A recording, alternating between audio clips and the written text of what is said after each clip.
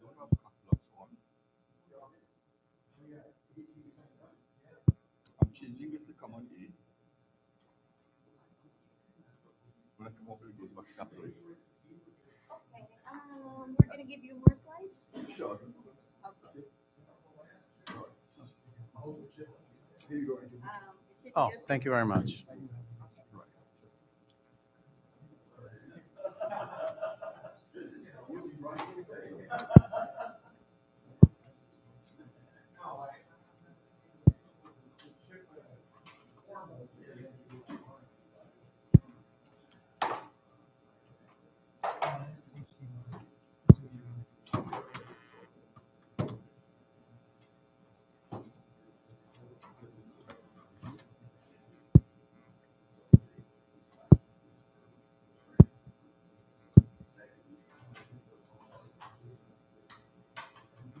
So there's two sets. There's a, if you go to the session, so there's a, this master class, that's just like one building slide for the slide there.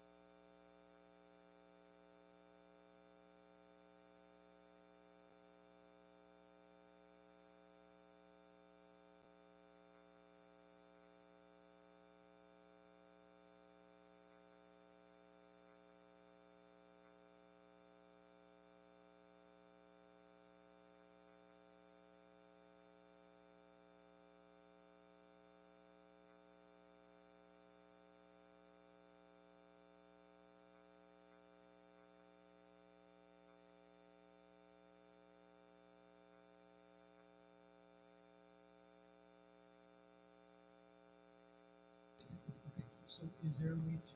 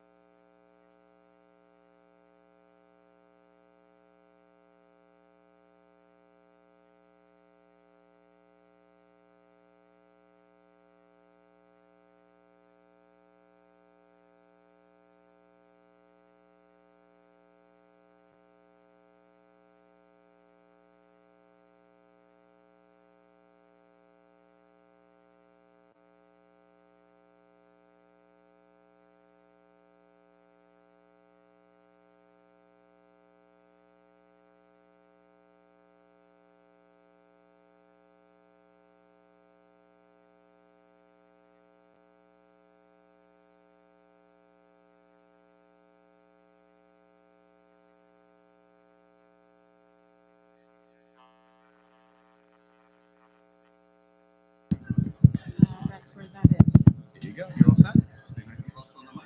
Okay, thank you. Hi, good morning.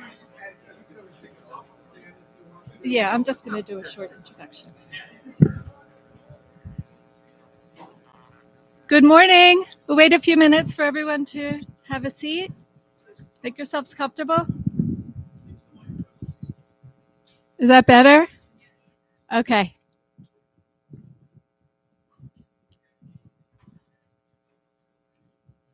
A couple more people coming in.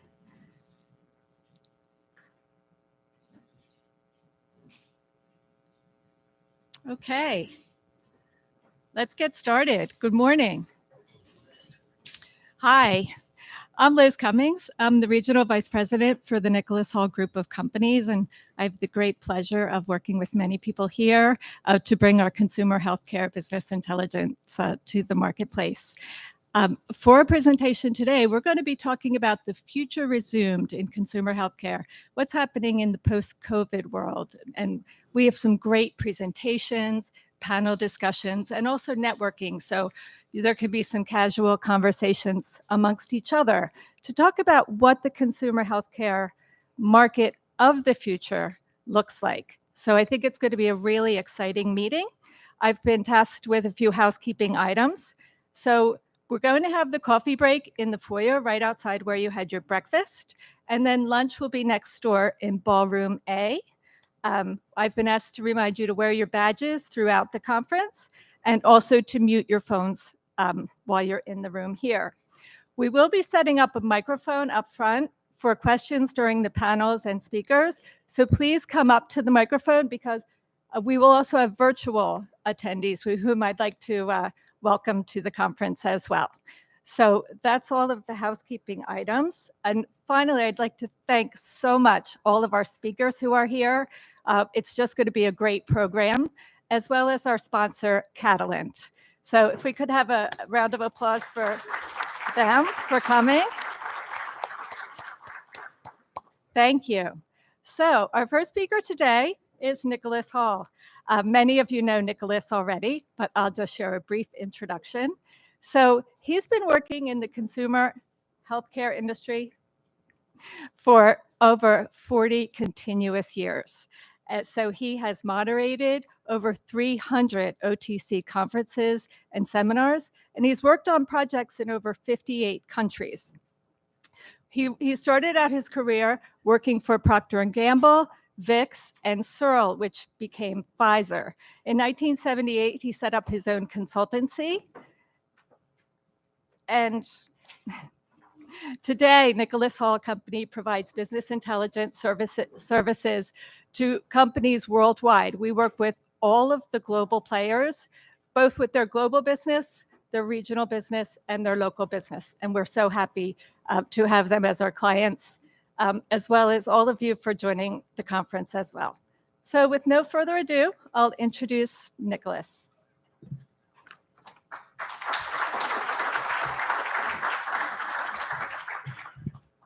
So first of all, a sound check. Can you hear me? Oh, sorry about that. So thank you, Liz. I don't normally get the full bio, and it just makes me feel very old. Anyway, I think I've been around a long time. I've seen all sorts of things happen in the industry, but we really are at a seminal moment at something of a crossroads. But before we get into what's happened and what will be happening, as far as we can understand it, those of you who've been to these conferences before know that we think of ourselves as a family. Our company is a family. My son is here running the film unit. My two granddaughters in the business aren't here, but they're in our marketing department. And I have other members of the family I'd like to bring in.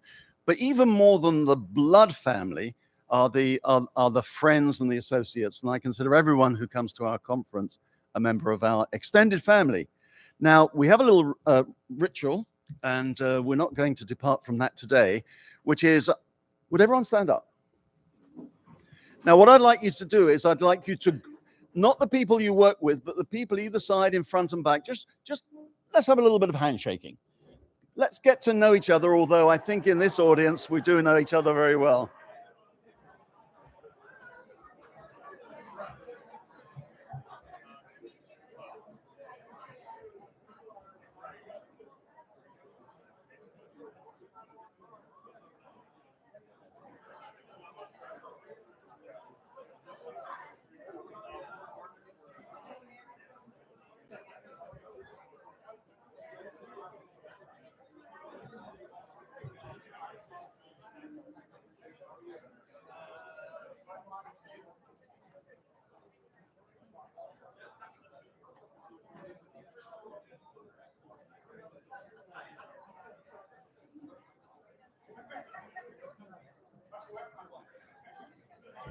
Okay.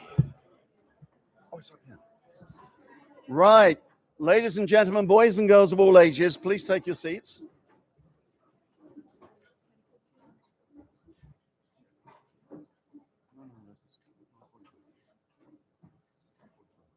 Good. Thank you. So this conference, and in fact a series of conferences that we're running around the world this year, is called The Future Resumed. I think it actually should be The Future Resumed with a question mark at the end, because I think it's very clear as we're heading towards the end of 2023 that we don't really know the level of the past that we will go back to. Will it be a complete, almost like Back to the Future to 2019, and we'll all work in the way we did in 2019? I don't think so.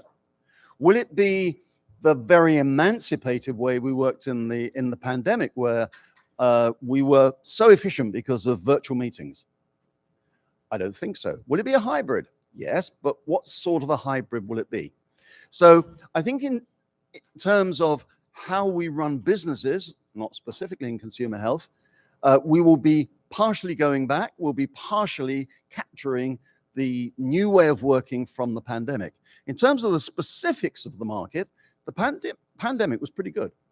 Of course, if you're in cough and cold, you had a couple of difficult years, but as we'll see in a moment, it came right.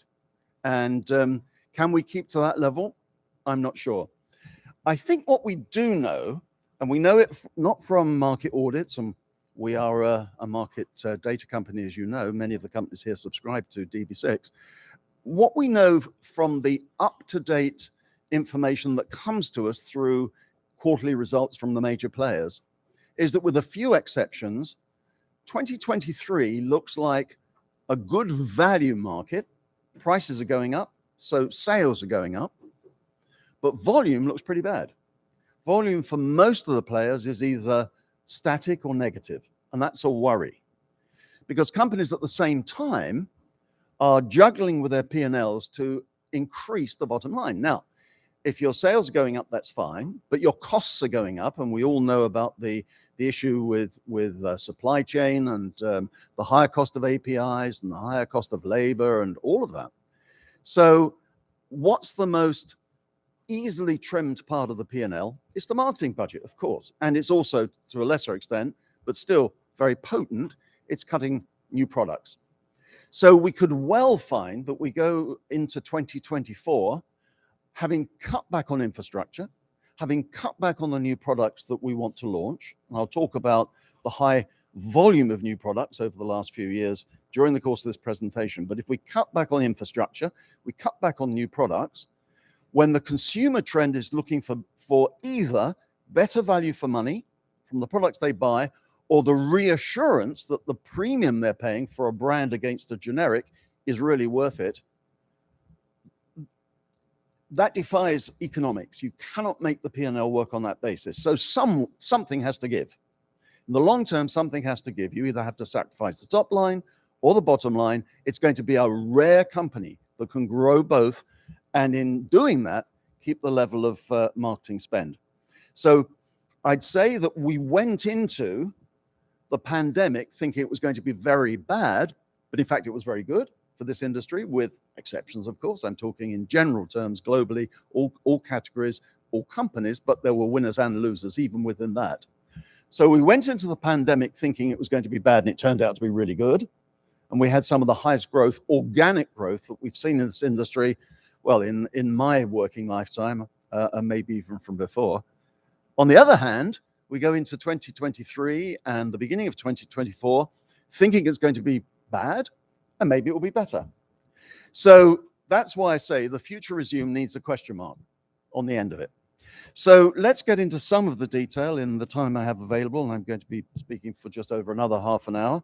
And let's take the next slide. Actually, this is a slide about us. It's one of the few slides about us, as opposed to the, oh, I have to press buttons, don't I? So used to having the slides changed for me. On virtual calls, I have a projectionist who changes all the slides. This is just to say who we are, and I think that we're well known amongst this audience, and my colleagues outside will discuss any particular issues. I wanted this in the deck, our range of activities, so that when we send it to you, which I think is after the presentation, you at least have one slide that's about your hosts as opposed to the slides that are about the market. But let's go on to the market, which is absolutely of most interest. Now, my setting of the scene is global. I'm not going to tell you about the US market. You, the speakers, will be telling us, and you, the delegates who aren't speakers, will be hopefully joining in the panel discussions and contributing your huge experience of the US and the North American market. So I'm really here setting the scene on what's happened globally, some of which applies to its biggest market, the US, some of which does not, but may in the future. So the first thing is, and it's important for even if you play locally, it's important that the world market is healthy, because investors or owners take everything into account, whether in deciding, first of all, whether to invest, and secondly, where to invest. So the first thing to say is that we've had a return to prosperity in a number of ways. First of all, China, our second biggest market, which has had a very bad 3 years because of a very powerful government effect or response to the pandemic, with a lockdown that's really only just ended. The China market is coming back. Now, that's not just important for China, but Chinese tourists are an important part of the Asian market. 10% of all sales in Japan are consumer healthcare sales in Japan are from visiting China tourists who take home very expensive vitamins for the elders back in the village. And it's important, and we haven't had that for several years. It's coming back now, just coming back. Secondly, those of you in cough, cold, allergy, probably most of you in this room are connected with cough, cold, allergy. You've seen the strength of the market in 2022 and into 2023. Will that continue? Hard to say. Early signs are that it's backing off somewhat, but still looking better than 2019. There's this frightening new variant of COVID. We think we're through the COVID epidemic. We might not be. At least one member of my staff is down with the new B26 variant.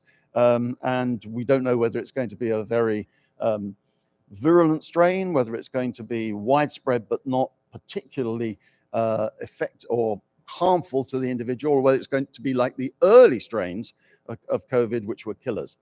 But that will certainly affect cough cold market and other aspects, the immunity market, and get us back to that first year of the pandemic when we had terrific sales for immunity, but not for cough cold. We also found in the global market, less so in the US because it was already happening here, very strong interest from consumers about self-care. More consumers cutting the link with the doctor and the pharmacist, making their own mind up, using Dr. Google or WebMD or those other sources of information to find out about consumer healthcare product. And many of those consumers have stayed in self-care rather than being consumers who are motivated by calling on the doctor or getting advice from pharmacists. All of that says that consumer needs are very volatile. That affects the products that consumers buy. It affects the channels of distribution where they shop. It affects brand choice, which we can partially influence through our new product development program and M&A. We used to think of this industry as a treating industry. When I first came into it, it was all about treatment. There was a very small vitamins, minerals, and supplements category, which was the closest we had to prevention. Then, and those of you who've been to these conferences know that we were an early adopter or an early publicist of the concept of prevention. Prevention became all the rage. Now it's got back to treatment with prevention and a new concept of protection. Consumers are looking for that, almost like that body armor, a product they can take which will stop them getting sick in the first place. Different to prevention. Maybe not something on a regime basis. Taking a daily multivitamin gives you protection for the future. But what about at the first signs, at the first symptoms, or the threat that we're going to be affected by a flu epidemic if it's minor, or a new strain of COVID if it's major? I think consumers are going to be looking for that concept of protection more and more. Of course, we can't get away from the macro factors, the invasion of Ukraine by Russia, the impact that's had on the global energy market, the fact that's had on inflation. When that filters through, what that means is worldwide, and of course the economic crisis that came with it, what that means is the consumer has less disposable income, less cash in their pockets, and they want to place their dollar, their yen, their pound, their euro, where they can get the maximum effect. And that has a number of implications. First of all, it means that the consumer has to make some hard choices on efficacy, as opposed to some of the soft, nice to have, but not essential characteristics. For example, the green movement, sustainability. For most consumers, that's not an article of faith. That's something we'd like to have. But if it's efficacy against sustainability, we'll go for efficacy. A lot of consumers are saying that in market research that we're seeing both in the public domain and working with our clients. Consumers want to get better value for money. Many are trading down. This is a trend that we're seeing all over the world. Consumers trading down, buying generics, buying store brands, and to keep our customer for our brands, assuming that our brands are priced at the higher end of the spectrum, then we really have to defend brand equity in the usual way, which tends to be advertising and promotion. It means we have to constantly bring new products to market, so no let up in NPD. And I wonder, and I link back to my earlier statement about balancing the P&L, making the equation work. I wonder whether that is possible. And then, of course, we've seen the effect of exchange rates. We've seen the strength of the dollar everywhere. And what that means is that for US companies, their international businesses are, they may be returning like for like profits or at the same level or increases, but when it's converted into US dollars, it's worth less. So that's a worry that that we have, because US is still less than 40% of the market. It's about a third of the market. So for companies that are broadly balanced, of course, the international market is extremely important. And not forgetting, of course, that compared with when I first joined the market, where the global industry was dominated by US companies, now out of the top 6, 2 are US and 4 are European. So the center of gravity, which used to be in New York when I first joined this industry, with a lot of OTC companies headquartered in New York City, center of gravity now is Greater London for this industry, with a number of our top players being there or having important affiliates in London and other European capitals. I don't need to tell anybody about the channel shift. We'll have a few more words to say about that a little later on. A very busy slide here, and I'm not going to go into the details. The important points, if you look at the blue boxes at the top, this is all channels of distribution, because we now have data for not just the store retail sector. It isn't as granular as we would like, but we do have data for e-commerce and for the direct-to-consumer sectors.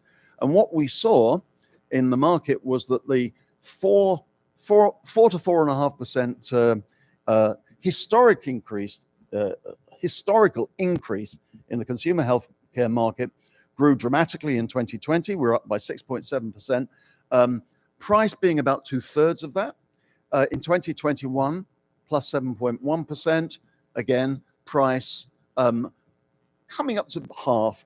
And then in 2022, a great year, the best year we've had in terms of value, 8.2% increase, of which half was organic growth, higher volumes. Great. Now, 2023, 2024, probably not so great. High value because of inflation, but low organic growth. In terms of where we are buying, store retail is about 3/4, but that's a declining share. Of course, no points for saying that e-com is important. 17%, very high, 17% of total sales. Of course, that falls unevenly with US being strong, China being strong, Japan, UK, Germany, but many countries where it's much below that, and many countries where it's only for supplements. E-commerce is not a place in many parts of the world to sell registered OTC medicines, although that is changing. The outlook is that e-commerce will get stronger and stronger. I think it has its own headwinds as a sector. It's now not the license to print money that it used to be. In terms of geography, again, quite a busy slide. All I'm going to say here is that if we look at 2022, this is just store retail, so the numbers are slightly different to the earlier slide. The global CHC market was up by 7.2%. Latin America is now the fastest source of growth, but mainly driven by price. Some organic growth in there, not a lot. Europe has come back strongly. That's a mixture of price increase and organic and market recovery. Europe was hit badly by the early days of the pandemic, and Asia not delivering as much growth as in the past. And here we see US quite muted in 2022 after very strong growth, growing at 4.9% last year on the previous year, compared with the previous year. Canada a little below that. Now, in terms of the categories that did really well, and this looks just at the high growth categories. It doesn't look at the big categories, which would show a different picture. The top level of bars is the first year of the pandemic, 2020. And it was all about prevention, which is red. These are the highest growth categories. The red are prevention. The black is treatment. We only have one, asthma, and that was really mainly because of China, where asthma products are more widely sold in the consumer market. Blue is hybrid. You can take the products for prevention, you can take the product for treatment. Not surprisingly, when you compare the market 2 years later, last year, looking just at last year against the year before, fastest growing categories, market recovering, cough, cold, allergy is back, some GI categories are back, much less prevention, but that is, I think that's definitely a one-off. When we see the 2023 figures, I think it will be more of a balance between prevention, hybrids, and treatment. Now, if we look at where distribution is going, so the darker green line box at the bottom shows that the market since 2018 has evolved in the way that store retail, which was 77%, now forecast to be 63%, but in a growing market. So we won't see less value, we just won't see the growth that we've had in the past. The direct-to-consumer, mainly multi-level, doing very badly for various reasons, partly because of internal factors, partly because the pandemic meant that the agents couldn't get around and knock on doors. But of course, e-commerce looking terrific. Our forecast is that by 2032, e-commerce will be 30% of all sales. That's astonishing. And that will break down into maybe three parts. There'll be public platforms like Amazon, very strong in North America and wanting to be strong elsewhere. There'll be within public platforms, there'll be the pharmacy with the halo of Walmart.com, Walgreens.com, Boots.com, and the Asian equivalents. And then there'll be the digitally native. It's hard to say, digitally native, vertically integrated. I hope one day we can find a better terminology for this, of companies like Thorn, which have their own brands, only sold on their own websites, building up a subscription model-based business models, really working hard, investing hugely upfront to attract consumers, then spending a lot of money to keep their subscribers, and the margins are great. We know of companies, and we even have clients in Japan who use that direct-to-consumer model, all driven by the internet. Advertising drives the potential customer to the internet. The internet is where you sign up with a great deal up front, and then it's all about retention, which typically runs at about 70% in the first few years. Some of those companies are making EBITDAs of 70% EBITDA. Because once you've bought your customer, it's relatively inexpensive to keep them, and your distribution costs are very low, and you don't have third parties who get terrific margins. So we see brands like Sesamin from Suntory, the drinks company, sales of, well, they don't publish information, but we think it's around about the 400 million mark. When we talk to their advertising agency, they told us that, well, they dropped hints that the EBITDA was 70%. And we know of other examples where we have documented evidence of that level of EBITDA, but on a lower sales base. So this is the way to go. It's incredibly expensive up front, but then it's an annuity.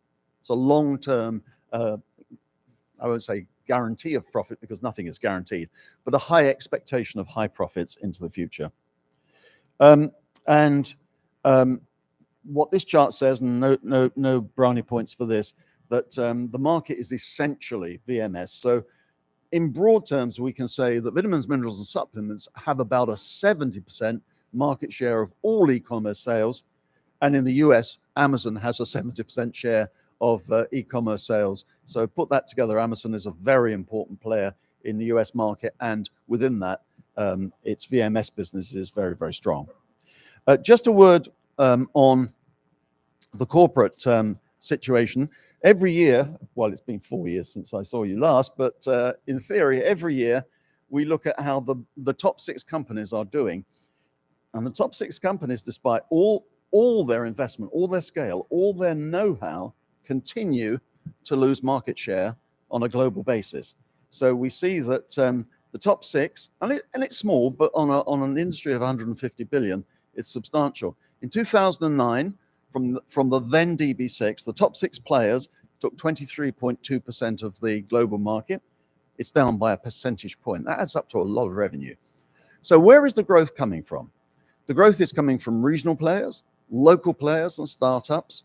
Private equity-owned businesses are doing particularly well.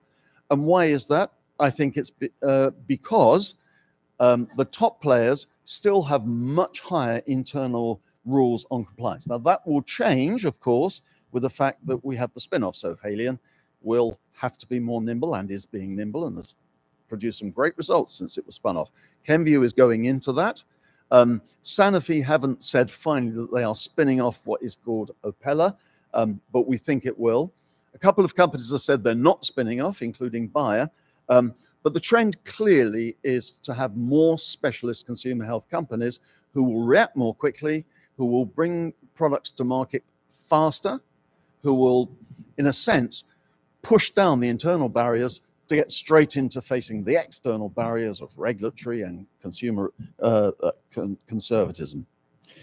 So moving ahead very, very fast, because I don't want to hold up the other speakers who have a lot to talk about the local market, but let's have a quick look at innovation.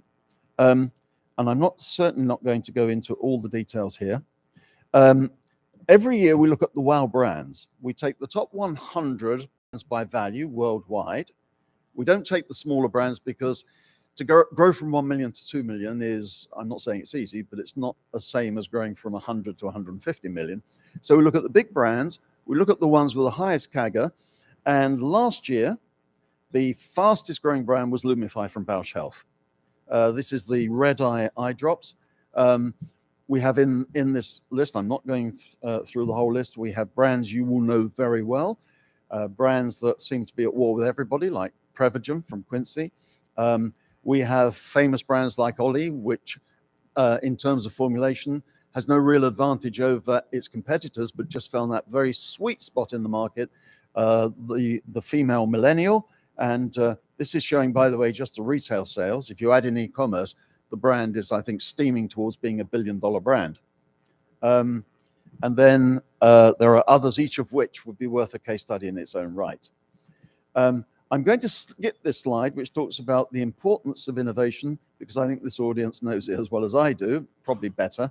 But I would like to say that we do see a huge amount of, historically, a huge amount of investment in new products. We have a product called Tracker. It's coming up to 10 years old. We've looked at, as far as we can find them, the new products launched in the top 20 countries over the last 10 years. And we've found 41,000 new products. Just to be absolutely clear, there's duplication in here. If a new brand launches in 5 countries, it has 5 entries here. But nevertheless, a large number of new products. At the point of launch, we allocate on a subjective basis, but with expert guidance, a star system. One is, it's exactly the same as everybody else, and that's the majority. That's 3/4 of new brands are absolutely identical. They may be a success. If the investment is right, the umbrella branding is right, the distribution is right, they could be a success, but they're not innovative. 2 stars are a small amount of innovation, more than just lemon flavored. It has to be more than that. And that's 20%. So 95% of the new products over the last 10 years have been not particularly innovative. Then we have 3 stars, which are a game changer within an existing category. We have 1,600 over 10 years, and 4 stars, genuinely new products that open up new categories, like some of the early CBD brands, like when Viagra went over the counter, and the like. If we have time, we'll see a couple in a moment. 4 stars, just 118, and of course that includes duplications. Viagra's in about 5 markets, so it's got 5 entries there. But nevertheless, there's been a huge interest in carrying on with that level of multiplication. What this slide says is which categories the manufacturers are investing in most. It takes about 250 launches to be in the top slots. And you can see from this that sedatives and sleep aids consistently growing. It's one of the white spaces in the marketplace. We don't have, I know we've had great brands like ZQuil, we've had some other good brands like Natural, you know, the leading melatonin brand in the US, but we don't have the magic bullet yet in sleep and mood. And in my way of thinking, we won't have until CBD is properly regulated and really starts to offer new benefits. None of the RX products looks like a potential mega switch. And we've seen immunity do very well. We've seen acne do very well, surprisingly, although it's a very flat market. Maybe that's why more products are being launched. Going very fast now. So when we look at categories that have grown extremely well, we don't see women's health. We would love to see a dynamic women's health business. We see certain brands like Caniston doing really well in women's health. What we don't see is a manufacturer who is addressing this target market with an umbrella of brands that goes from calcium through intimate hygiene products and starts to get into the fringe of problem skin management. We just don't see that. And yet women, and I've said this many times before, women are 51% of the population globally. They consume between 60 and 65%, consume personally, 60 to 65% of all consumer healthcare products.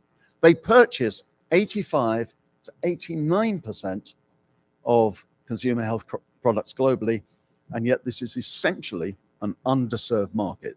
And again, I don't want to diminish the great brands that exist, but this is not a mega trend as it should be. We have seen some interesting developments in the switch market, which otherwise is a very depressed sector. So, of course, Viagra is not a product for women, but it's on the left. It's one of the important switches. But look on the right-hand side of this chart. You're seeing the beginning of some very exciting new products coming to market. So here we have the first, and I'll qualify that in a moment, the first daily oral contraceptive brought into the marketplace. Now you could say, oh yes, but they're already in India and China. They're in India and China, but in a very limited, and the sales are huge, but in a limited way, without consumer advertising. They're there for population control by a government that wants, in both countries, wants to manage the population. But in terms of a liberating force for women, until the launch of these 2 products 2 years ago, Hana and Lovima, Hana from what is now Perrigo, Lovima from a local entrepreneur in the UK, we didn't see the daily oral contraceptive as a consumer healthcare product. Now, Perrigo is taking the company it bought called HRA Pharma. It's taking that concept into the US. Opill has been approved by the FDA and will, we hope, be a huge success. Of course, a regulatory win doesn't always turn into a consumer win.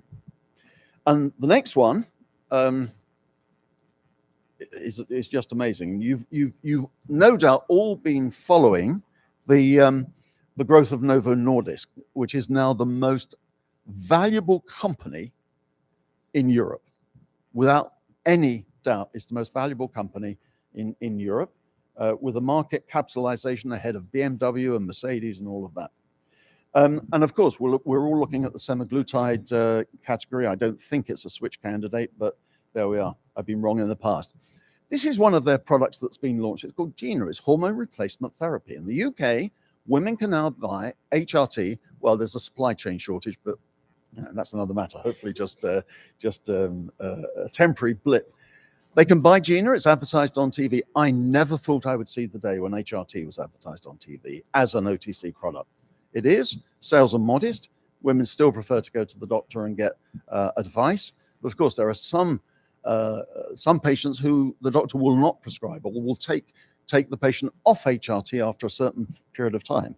Now they can buy that. I'm not sure that's in the best interests of public health, but that's another story, a discussion for another day.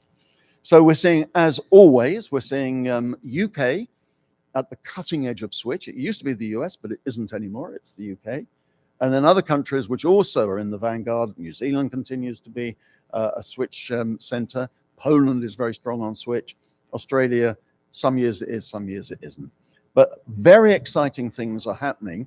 And it's interesting, when I first came to my first CHIPA meeting, and those days it was the Non-Prescription Drug Manufacturers Association, just having its changed its name from the Proprietary Association. Rest of the world looked at US for switch.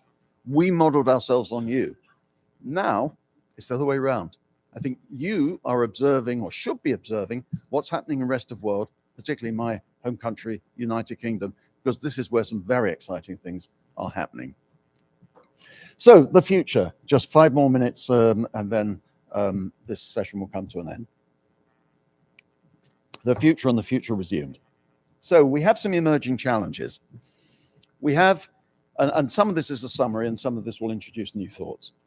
We have the consumers' purchasing power being impacted by the latest trends. Economic crisis, and for the consumer, that's the main thing, that pressure on cost of living going up ahead of the rate of pay increases in many countries in the world. Not all, but in many. So that puts pressure on brands in terms of their price-value ratio. It puts pressure on brands to spend more in marketing, spend more innovation at a time when our CFOs want us to cut investment to maintain the bottom line. It means that our competitors, sometimes they are part of our own companies, that are in generics, branded generics and private label, have a very strong edge in the marketplace. So that is definitely a challenge that we will be facing. As I've already said, we can look forward to good value growth driven by inflation, but volume growth being static. Supply chain. I think every company has had supply chain issues. I've never seen the shelves so bare as I go around the world as I do now. In fact, I see 2 things at point of sale that's rather negative. One, I see empty shelves or fixtures which should have merchandise but don't. I did go to a store yesterday, a Walgreens, and that didn't seem to be too much of a problem here.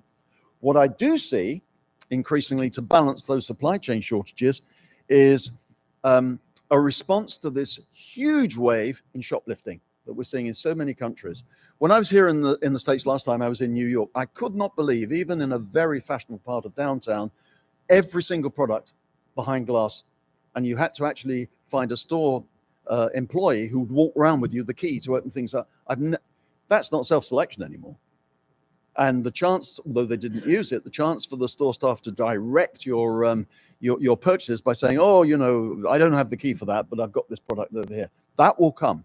We're seeing all over the world, we're seeing this huge growth in shoplifting in all categories. Healthcare, because we have very high-priced products, I think is going to see a lot of that. So supply chain issues, point of sale being defended by the store owners because of pilfering, and we have to find a way through this. That makes e-commerce very attractive, doesn't it? Very attractive. So we're going to see more and more of that as an issue. Plus, change in channel use. I think that e-commerce is no longer the license to print money, but of course, our industry and all industries are very interested in it.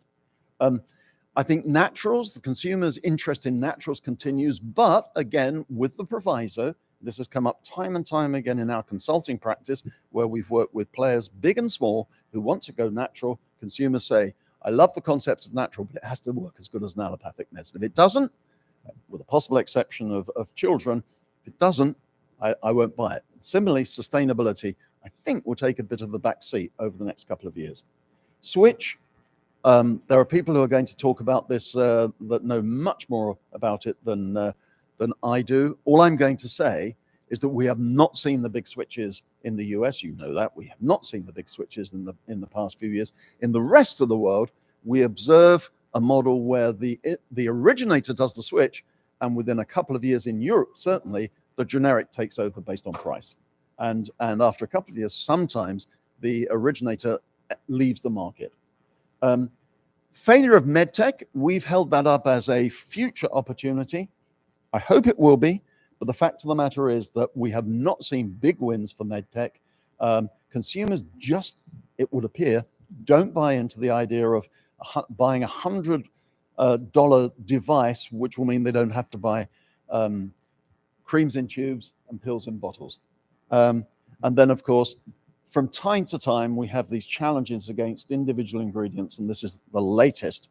And we as reporters of the market, as well as consultants who hope to influence the market, we're following this one with great interest, and we're looking forward to seeing how this one turns out.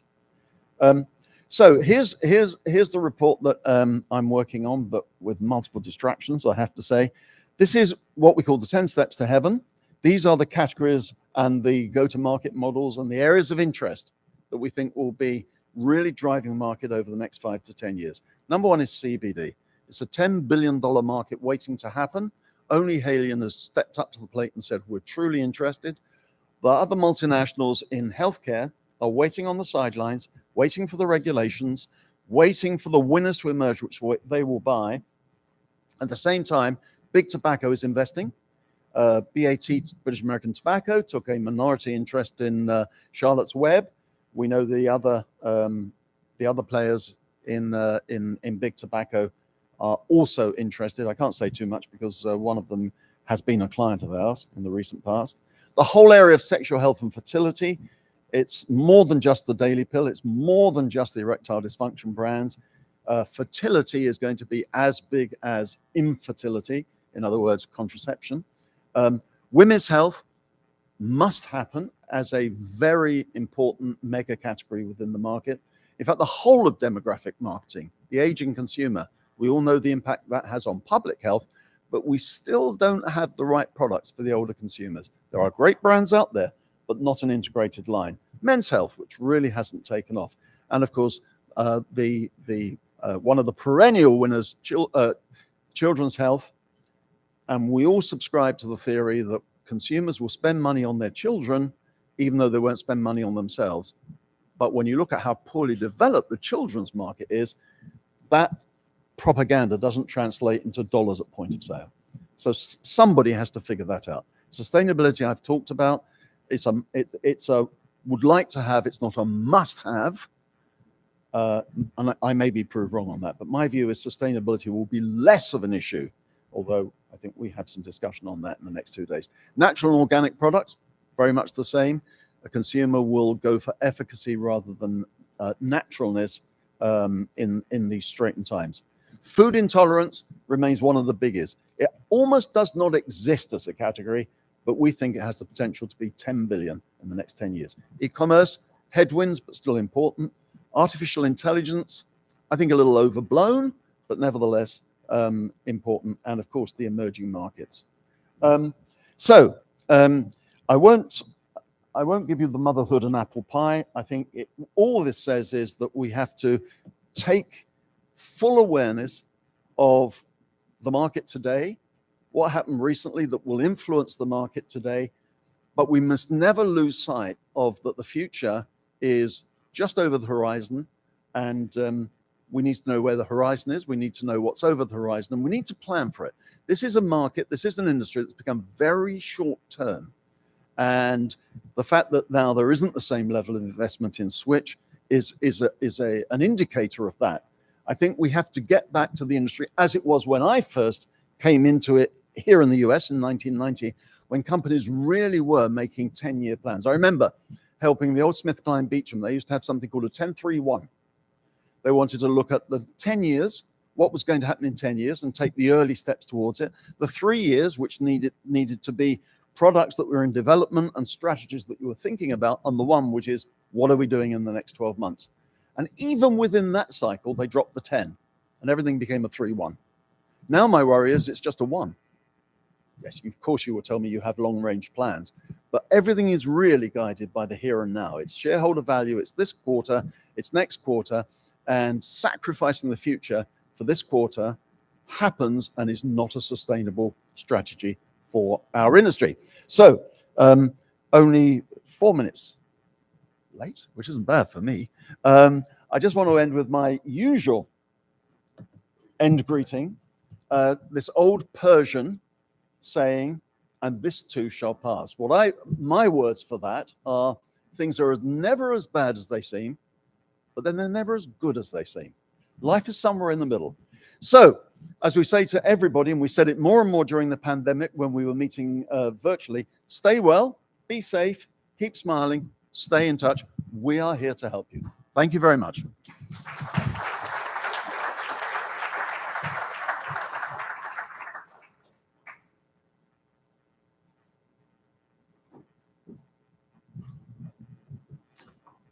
Thank you, Nicholas, for that great talk, talking about the global consumer healthcare market, what's next on the horizon, and what's on the shorter term as well.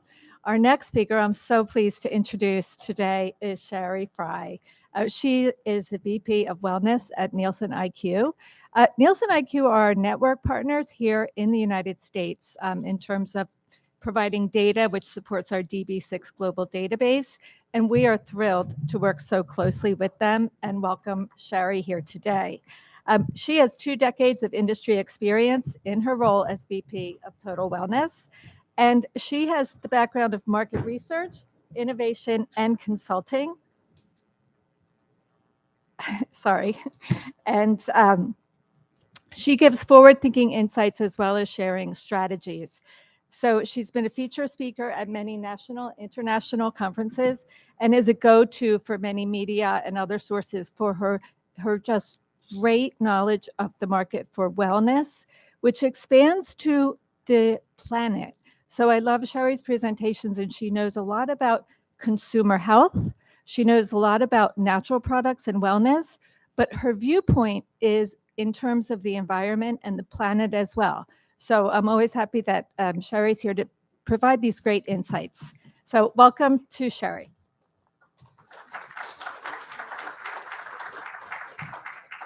Good morning, everyone. Can you hear me okay? All right, fantastic.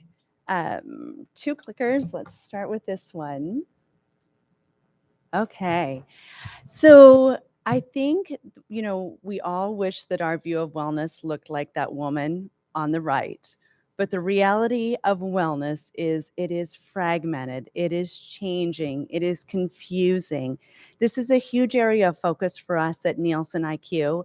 And, one of the things that I think we all saw during the pandemic was this huge acceleration of trends around wellness. But now what's happening, as Nicholas said, there's really been a little bit of a slowing. Inflation is really causing some changes and some sacrifices. And so what I'm going to share with you today is what we're seeing and kind of 4 areas in particular that we're focusing on that we think are really relevant as you're thinking about your business toward 2030. One being this kind of shift. What's happening from a consumer standpoint?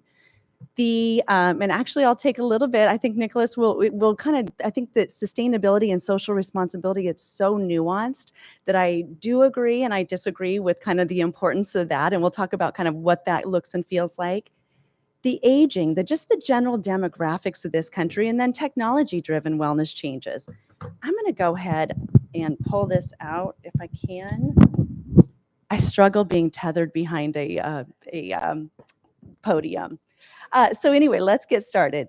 the kind of shifting of wellness, of, and what's happening in terms of the relevance from a consumer standpoint. So we do quite a bit of research at NIQ, and we have identified that there is a hierarchy of needs that consumers have. Oh, by the way, please take pictures, but also this presentation will be delivered to everyone. So you absolutely can have it, share it with anyone. We have this hierarchy of needs that we've identified from a consumer standpoint in terms of how they're really looking at their wellness. And it's really kind of an innate set of needs. At that very base level, it's, protective, it's the urgent care. If you think about, the pandemic, we all dropped to that base level of that pyramid. As you go down, one of the things that we're really finding, and I think Nicholas hit on it really nicely, is there's been this evolution of what consumers are defining as health and wellness. And so there's things like digestive health, mental health, in this kind of like preservation space. Aspirationally, one of the big areas as we talk about healthy aging that we're finding is that consumers are really wanting to be, as Nicholas said, much more in that prevention stage, not in the treatment stage, but futuristically, how do I live with vitality for as long as possible? We have also found, and as Liz said, one of the ways we look at wellness at NIQ is we call it total wellness, because we have really found that consumers are tying their personal health, the health of their families, the health of their pets, and the health of the planet. And also this idea of social responsibility, the health of others, this altruism together. And then innovative, this is, we're going to touch on this a bit in terms of technology, but also this is where consumers are looking for what's the latest ingredient, the CBD, or, what's the latest kind of ailment that they've got. That's just a high level look. I'm going to honestly be a little depressing to start out here. And I think we all know this, but the truth is the health of America is in continued decline. Every year at NIQ, as you probably know, for those of you that aren't familiar with us, we track all of the sales data globally across the country. I'm going to share a lot of kind of the US and North America today. But in addition to sales data at all of the outlets, we also have a consumer panel where we are watching, kind of who they are, where they shop, and so every year we have a shopper health study, and we ask them, what ailments are you or someone in your household afflicted with? And then we ask them, how are they changing in terms of how are you treating those sorts of ailments? And, you can see here, obviously, there's some new things. Actually, in the last year, we started asking about upper respiratory. 2 years ago, we started asking about depression. You can see 22% of consumers. We were actually super surprised to see that 22% of the households said, me or someone in my household is struggling with depression. The things that we've been seeing in terms of some shifting, of course, we've seen increases in digestive issues from a consumer standpoint. So topics, as things around the microbiome, we're finding that, whether it's supplementation or whether it's kind of this idea of food as medicine, consumers are really getting the kind of this linkage between their gut health, their brain health, their gut health, and their skin health. So that's been an area that we've really been focusing. Obviously, allergies, both food-related allergies, as well as kind of this lengthening of time that we've seen around allergy season just overall due to some of the climate issues. And then diabetes, we've done a lot of work at NIQ specifically diving into diabetes, kind of what happens the pre, the during, and the post. And unfortunately, when consumers can't stick with kind of the doctor recommendations, what are the implications of that? So the reality of this is, that we do have a very unhealthy America. The biggest concern that consumers have is, of course, this whole comorbidities and kind of having multiple sorts of ailments. And we're very much tracking, who these consumers are, and then what are the things that the healthy consumers are doing versus the unhealthy, and kind of what do they buy and not buy. When you think about the future, I'm going to keep it just a little bit, just continue with the depressing part here. When you think about the future, the reality of ailments in our country, so much of it is driven by our food, right? And when you actually look at our food, and this is just a look at, just to orient you to what you're seeing here, this is the share in terms of those bar charts of each of these, whether it's sodium, fat, and added sugar. And then this is the growth that we've seen in the last year versus year ago. The truth is our food supply is not that great, right? And you look at things like here, 25% of our food has over 300 milligrams per serving of sodium. The implications here, and frankly, and we're seeing growth, across the board. The implication here is that we're going to continue to have ailments, right? As we know, so much of this is driven by, what we are putting in our bodies. And I promise this is kind of my last depressing slide, but I think it's the reality of what the future looks like for health.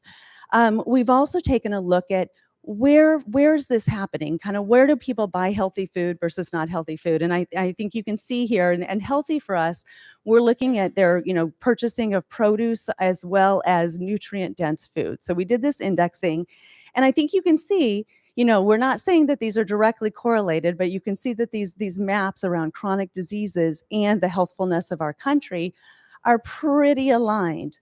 You also can tell, one of the big things that we're watching is the fact that when you think about inflation and you just think about the food and you think about the healthfulness of the country, one of the big things that we're watching from an NIQ standpoint is the fact that we have seen such a polarization of consumers. So, we've been watching this very closely since the pandemic, but you've got people on one end, right, who are thriving, who, had no issues, the last few years and in fact have actually done better. But on the other end, we have more and more people who are struggling with food security, struggling with health.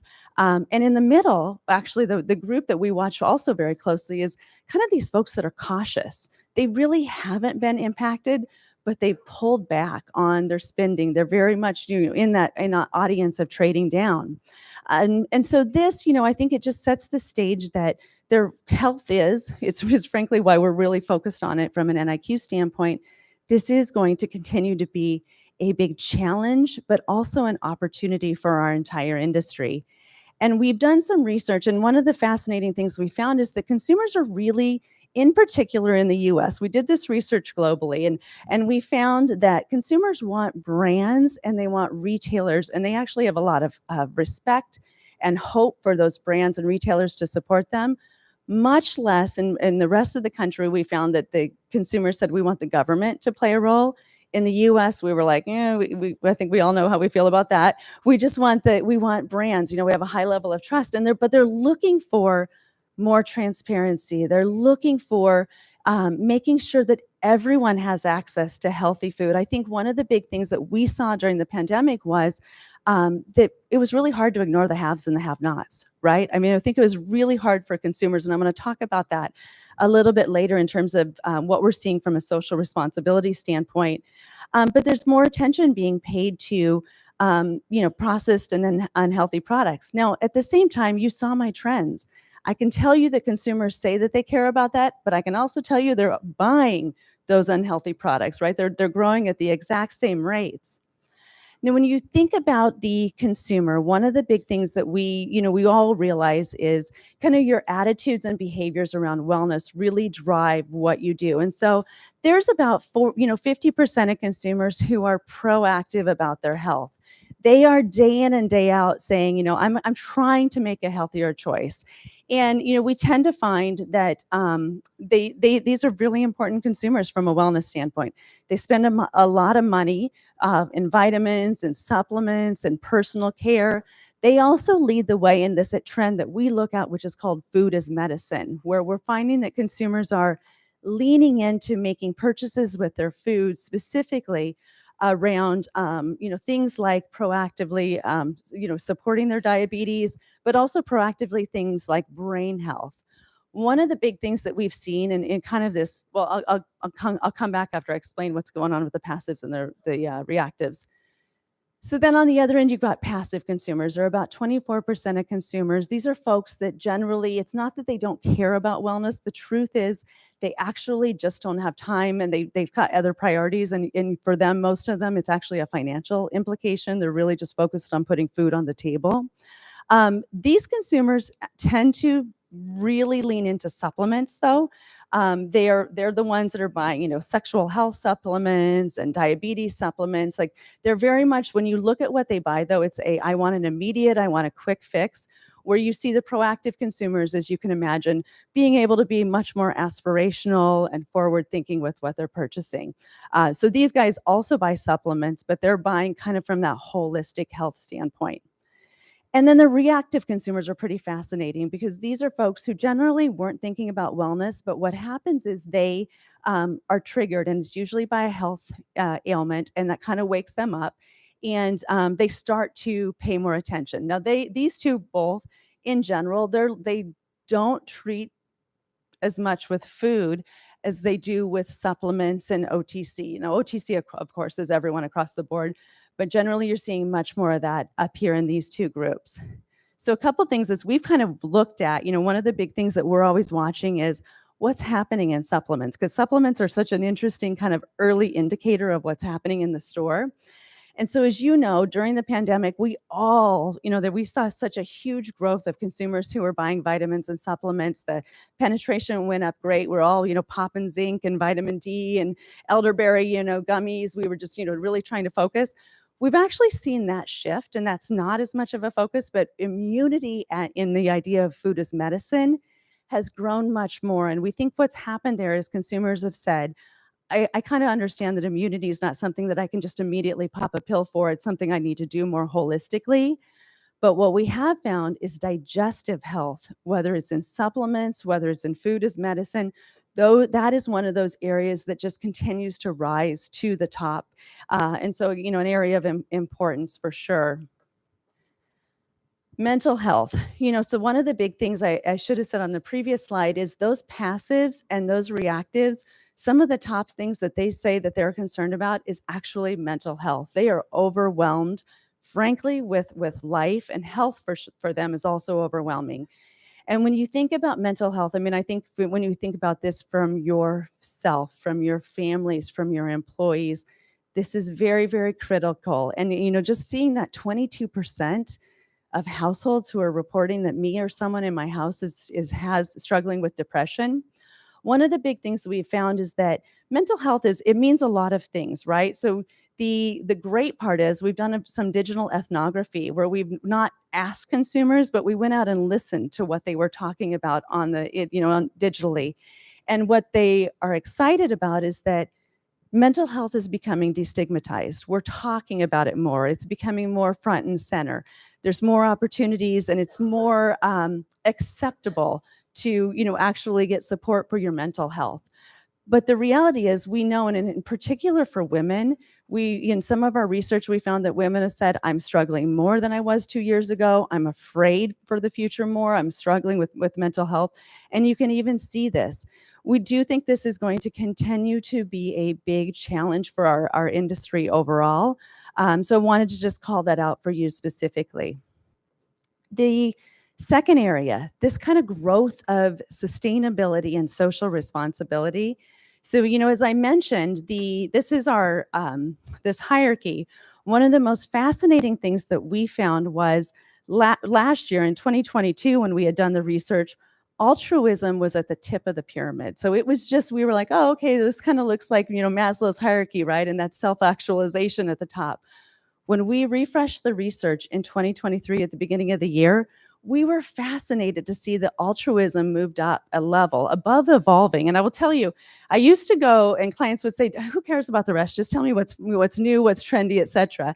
This is now kind of the bottom of the pyramid, but altruism has continued to increase even during this inflationary time. We watched this really closely. In fact, we were hypothesizing last fall. We were watching and we were saying, we bet we're going to start to see the sustainability trends start to drop. And we didn't. We saw some trading of certain things. We saw people, trading out of things like organic. They were, very much focused on price. But until it really has been in the last few months where we have seen trading from sustainability, it held on a lot longer than we actually expected it to do from a hypothesis standpoint. Now, why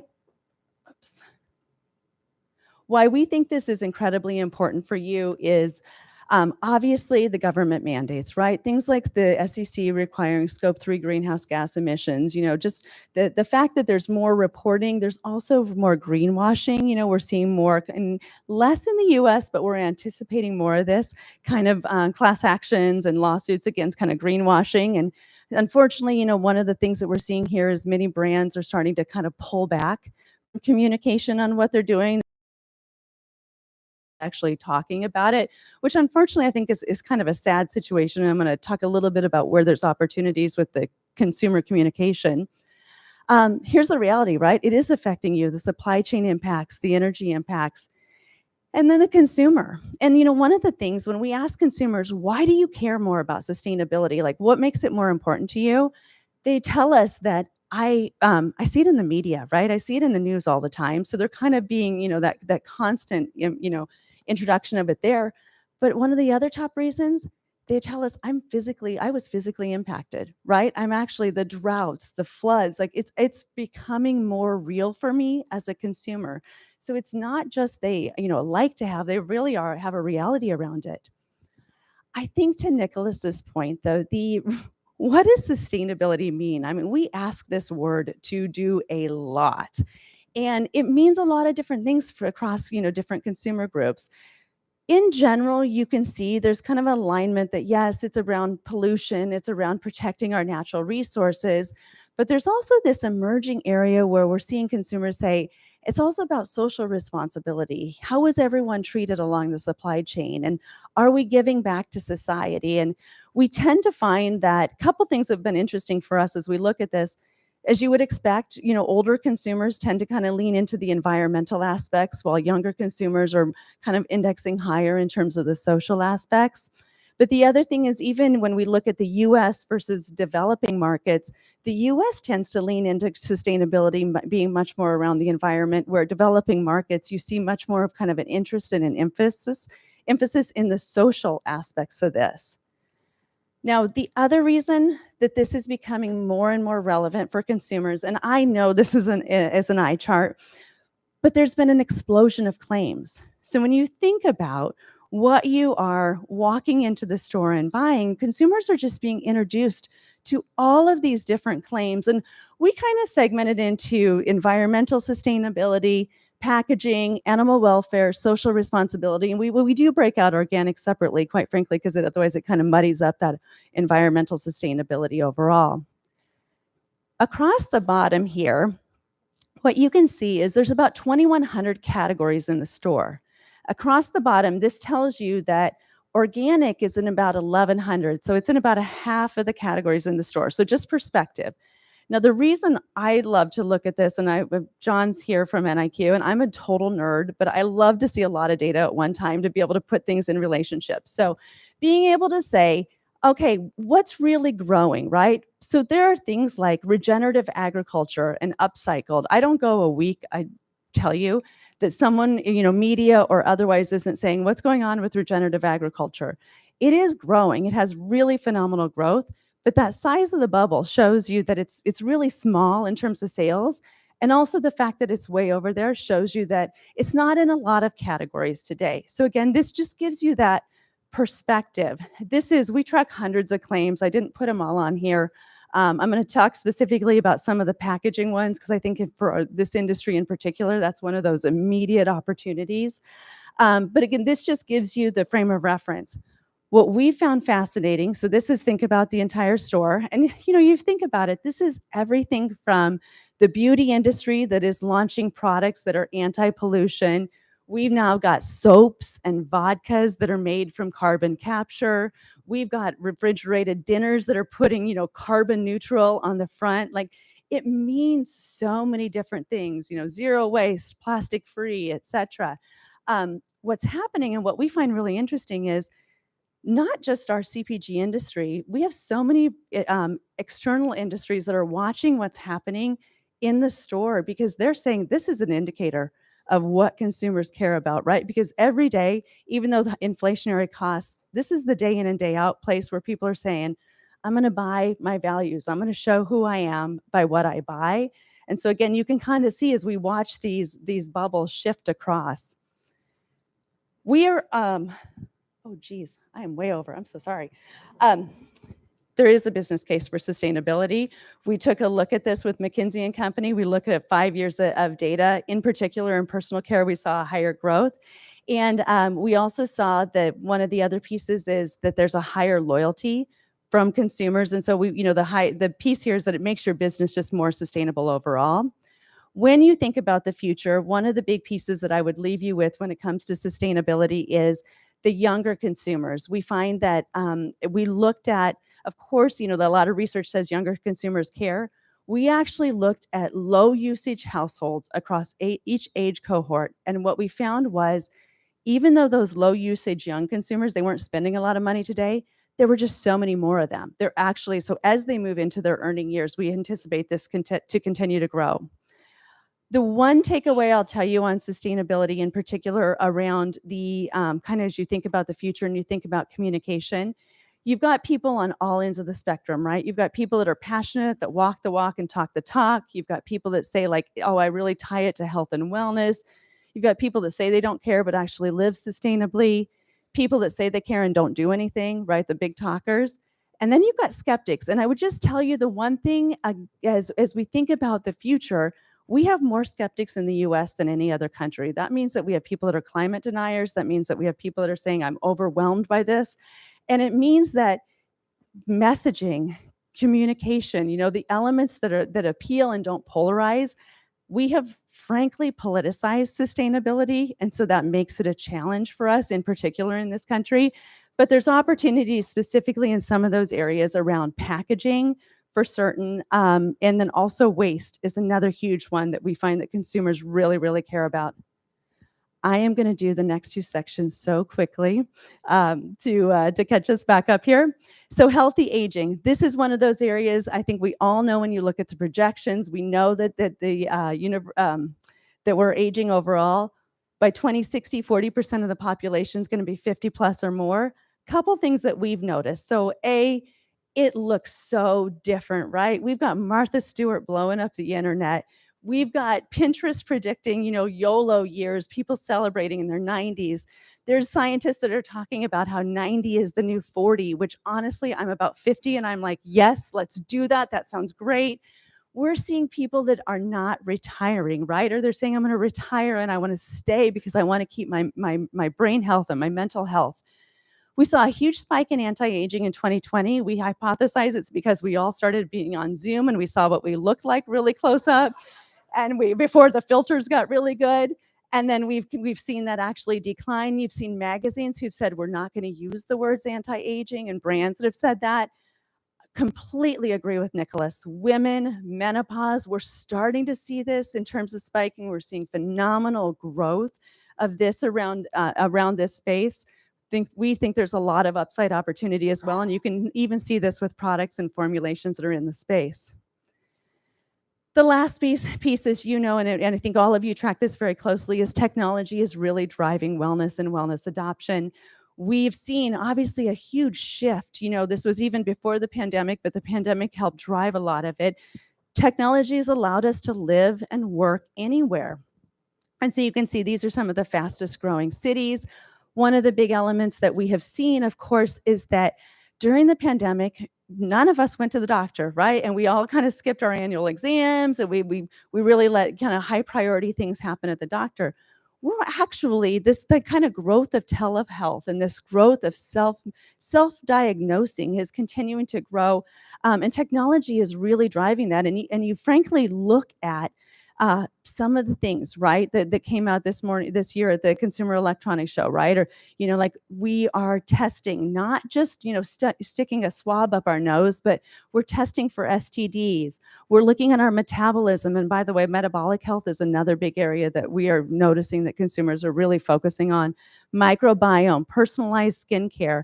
And you can see there's a high level of interest from consumers in customization. What we found most fascinating here was that they were willing to trade. They're willing to trade their personal information to get back from brands and from companies customized and personalized health information. These numbers are, in the 50s and 60s. When we looked at those proactive consumers, they were much higher. They were even in the 70s where they're like, yep, absolutely. I want things, custom fed to me. So with that, I will close out. I know I covered a lot of ground. I know I was a little slow on the beginning and then sped up at the end. I'm here today and tomorrow, so if you have any questions, please don't hesitate. We just wanted to share with you kind of what we're thinking about. I know these are probably those key areas that all of you are looking at as well. And really, we believe it's about the information, but also about the adaption. And there is one slide when you get this delivered that we kind of give you a look at what's 2025 all the way to 2030 in terms of kind of the priorities. Thank you.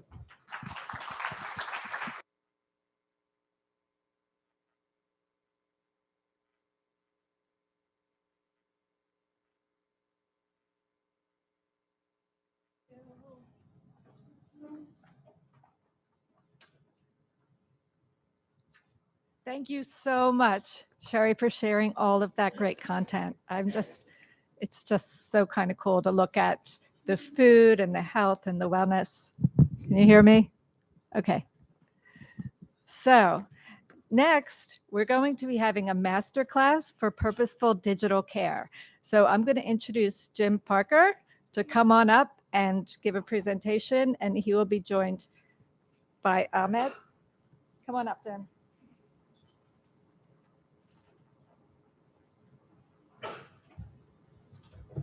So, good morning, everyone. Okay. Now that I have your attention, I actually think we are going to do a little bit of a fireside interview format with my colleague Ahmed. And so there we go. But well, yes, let's have both chairs. Yes. Well, next to each other.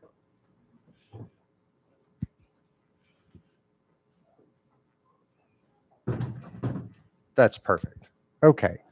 Yeah. Come on. So come on up, Ahmed. All right. While they're getting set up, let me just give you a quick introduction of myself. I'm Jim Parker, and I'm the Chief Policy Officer for Biograph. And as you might have seen if you saw the program, my experience is, I would say, more on the diverse side. But that's a good thing, I think.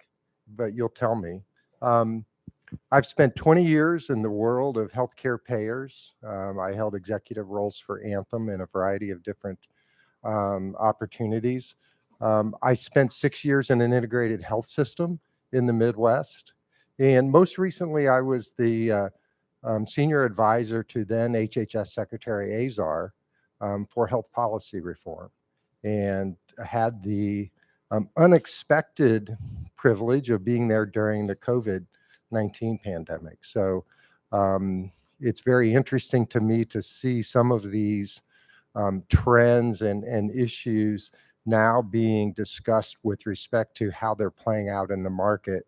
And personally thinking back to what was happening in real time as we were at HHS.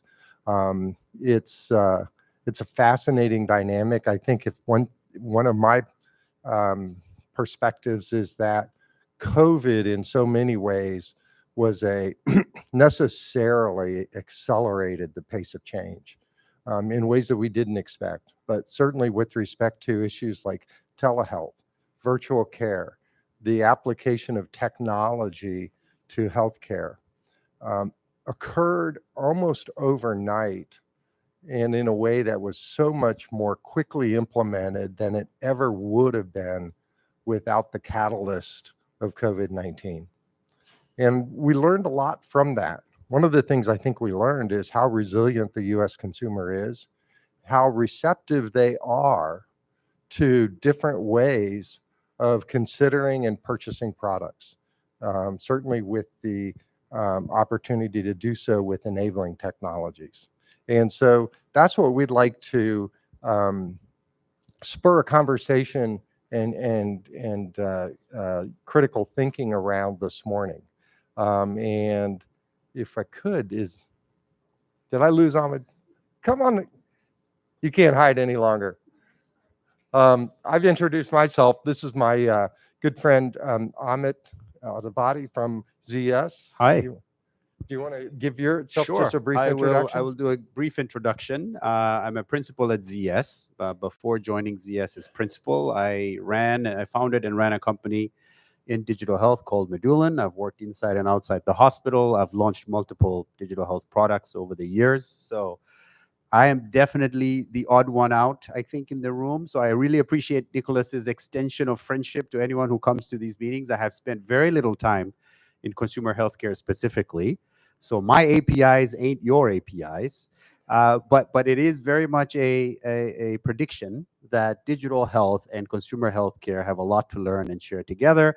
I wouldn't say there's a collision course, but there's a keen interest. So when we describe digital health interfaces and components, we're really talking about ingredients as well.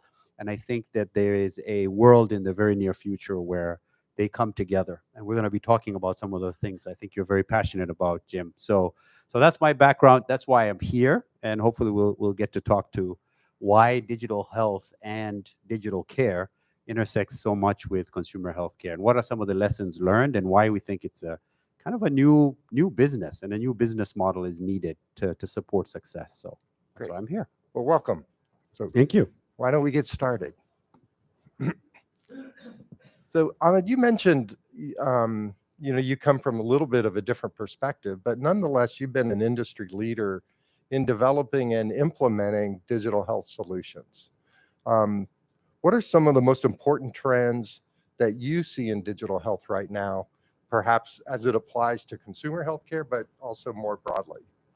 Yeah, and I think there were fascinating things that both Nicholas and Sherry mentioned about the changing landscape, and you've already mentioned the spike in acceleration during the pandemic period. I think a lot of those things people know.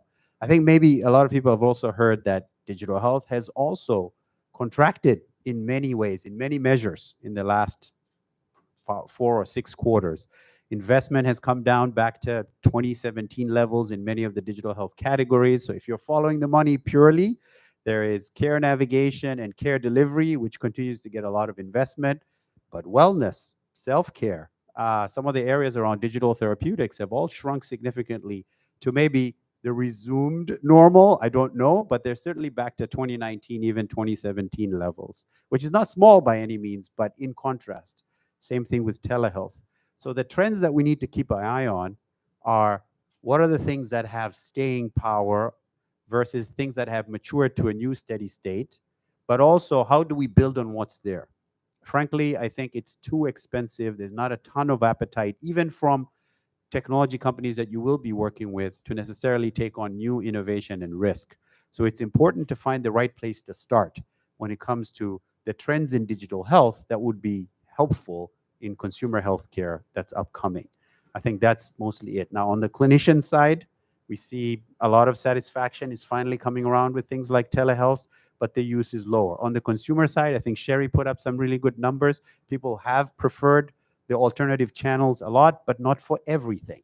It's very use case driven when it comes to digital health preferences, very much like consumer healthcare, right?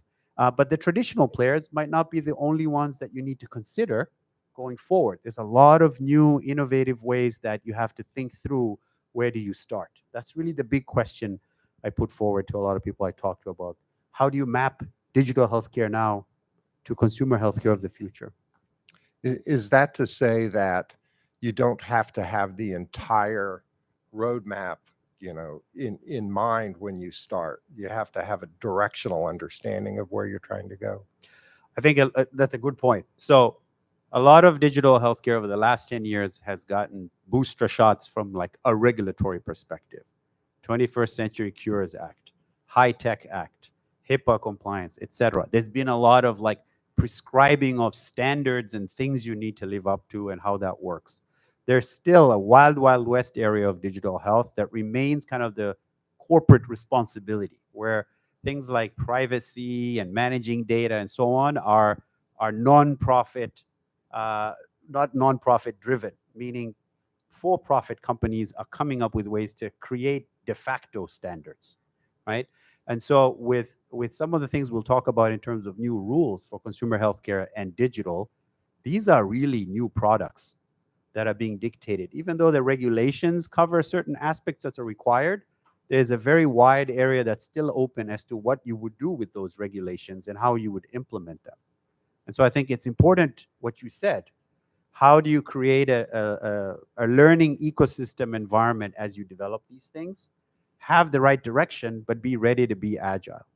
Just like in all aspects of technology, you have to be agile. And these new wave of consumer healthcare meets digital health products will have to be agile. We're not going to have all the answers and the roadmap on day one. I found Nicholas's comment about going from 10-year plans to 5-year, 3-year, and now a lot of people have 1-year plans. On the one hand, that sounds agile. We know what we're doing this year. We're keeping our options open. On the other hand, it doesn't sound like there is commitment to learning, a learning environment with infrastructure, which is absolutely essential in all future healthcare. Consumer healthcare, practiced healthcare, self-managed healthcare, AI-driven healthcare. It is essential to have that infrastructure to learn, and that has to be in your roadmap, even if the definitive product definitions are not. And I was struck by the information that was just shared around the relative state of unhealthiness in the U.S. population. I think we all sense that it's not what it could be, but boy, it was sobering to me. And certainly chronic disease is a large manifestation of our collective health habits. It's significant, and it's a growing healthcare burden in the US and globally. How can digital health be used to improve the lives of people with chronic conditions? I will say that digital health has already done a lot for people with chronic health conditions. But there's also this layer of inequity, this ugly side of the acceleration of COVID. Sherry brought up, like, it was very hard to ignore the haves and the have-nots, but there was actually, in many cases, an exacerbation of those things that couldn't be ignored.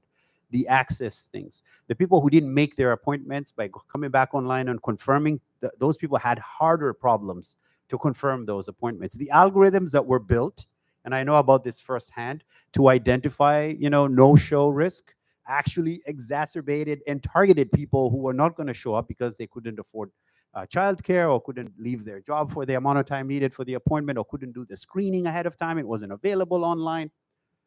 It really did get worse. So it's this double-edged sword about how digital can be put to work for the things that were very laid bare during the pandemic as things accelerated. But at the same time, there's nothing, this is part of that unregulated space. There's no regulation around how much you have to cover social determinants of health when you launch a new product. And so if you launch a new product that has screening requirements, self-management requirements, etc., believe it or not, there's really no fixed regulation prescription around this is the social determinants of health minimum requirements you have to have. It's strongly advised in clinical research data that for the future of clinical trials, etc. That has already started to become law, but the rest of it is still kind of in this gray area. So a lot has been done in terms of helping people with chronic conditions, in terms of products, overall care. You'll hear from Cigna that says even after Cigna put out some really good data around integrated medicine with technology and how they've brought down the cost.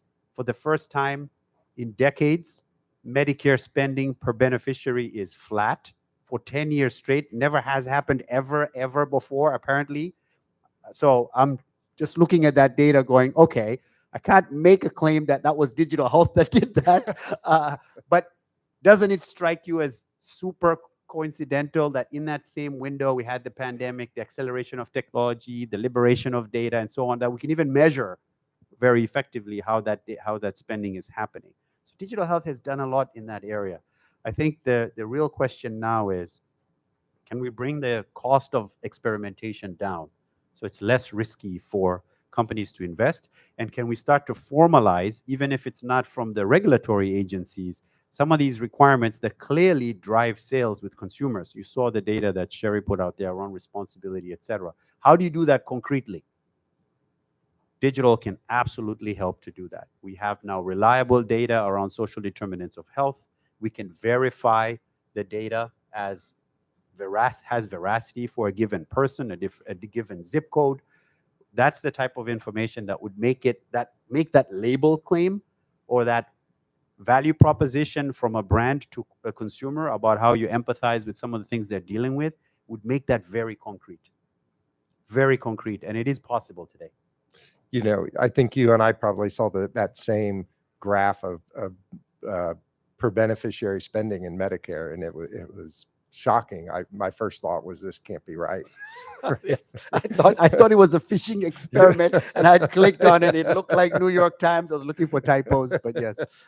Yeah, but you know, to the other point you made, when I was at HHS, I was really certainly, you know, we've been conditioned to appreciate and understand the fact that access to in-person healthcare is not uniformly distributed across the country, and so, you know, that of course has to in many ways contribute to disparities with respect to care and outcomes. But I was also struck by how so many other considerations influence that dynamic. Access to fresh foods. You know, there are so many parts of the country or parts of large cities where that access just doesn't exist. We were also struck by the relative disparities in access to high-speed internet. You know, not only in rural areas where you might expect, but in many parts of inner cities, it's not a physical access issue. It's just an affordability issue. And so in some ways that influences the ability to deliver on the promise of digital care. So I think the conclusion I take from that is it's certainly a multifaceted problem and opportunity. It is, and I think institutions, care delivery institutions have been inching towards what's called a learning health system model, where research is much more equitable. What's learned in research near real time influences protocols of care. What we know about access and social determinants of health affect the way everything. I used to work in a hospital as well. How you greet people, how you share the information.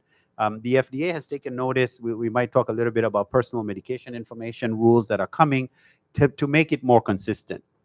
But it's really, if you look at it that way, it's really a baby step. It may be a good and a bad way.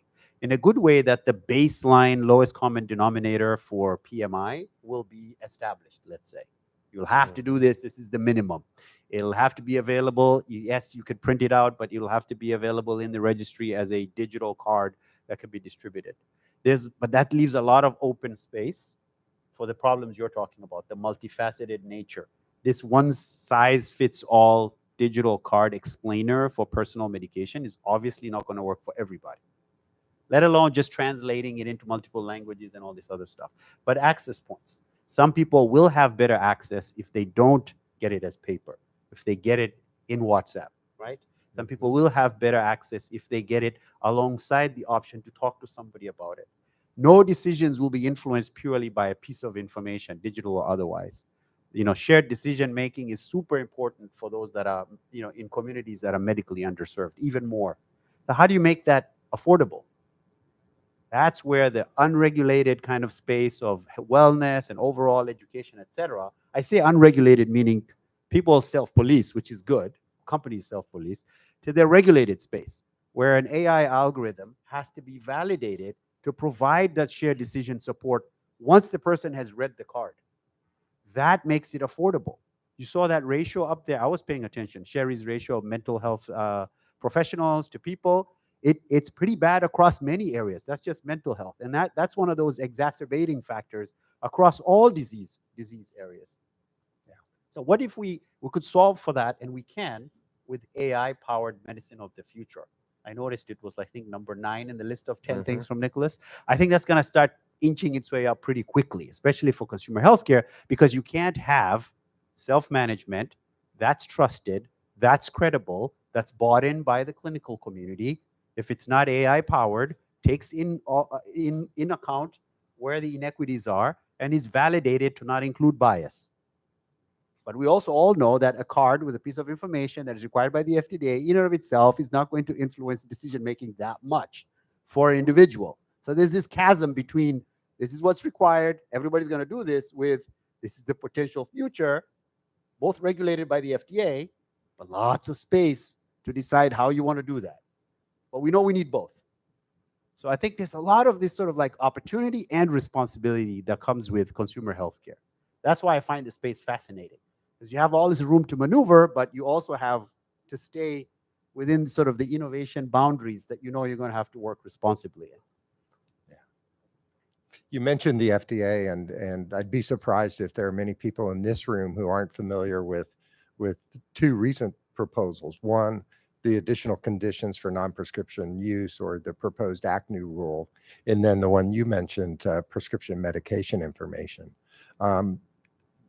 Talk a little bit about those two proposals and how you think digital health, either as it exists today or into the future, can leverage those rules in a way that's beneficial to the consumer. Yeah, and I think this is what I meant at the very beginning between the APIs that are the pharmaceutical ingredients and the APIs that are programmable interfaces, right? And how actually they're analogs going towards the same destination. Yeah? They all have to be consumed by a person, and they all have to be packaged a certain way. And that's what we're saying is these new rules. How do they extend perhaps the utility of digital health in making these things more useful once they start coming out?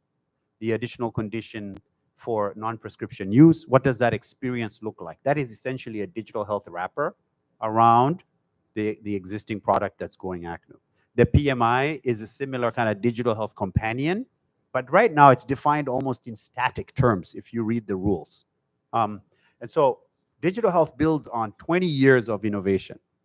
The EHR started off, the EHR adoption that started off kind of as a travesty because a ton of money was put in. And this was a time when I was working at the hospital rolling out EHRs. We were all looking for the certifications to get paid for the stuff we put into the hospital. We got paid for it, right? A lot of money. A lot of money. And it was all a bunch of walled gardens with all this captive data that never no interoperability. That's since changed quite a bit.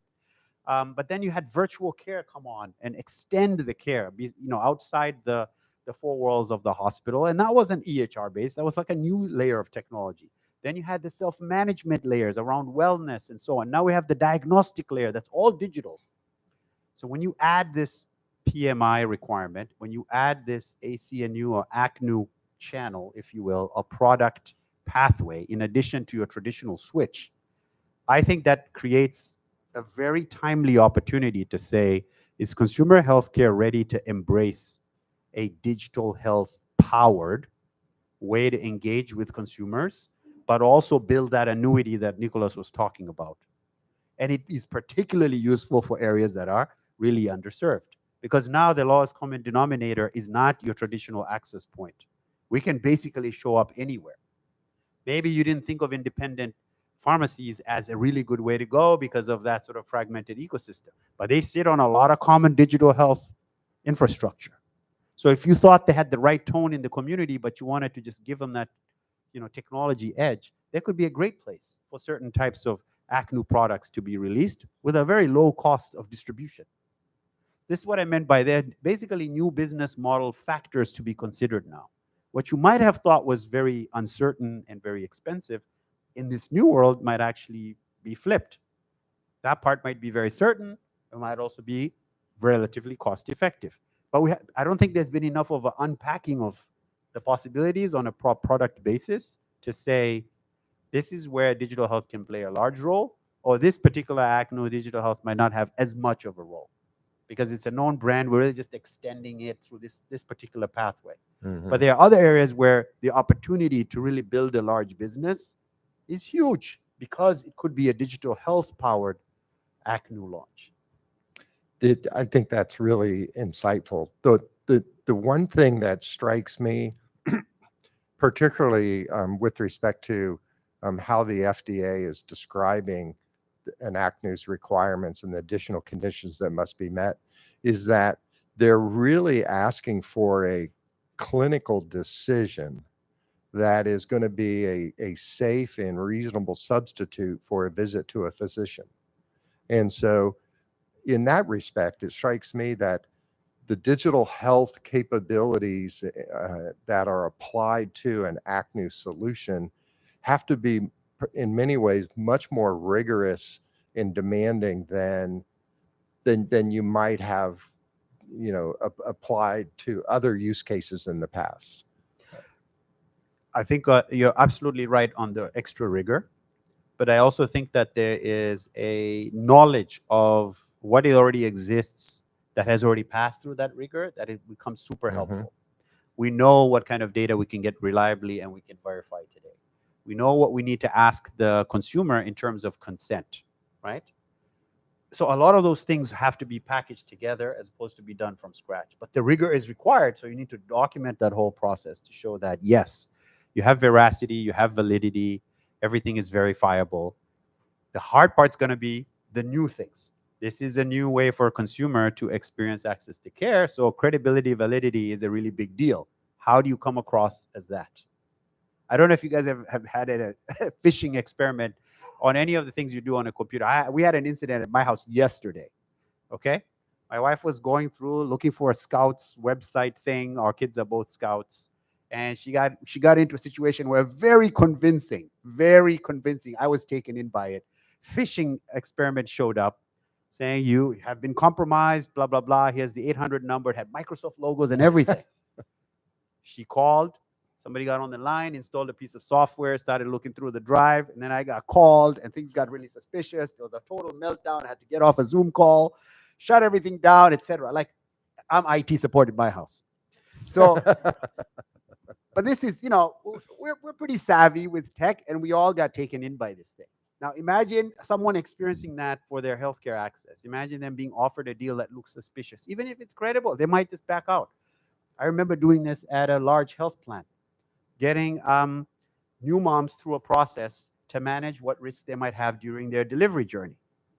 And we had these interstitial pop-ups that were required by law to come up. Hey, you're about to give us information from the bright yellow with a big, okay, guess what button everybody hit? Cancel, right? So it's so important. The details are so important when you win over consumers through a digital-only experience. We couldn't get rid of the interstitial pages, pop-ups, but we completely re-architected the seamless integration so people could see the warnings, understand, learn more, etc., figure out what is actually happening, who's going to own their data, when would they be able to switch access to that, and so on. And we got from 900 moms signing up to over 19,000, right? And what did that mean? That meant that the measures of quality and risk got bore out on the claim side. We saw it. The HEDIS measures, which if you're not familiar, what payers are sort of measured on in terms of quality, for perinatal care at that health plan shot through the roof. So everybody sort of win-win-win. But it took this sort of keen understanding of what do we really need to do with the experience. Even if we are sitting on credible infrastructure, you still need to nail how it will be experienced so that you can get the results you want, because you're still dealing with consumers, and anything new is, for a lot of people, is going to be looked at with skepticism, and especially now where this type of phishing stuff is rampant, right? So there are things that need to be done with more rigor for yourself as an innovator, for the regulatory bodies, and just for your, just for you to sleep better at night. And then there are things that need to be communicated in such a way that they are actually accepted as credible, so that consumers can continue their navigation journey. If you can do both of those things, then I think you're onto something, really special. Yeah. Perhaps a twist on what we've been discussing, but many of us in this room will leave the conference, go back into their organizations where they may already be considering how an ACNU opportunity benefits their organization, or thinking about the proposed PMI rule as it comes out. How should they be thinking about the promise of digital health? What is common about this, as with respect to what they may already have, or what is fundamentally different that they need to be really alert to And from your experience, are there best practices that they should be considering? Yeah, I think that could go. That's a very big question. You know, what could you consider? What do you go back to? I think there are probably some kind of top level rubric type things. One is it's never a single product type of thing. So don't think of the opportunity as I need to get this product done a certain way, get it out, and it's going to depend on this product. A lot of what we're talking about cuts across products. So if you're in the business of either doing it yourself as multiple products that you already have in the stable, or there's a situation where you might be doing some licensing or some joint work or partnerships or ventures with other firms, it certainly will scale across products. Okay, that's one thing. Nothing you're going to put here is going to be completely isolated to just one product, these things that I'm talking about. The second thing I think is that learning environment that does need to be established early, understanding that there'll be a lot of learnings like this interstitial pop-up thing I just told you about. We wouldn't have really thought about it until we experienced it. So you need to start small and then go big, but with that learning environment in place. That's really important. That's data, that's infrastructure, that's partnerships. And then the last thing is I think you need to look at where digital health already has a foothold, because this looks a lot like a digital health thing. If you look at like Calibrate, I think Novo Nordisk came up with the obesity conversation around their market cap and so on.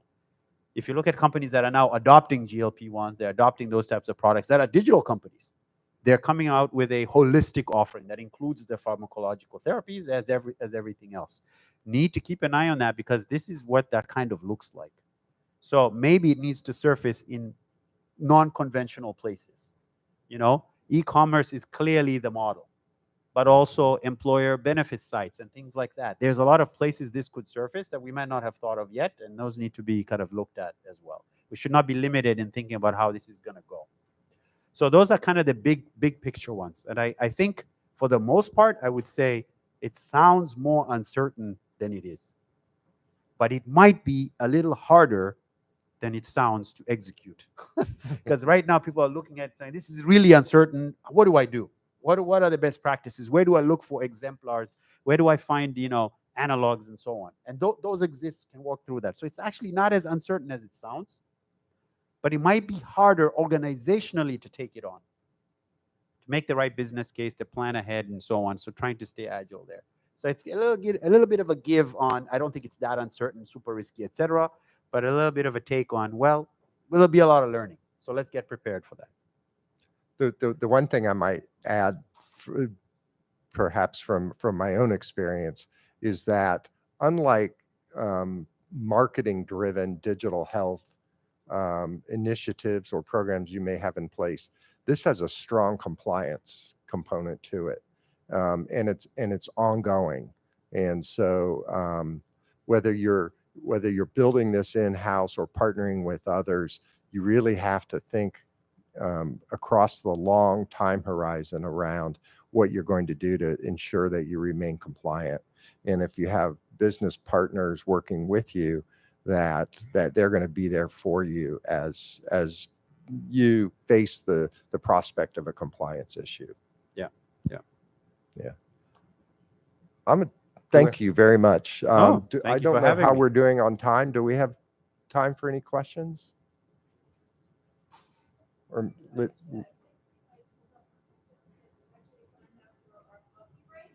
all right. Thank you.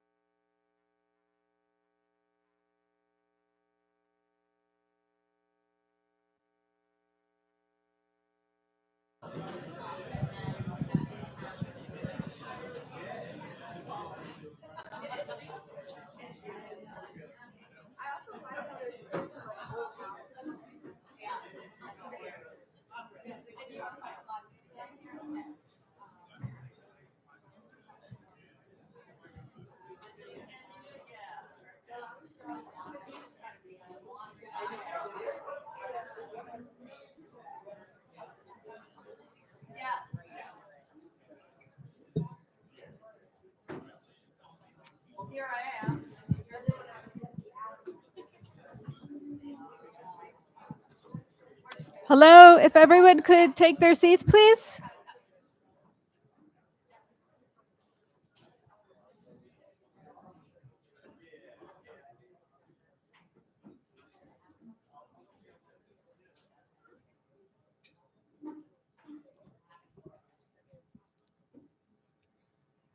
Thank you. So, I hope everybody's enjoying the conference so far. For our next session, I'm very pleased to welcome Claudia Johnson, and she's the Senior Vice President of Partnership Acceleration at Flywheel. So, with nearly 15 years of e-commerce experience, Claudia has unique manufacturer and retail experience from before she worked at Flywheel, working with Kimberly-Clark and Target.com. She has been the helm of many firsts in the industry, including migrating Target.com off of Amazon's platform, the launch of 2 PIMs, establishing one of the first vendor flex nodes, and the creation of the first ever e-box tops. Claudia has been, with Flywheel since 2018 in a variety of functions across retail, media, and operations. When we spoke for a few minutes before, during the coffee break, Claudia told me that it's important when people are thinking about going into e-commerce and jumping into that segment of the market, that they remain curious and humble. So can we give a great round of applause for Claudia?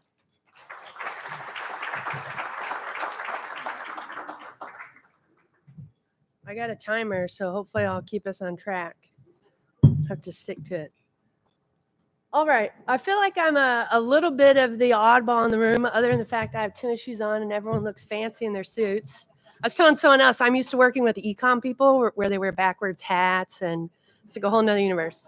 But I'm going to throw a lot at you. It's hard to figure out like what to throw in front of people when it comes to digital commerce, especially since I imagine most of you aren't worried about it every day, or it's not technically part of your remit. So I thought I'd give you enough information to hopefully stimulate some questions so that when we move into the panel discussion a little bit later, you can kind of focus where you want to.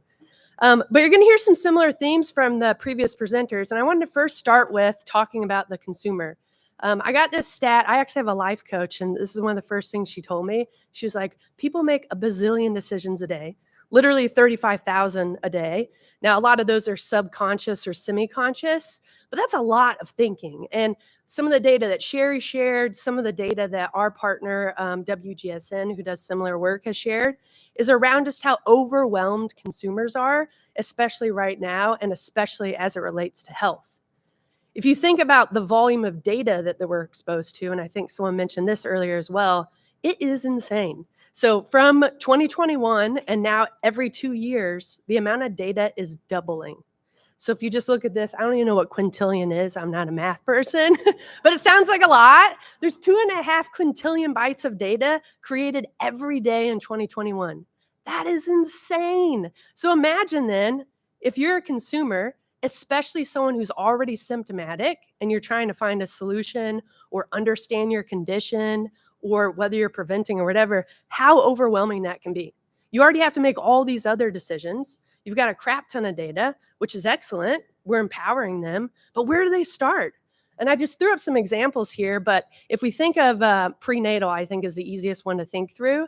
If you're a new mom or about to be a new mom, you're doing all this research, right? What's the best binky for my kid? Should I do disposable? What kind of diaper should I wear? How do you sleep train them? How do I deal with my hormones? Like literally bazillions of decisions. And then you're trying to figure out how do you even process it? So when I first did it, I Googled how to choose the best prenatal. And so you end up with articles from the different mommy websites that will teach you stuff like what is DHA, what is iron. And then what you do is you go to an Amazon.com or a Target.com and you're looking for those keywords that you were just taught based off of your research. And sometimes it's easy to find, sometimes it's not. And you're looking at search results page, you're trying to see, does it have DHA, does it have iron? That is a very long, intensive, exhausting process. So I want us to kind of keep that in the back of our mind. How do we collectively break through that noise, make it easier for consumers? And I'm going to pick on someone I was talking to a minute ago, but I asked him, is digital a part of your role? And he was like, no. was like, well, that's what we're going to talk about because it should be part of everyone's. More so than any other space, being someone who is in digital commerce requires you to be a CEO or a general manager. There's no avoiding every single part of the business. Part of what she read in my brief, like I've had to learn tax law. I've had to learn like legal stuff. Like you can't hide from the different parts of the business because e-com touches everything. So the three things I'm going to focus on today, first of all, is how do we think about the strategy holistically? And this is what I was just hitting on for a second. And this can go in lots of different directions, but really when you think about how to win in digital and how to win with the consumer, you have to think holistically, starting at portfolio, product, how you price it, how you go to market, the content that you build out to support it, which includes your packaging, by the way. And then how you show up on the website. So how do you make sure that you're popping organically, which is it has an algorithm, but you don't pay for it. How do you make sure you show up in the paid search? All of that has to be thought together at the same time. And the reason is because you will start to run into barriers with how far you can go without thinking about it holistically. So a good example let's see, trying to think of it. So for Amazon, you have the algorithm, which will say, hey, we're going to look at the number of clicks that a product gets. And the more clicks that it gets, the more it gets prioritized above the fold.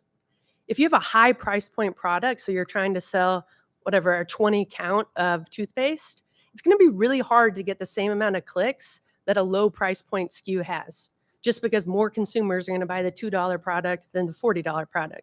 So when you're thinking about your overall portfolio, you want to push them towards the $20 because it's more profitable, that's more sustainable, but you have to be able to serve above the fold because that's where the majority of clicks are. So then you have to have the conversation of when we think about portfolio holistically, how do we serve the algorithm, drive the consumer behavior that we want to have, and still be profitable and able to grow? And that's really hard. There is no silver bullet. There's no single answer. A more practical example is how do you make sure that the paid side of the activity that you're driving and the organic side are working together? And I'll show an example of that in a second. The second bucket is around precision and scale. And kind of the double-edged sword of e-commerce is you have a lot of data at your disposal, and especially with the more advanced platforms like an Alibaba, Bowl.com, Amazon, and starting to be Walmart, you have a lot of data on how the consumer is interacting with your products, with the advertising units, your content, and you can dive in that to understand how you can be driving better portfolio, better go-to-market strategies, but you have to have a plan. And I see companies kind of going two ways. They either are overwhelmed by the data, and so they kind of ignore it, or they don't fully leverage it, or they're cherry picking just the easier stuff and using it that way. But I have yet to see anyone that is fully maximizing the data outside of the digital commerce team.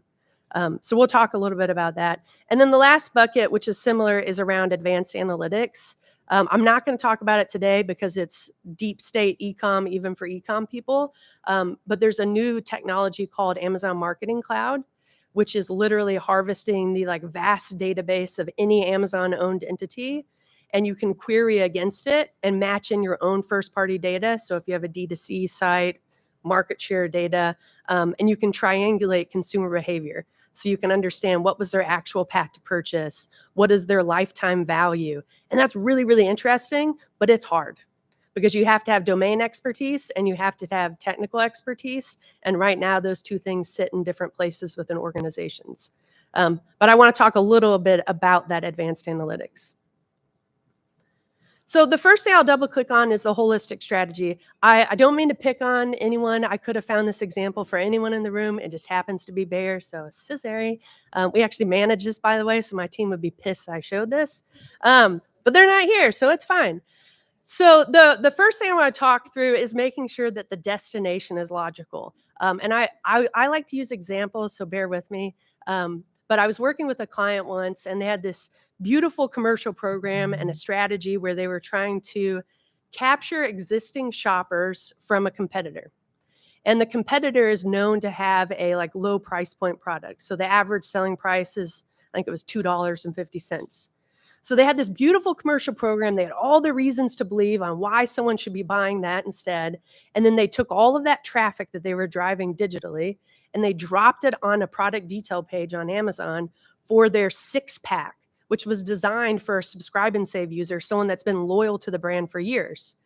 And it drives me nuts because I'm like, you did all this great work and you spent all this money on driving traffic, but you didn't understand that the consumer you were speaking to over here is not the consumer that you're speaking to over there.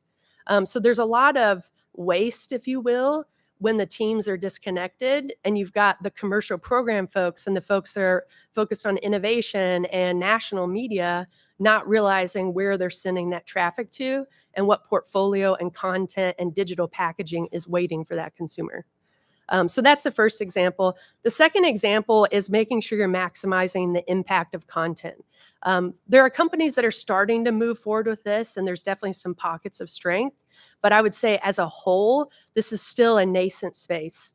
And the reason, I believe, is because there's a balance between being very precise and detailed about optimizing for digital and the ability to scale the content and also balance it versus the legal constraints. A lot of you have pharma lawyers who are reviewing your digital content. One of my favorite examples, and I'm going to use their name because it doesn't really matter, but P&G sells a product that is used to help with cough symptoms. Normal humans call that a cough drop, but the pharmaceutical lawyers say you can't call it a cough drop because it's not technically a cough drop. So when we're trying to search optimize a title or the bullet points, we want to say cough drop because that is literally what the shopper is searching. The reason we can't is because of legal. So you kind of have to get creative and rework the ordering. But there's things like that where, to the point earlier about AI, we have an AI content creator. None of you guys are going to use it because there's no way that your teams are going to allow free reign approval of AI created content because of all the legal restrictions.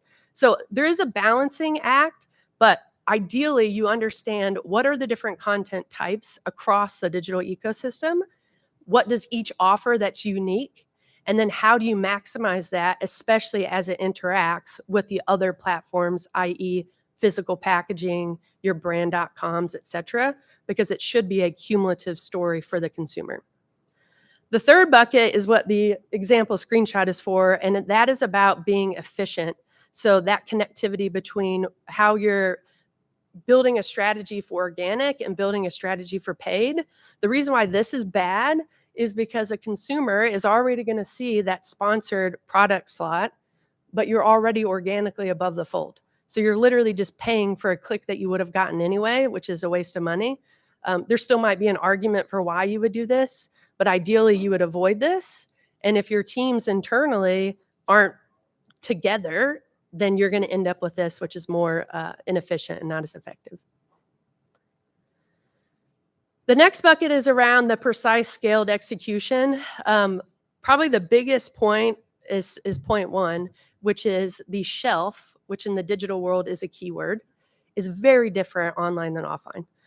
Some of them are similar. The one that I pulled up as an example here was migraine relief.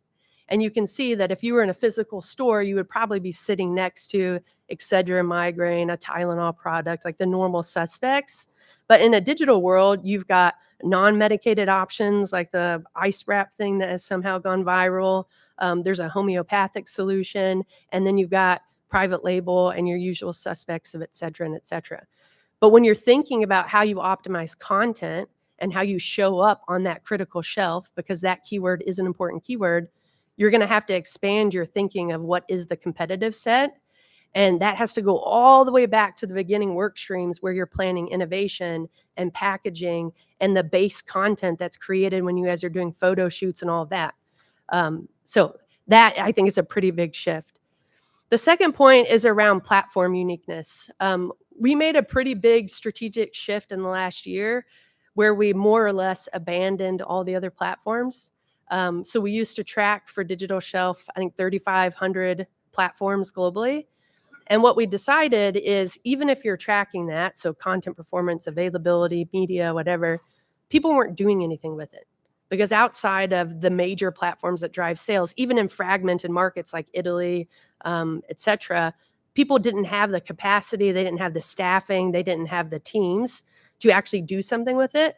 So we've chosen to focus in on the top platforms globally and get really, really good at understanding them, automating against it, optimizing against it, because the reality is that the algorithms are very different. The priorities from those retailers are very different. And so your shelves at the dynamics at the shelf are going to be different. So an example I will give here is I was recently working on Walmart.com, and Walmart is a very complicated algorithm. They actually have a 22, I think. I'm pretty sure Amazon only has one. And they've got organic algorithms and the paid algorithms. And the organic algorithms are actually based a lot on your packaging and the new item setup form. So the master data that someone probably from your data team is inputting, as well as the content that you've created. And the way the organic algorithm works is it will say, hey, based on all this information we were given, is this product relevant to serve on the shelf? And is this product relevant to participate in the auction for this keyword? And a lot of times, because of how packaging and new item setups are filled out, the answer is no. And it's places where it's logical for your products to serve.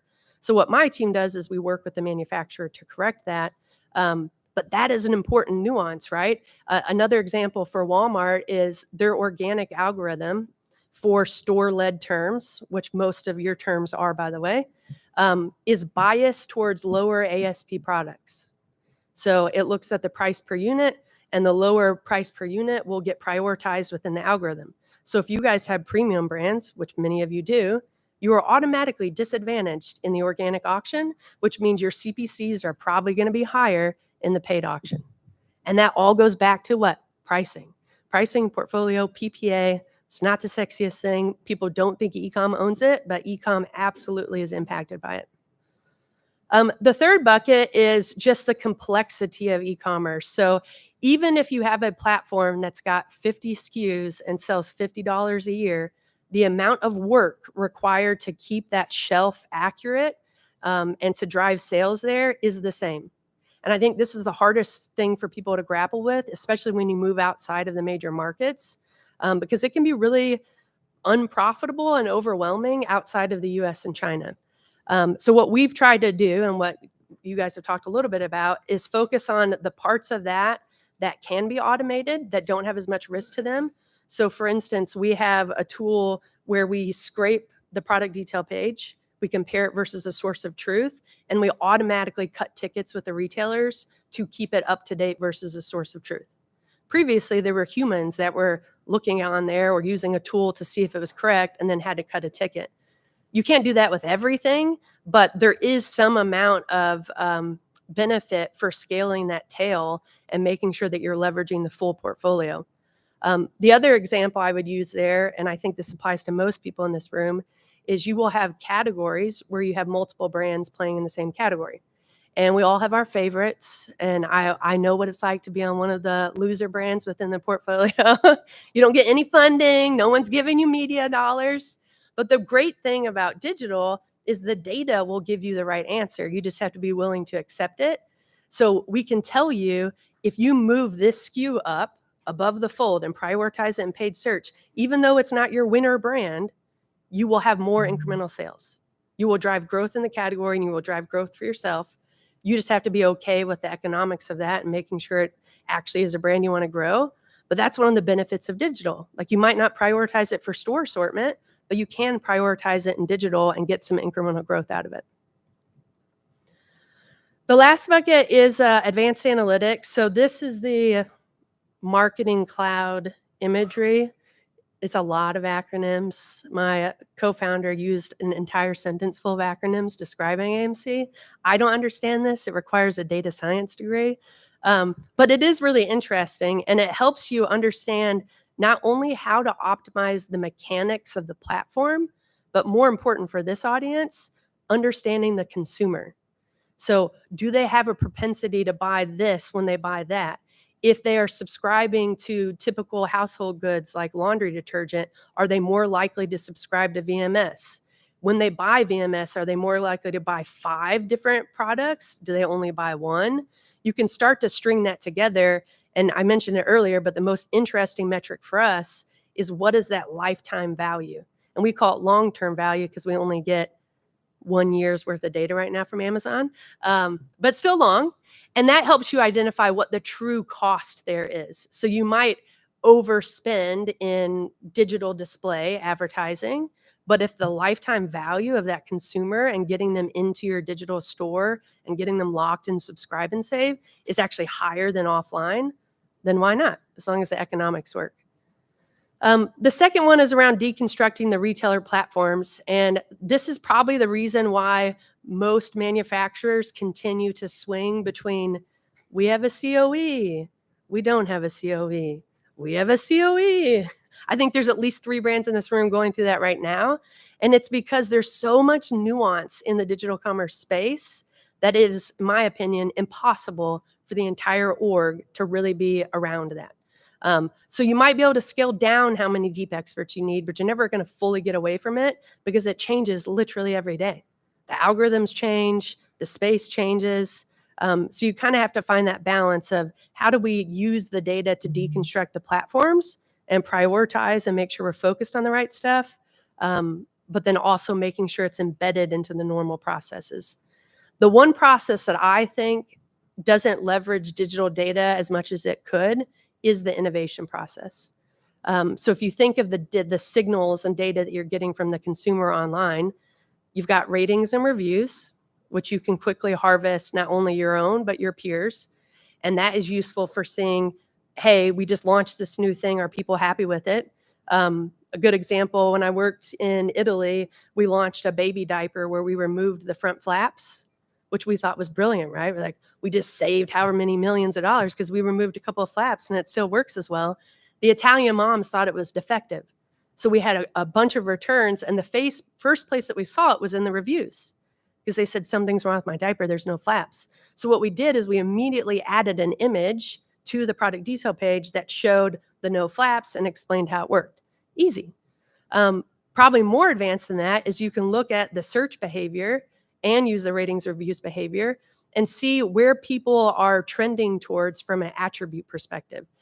So one thing that I like to do, but my team hates it because it takes a lot of effort, is taking the market share data at a product level, so individual SKU level, and assigning your attribution to it. So if you're toothpaste, you would say mint, non-mint, has, what is the thing that cleans your teeth that you don't put in kids? Fluoride, thank you, audience. Fluoride, non-fluoride. You might have women's, men's, and you can apply that to the market share data and then overlay that segmentation to the review data, to your pricing data, everything else, and you can see what's trending. You can see what more women are starting to buy. They're leaning towards stuff that has blueberries in it, and that can help feed back into your innovation conversations. You can, of course, also catch products that are on the rise, things that you want to get ahead of. One of my most famous stories is I used to work on the laundry care business when I started at Flywheel, and there was a competitor that launched Free and Clear. So that was their product. I was working for P&G at the time. And Free and Clear was only winning on the keywords that were their own, so their branded keywords. And from a market share perspective, the sales were so small that they were in the all other bucket. So if you were just looking at your normal reporting, you would have never noticed them. I mean, obviously someone knew that Free and Clear launched and they cared about it. But from a digital perspective, we didn't notice it. So when we looked at the product level market share data, we started to see them creeping up. And then we looked at the search term behavior, saw that they were doing it on their branded terms, which was Free and Clear. And then what we did is we added to our titles, Tide Free and Gentle is free and clear of parabens. And immediately started serving on their terms and whacked them off at the knees. But like, that's how you can get clever about, you're leveraging the data, you're deeply understanding the platform, you're still operating within the confines of what the brand wants to do and how they want to show up. The other example, which is more relevant for this group, is I used to work on adult incontinence, which is super fun. The only one that was more fun was Vagisil, which is extremely awkward to hand over to my 22-year-old male colleague. But in adult incontinence, the brand teams never want to call it diapers. Like they're never going to approve you putting adult diapers in your copy. But again, that is how consumers search. They search adult diapers. So to get creative, we wrote in our bullet points, unlike adult diapers, depend is like fits like underwear or whatever it was. So we still used the word, but we weren't associating the brand with the word. But you have to get creative. And then the last bucket is how to optimize for growth. So making sure that you are precisely measuring for performance. And I think this is the hardest one, and folks are still really struggling with this because big corporations are used to having like macro reporting, right? Like when I worked at Kimberly-Clark, we had DPSM. So you would be like, is my distribution red or green? Is my shelving red or green? Is my pricing red or green? And the leaders could make pretty informed decisions off of that. When you start to roll up digital commerce and aggregate it into this red, amber, green, you wash away all of the nuance. For instance, if you've got a multi-brand portfolio and you're trying to win on the term toothpaste, I just keep using toothpaste because I'm staring at you. If you have the brand toothpaste and your share of voice goal, which is the main KPI you're going to report against, is 30%, you will never be 30% for all three of your brands. It's literally impossible, like literally impossible. So now you've already decided for oral care, you're always going to be red. So what action is that driving? And I get that there has to be corporate level leadership reporting, but that is the challenge of how do we make leaders informed and feel empowered about digital so they're leveraging it in critical work streams like innovation and pricing without washing away the nuance and complexity, which is where you will find your competitive advantage. So it's that balance. And that, I am wildly ahead of schedule, maybe. Oh, 4 minutes. That's all I had for now. Hopefully that generated some questions for the panel. Thank you.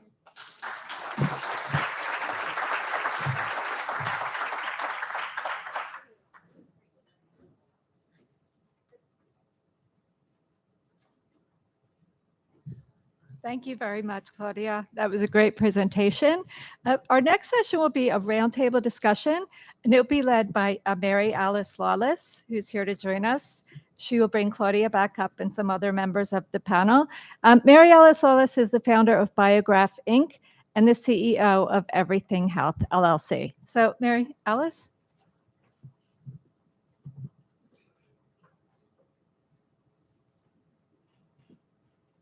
Thank you, Liz. And good morning, everybody. Really nice to be back here in person. As a network partner with Nicholas, you can see that we've helped to put this day together, and really appreciate all of you being here, and really appreciate this, effort to get the future resumed, as I think Nicholas coined many months ago when this event was being put together. Yes, as Liz says, at this point in the agenda, we're going to take on the topic of digital care as a strategic lever for consumer healthcare. And after listening to all that has been shared this morning, which is a lot, I feel like, digital care is really a little bit of glue that we can rely upon to pull in those issues and those opportunities for access, for affordability, for value, adding value to brands and so on. Help us move into those categories that are protective, prevention, and really bring some new products and new opportunities into the marketplace. And then I think even building on, Claudia, what you've shared with us, get into this direct commerce, e-commerce, subscription type relationships with consumers. You can see how those three things, sort of interact. So we're going to look at digital care through that lens, not necessarily through how we do it, which I know it's another whole topic. But it's important, I think, for us to just focus on using the term care. That's in the title of the industry. We're consumer health care. And so I was at another conference not too long ago with more of the pharma side of the industry. And one of the questions that came up is, are we doing everything we can? Like, are we as an industry doing everything we can to help consumers and to move forward against all of the public health goals that Sherry pointed out to us this morning, that Nicholas shared with us in terms of, the population of health at a macro level, which actually, of course, always translates down to our individual levels as well, and our families and friends and communities. So digital care is really is very different from digital marketing or digital commerce on their own. But as I say, it's like glue. When it is applied in accordance with a portfolio strategy around digital care, and a couple of times today, I think we heard the concept of holistic strategy. That let's not talk about brand by brand, product by product, opportunity by opportunity. Let's think that this is a bed of capability that needs to be thought about and learned and understood in the organization and applied appropriately. To date myself, I remember working on some of the Medicare modernization, and that's exactly how we had to do it. We had to look at the entire business and say, what will be impacted? And some products were impacted at 90% impact, and others were 10. And so you apply the change and the innovation accordingly. So digital care, as I say, it sort of brings us this opportunity to have a direct relationship with our consumers, something that in consumer healthcare, we rely on data to tell us about our consumers because we're actually not there when they purchase the product, and we really have no idea who has our products. In the sort of future world where we perhaps are providing a wraparound of value and support, we'll be interacting with those consumers in a way that interaction is perhaps an intervention. It guides the selection or it guides the decision making of the consumer and delivers an impact. So this hyper personalized, sort of opportunity to really convert consumer loyalty and build loyalty over the long term is all in this promise of digital care. And so in this next session, we're going to look at this from multiple perspectives. Claudia will be coming back up. She saved us one slide for this part of our conversation, but we are also going to hear from Dr. Vidhu Dev, from the data perspective and so on, and specifically real world evidence, and how do we use the data that we're collecting, not just transactional data, but actually, collected data over the life of a product and the life of a consumer journey to make good decisions from a business perspective and to provide more value to consumers. And also John Jesser from Amwell is here to talk about those actual capabilities that are necessary. When we talk about digital care, what are the tools we use and how can we put them, into play to change the nature of the relationship between our brands, consumers, and over the long term. So I will, you're going to see furniture moving and all kinds of things like that. Because what we're going to do is we're going to have each one of the panelists, including Claudia, come up and just sort of like make a statement, sort of set the tone. And then we'll all four come back up and have an interactive conversation. And during that conversation, we'd love your questions. Anything that comes to mind. I mean, we would like it to be a little bit of a dialogue. So we'll start the dialogue, but there are microphones right here in the aisle, and certainly we can share our microphones too. We'd really be very happy to hear from you, what's on your mind, what's coming up for you, and how can we get it in the conversation, because this is all new. It is hardly the future of the past, right? It's going to be a new future, and it's going to be and it is exciting, and we're really happy to all be here today to be talking it through. So let me start by introducing Dr. Vidhu Dev from Haleon. Vidhu and I are friends from way back, but I still want to bring up her official bio. So Vidhu provides R&D leadership for all RX to OTC switch programs with a vision of bringing RX products to OTC status for a variety of conditions within the next 5 to 10 years. I love that. She's also responsible for the digital strategy and leadership for R&D. She has innovation in her title, so it's a very big job. Vidhu will share her thoughts on real-world evidence and the role this data can play to accelerate and enhance non-prescription access. So let me welcome Vidhu.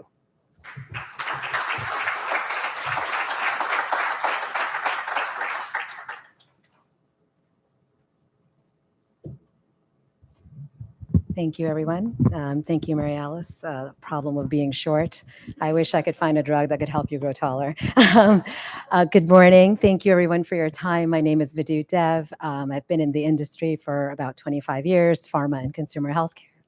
And I have a tremendous passion for RX to OTC switches, which translates to enhancing access to clinically proven drugs. I do feel in the United States, it's hard to interact with our healthcare system. It's hard to obtain drugs. And I think we are resorting to unfortunate ways of doing that because of the way our healthcare system is. So I do have a tremendous passion that's slanted towards that direction. I know the talk isn't very much on that, but I may sprinkle a couple things on RX to OTC switch in my discussion.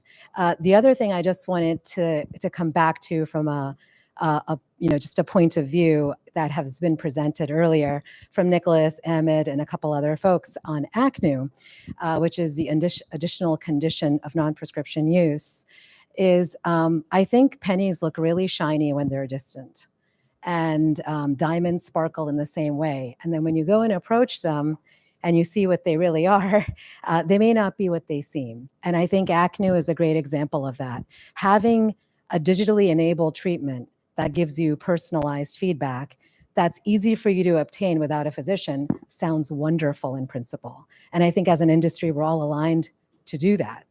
But when it comes to embracing that and then pushing that forward with the regulators, it's a completely different picture that none of you will see unless you're involved in that process. So I'm just going to say, as an industry, we're all for making bold moves, but not when they're never-ending thesis projects. So I think that's a point I'll just say.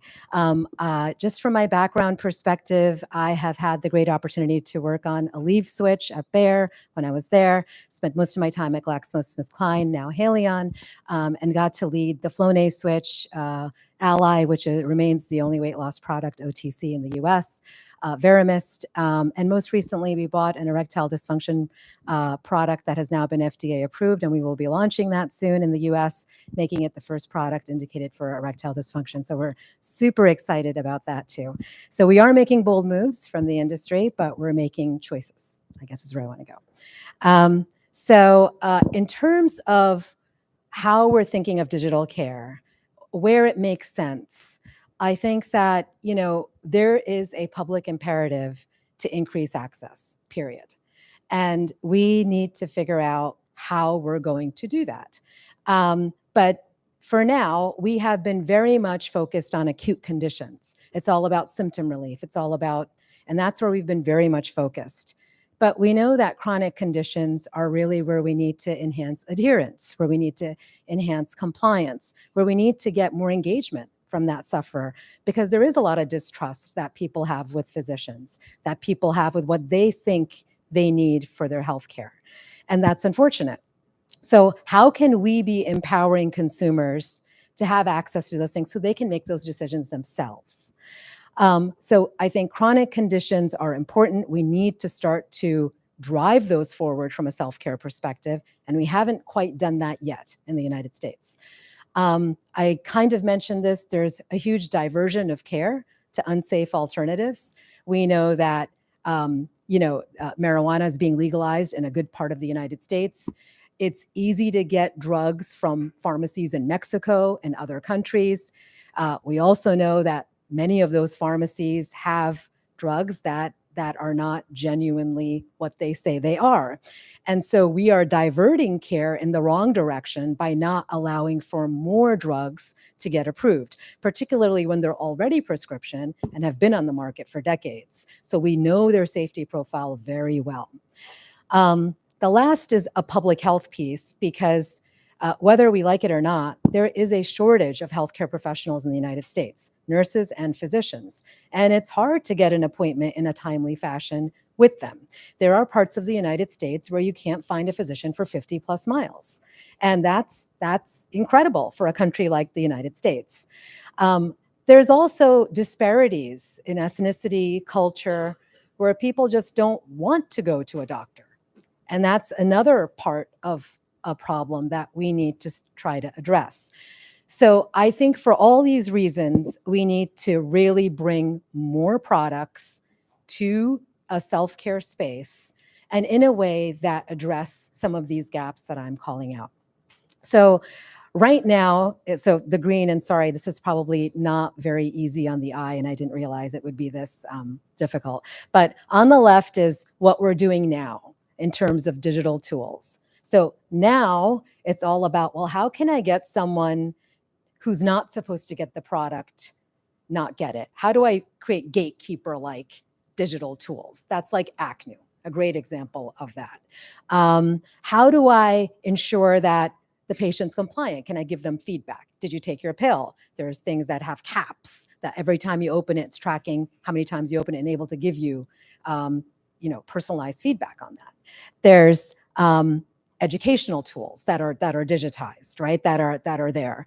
There's tracking feedback, like with your Apple Watches, with all the other things that are looking at biometrics. So we have that today. That's where we've focused. So there's the ability to reorder. Okay, you get a prescription, and every 3 months it's coming to you. So these are the kinds of things that seem very elementary, but that's where we've been, and that's where we've been continuing to advance. But where we need to be is much more holistic around how we bring even one's healthcare provider into the mix of some of that, so they have a better view of how that patient's doing.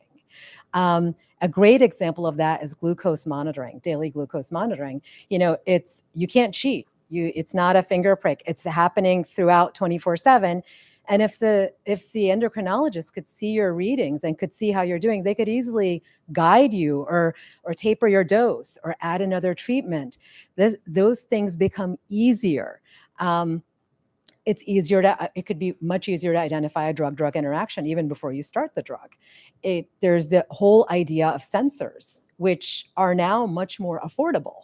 And how they could become more and more accurate when it comes to blood pressure and glucose monitoring. I think Apple is working on how we can get blood glucose levels without being invasive. And that would be a very transformational innovation if we could get that, given that we can already find out if you have atrial fibrillation with 85% accuracy with your Apple Watch, which is amazing data when you look at what they're doing. So some of these things, this is where we need to start to go to unlock more self-care. I know this is a little bit of a heavy slide, but just humor me for a moment. I just wanted to kind of bird's eye view share. When you have a prescription drug, you have to go through a lot of different phases to ultimately launch that drug, right? And they say prescription drugs are an incredible investment. I just want to be very transparent. RX to OTC drugs are almost going through this kind of a process now, which never occurred before, where we're having to go through a very extensive process with very significant costs that then you have to make a decision on whether the ROI makes sense. But when we come to real world evidence, that is an incredible way to look at population-based data and provide very compelling conclusions on hypotheses you may have. Because with prescription drugs, we can easily track how people did. You can say, well, oh, that drug in their packaging that was approved 20 years ago says that, you can't take it if you have GI problems. Well, I could go to a healthcare systems database and I could analyze all the people that were on that drug and how many of them had GI problems. And I could probably extrapolate a prevalence for the United States. That's very compelling data with a very large sample size. That's something that, we didn't think could become data. And very much a piece of evidence we could use with the regulatory agencies. Now, again, in transparency, the over-the-counter division, the OTC division of FDA, is not as open to this kind of data for OTC products yet. It's not that they're not in favor, they just haven't made a decision. And so this is a really incredible, much more data-driven than the methods that we're given now to prove out what we're trying to do with OTC products. So that's why this is an incredible opportunity for us. Now, from an OTC perspective, the non-prescription at the bottom here, there's still a way. So prescription products are easier because we track that data. Non-prescription is not as easy because we don't track it. People can go and buy as much as they want, whenever they want, and no one's recording who's buying what and how much. But we do know that major retailers have their little store cards where you get discounts on products. And that's the manner in which data is being collected. It doesn't exactly tell you the kind of information you get with prescription products, but it does tell you the frequency, the amount, the demographic of the person, and that allows you to target your recruitment to then do a prospective real world evidence study. And you could do it for supplements. You could actually create a lot of scientific rigor around supplements, which are not really regulated today in the United States. You could create a lot of scientific rigor on new combination products. We all know from yesterday's phenylephrine advisory committee that phenylephrine was not favored by the advisory committee. And so what could that look like for the industry? What should we be undertaking as in terms of that aftermath? And so as we look at new combinations, we look at new indications and repurposing the products we have, because there could be very good reason to pivot them for new uses. Real world evidence could be a really great way to do it. And that's why we're seeing a lot of the major retailers come out with clinics that do clinical research and do this kind of work. That's why we're seeing that trend of more of that. This is more on switch, and I've kind of already covered it, so I don't want to necessarily repeat, but I just want to say here that today's evidentiary standards that we are held to are archaic and not reflective of consumer behavior. So just to bring it to life for a moment, for those that may not be as familiar, when we go out to put out a product, we have to test the proposed over-the-counter label, which all of you know has to be on the product when you purchase it, and you have to be able to look at it, read it, understand it in order to make your purchase decision. And we have to bring in very large sample sizes to do that. And we have to show that more than 90% of people are able to read and comprehend that product. And the same threshold applies to people that are low literate, meaning that read at a third grade level. That's a very high bar to do for every single statement or most statements on the drug facts label. And then there's a series of other tests that I won't bore you with, but have that kind of a difficult kind of challenge if the agency is holding you to very high thresholds. So I think I just wanted to say that's our reality today. And could real world evidence be an alternative? Because it could provide you more of a data-driven result than what we're seeing and what we're being held to today. So with that, I just wanted to end by saying we've been working on symptom relief, and we need to move on to that and really activate the chronic conditions and daily dosing beyond supplements. And ultimately, we want to get to prevention. I know protection was also talked about. I was kind of viewing them in my mind very synonymously. But really, we want to see improved health outcomes. That's really where we want to get. And I think that if we can get the right momentum, we can get an industry coalition to stand together and move this forward, we can actually make it. And that's what I think is going to drive a much more positive impact on public health for the United States. So thank you so much. I'm going to hand it back to you, Mary Alice.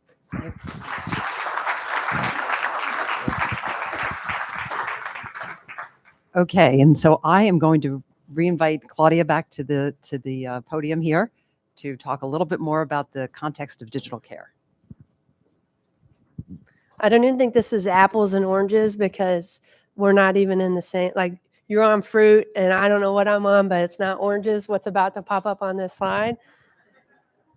But it's good. It'll be a fun discussion. So I just want to throw this slide up here, and I kind of hinted at this earlier, but the reason why digital kind of requires this CEO, general manager mindset is because there is pretty much never an answer, like a very clear answer. There's no clear winner. So the way that we think about it and talk about it with our clients is you've got 4 key stakeholders that you're trying to manage, and those are sources of inputs, those are sources of constraints, those are people that you need to work with. So if we kind of start left to right, obviously you have yourselves and the brands. And this can be everything from what is the brand hoping to accomplish? So what are your priorities for the year? What innovation are you launching? What are your KPIs and goals? Are you getting pressure from the CEO on profit? Like, what are those constraints? As well as things like visual brand language. So how have you decided that you're going to show up across all of your content types? What are the key benefits that you're putting forward, your claims, your positioning? All of that is an input and to some degree a constraint. And then you have the competitors. So what's going on in the space? How are they talking about their products? What are they prioritizing?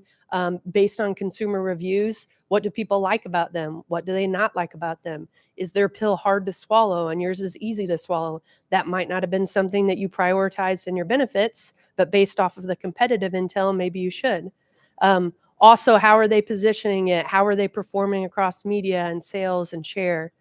And then you have the retailer, which obviously you guys are used to as manufacturers getting asks from Walmart and Target and all those guys.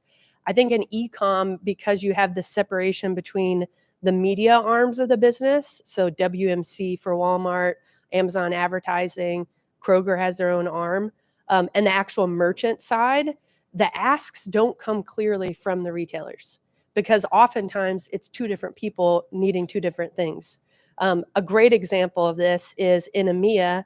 And so I just like, I can't imagine being an e-com leader in like the CEO meeting because what I'm about to say sounds like a childhood name and it's not. It's like a real business word.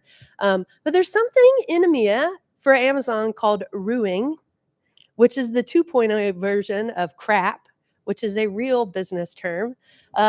Crap is when it stands for can't realize a profit and Amazon will pull down your listing from the website.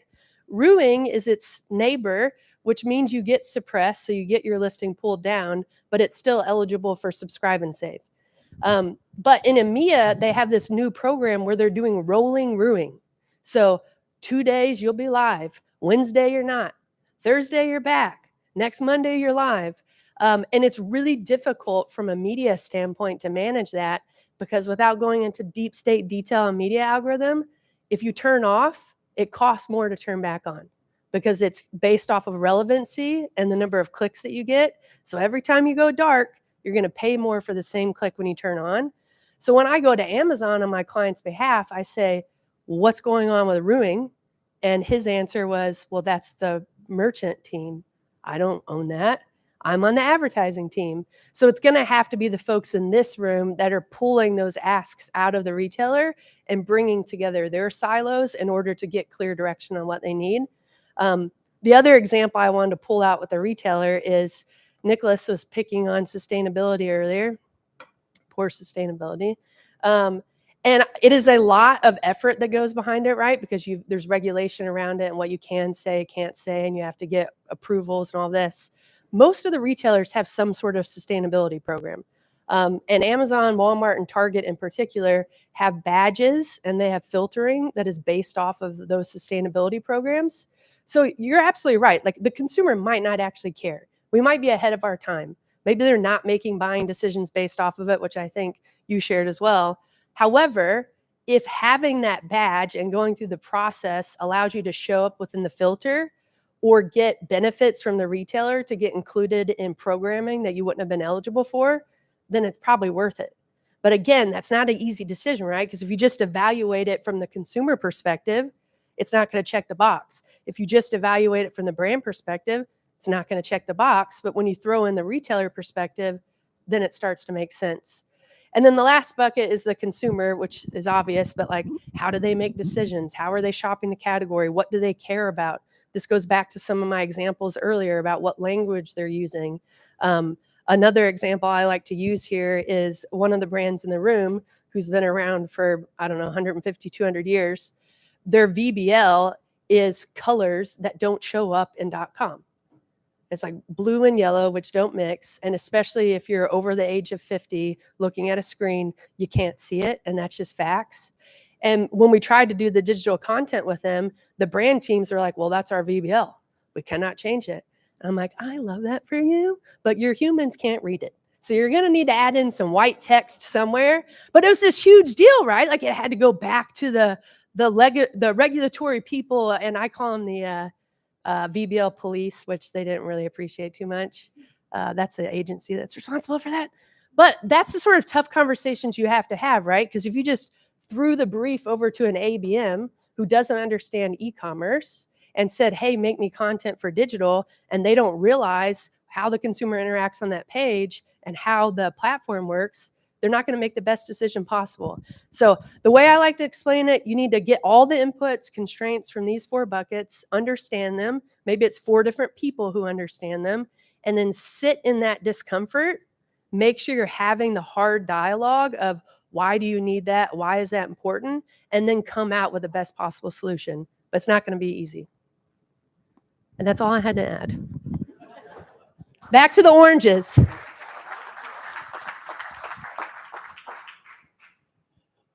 She's right. Okay, so and I think John will be adding a few stakeholders to your chart there. Like, off the top of my head, I can think about payers and providers. Next is John Jesser. John leads a process to drive growth and enterprise value at Amwell Inc. He focuses on the driving growth in emerging markets like value-based virtual primary care and life sciences. And so he'll talk to us today through that perspective of applying a lot of this digital care capability in the life sciences sector. Prior to American Well, John served 24 years at Anthem, so there's the payer perspective, and launched their telehealth program called Live Health Online. He has been vice president of provider engagement strategy at Anthem as well. So John's a pioneer with all of us in this room, and he was with us actually a number of years ago at meetings with FDA in 2019 when some of this early Act New work was still underway down there. And so he's been a co-traveler all along here, and I'm happy to introduce him here to you today.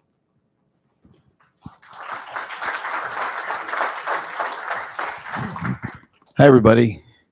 It's me between you and lunch, so I'm going to try to keep it high energy, and we want to have time for the panel too. So I really appreciate what Nicholas Hall's doing here with our partner Biograph, and not having consumer health industry speak to itself. You've got a lot of diverse backgrounds and some fresh outlooks coming into the room, and I think that's healthy. Thanks, Mary Alice, for the introduction. I'll tell you just a bit about Amwell, so some of you may wonder who the heck it is. So if we can go to the next slide.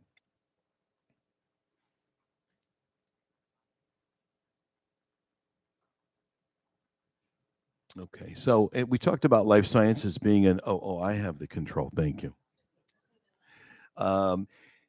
Let me jump into this. So at Amwell, we empower clients' digital care ambitions, enabling better outcomes for all. We'll talk about that in a minute. We've been talking a lot today about and using the word digital. I would like to project or prophesize that 5 years from now, you won't even be using the word. Sort of like, how many of you now use the word digital camera? It's a camera. We're witnessing a change. We started talking about telehealth back in 2010, 2011, and I kept saying telehealth is going to go away. It's going to be health. And what's happening now is digital care. So what's the other care? Analog. It's and now the term is being used, hybrid care. It's healthcare. But what's the modern technology is enabling us to make it much more efficient and much more effective, and do all the great things that you heard about with the do and that you're going to hear about today. So we this is what we do at Amwell. We do it for a lot of people. A lot, you could say the two big categories are health systems and health plans. And there's a bunch of logos there, but the world's changing. We call it an ecosystem. And when you talk about an ecosystem, that's a kind of a word that gets a little bit overused, but these things are blending. There are a lot of payviders. You look up there and you see CVS over on the left side.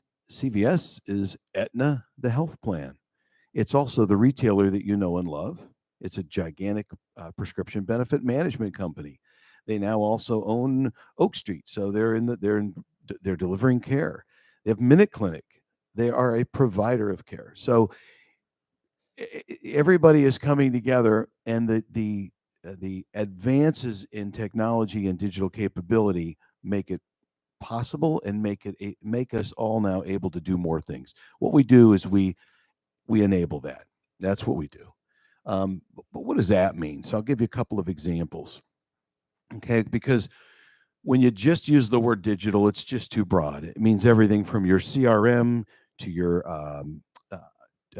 digital marketing and search engine optimization. What we focus on is underneath the hood. So think about this as an engine that can run on any of these things. They're going to Amazon, they're finding your brand, they're reading about it, or they're searching for migraine. And there's this whole bunch of drugs that you're all familiar with that are really ready for switch.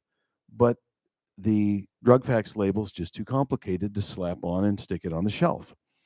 And FDA is telling you, it needs to be administered in a safe way to a high standard. So the way to do that is through digital care. And that means things like, so Amwell made its mark through live video visits. In 2016, there's a quote from me in the New York Times saying the toothpaste is out of the tube. People aren't going back. That was before COVID. They really aren't going back now. But what we did was we realized the problem with just video visits or virtual care visits, it's still very much one-to-one. And here's a quote you can use and repeat. There aren't enough humans to treat the humans. There aren't enough primary care doctors. There aren't enough nurses. There aren't enough physical therapists. We can't train unless all of our kids decide to go into these fields. There aren't enough, and there won't be enough humans to treat the humans one at a time, one-on-one. So therefore, the idea of technology and digital capability to automate as much as possible is very important. That doesn't mean everything needs to be AI. Nobody wants to trust that necessarily to treat, to practice medicine. AI is not a doctor. We have a long history of seeing efforts at trying that. So things like care automation, having behavioral scientists create scripts for chats that can replace, the whole idea of having doctors practice at the top of their license and nurses and so on. So all those things that can happen that don't need a doctor or don't need a nurse with a license can be automated and in an AI supported chat that based on the response knows to escalate, you might need to talk to a doctor and be able to get you in front of a doctor in minutes or help you go through the questions that an intake person might ask and get you to the right level of care. So what does all that mean? When it comes to something like ACNU, when a person's going for migraine medication or when they're going for an ED medication and those things that are too complicated for a label because they're complex, well, there's a handful of questions. Some of them are subjective. Are you pregnant? Are you nursing? Some of them, or do you have heart disease? Some of them are objective, which require real-time integration with medication history or your medical history and those things that are available.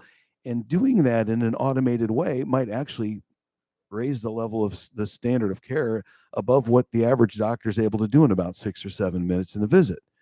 So the FDA gets that. They see that, and they are saying, let's emancipate medications. Let's get people into treatment and not wait for everyone to be able to see a human. So there's a lot of things we do. I'm very much minimized it. We can talk to you about that anytime. But Amwell's technology enables this care. Virtual care volumes, they talk about, well, post-COVID, it's going back to normal. It's not. It's now 15 times higher than it was pre-COVID, and that's sort of the new normal. And 65% of patients have accessed care via a digital front door. That's not going to stop.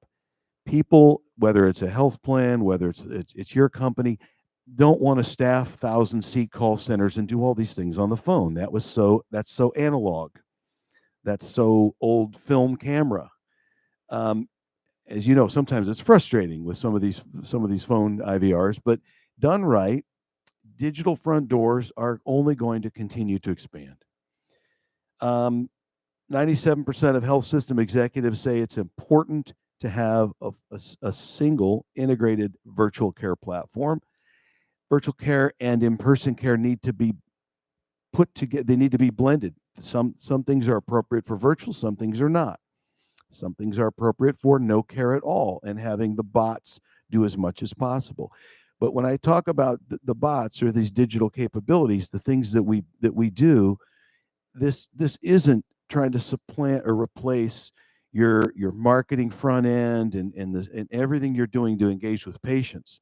But what it does is it gets them into care, robust, credentialed, HIPAA compliant, hardcore care, the kind of care that people like the Cleveland Clinic and other big health systems rely on every day from us.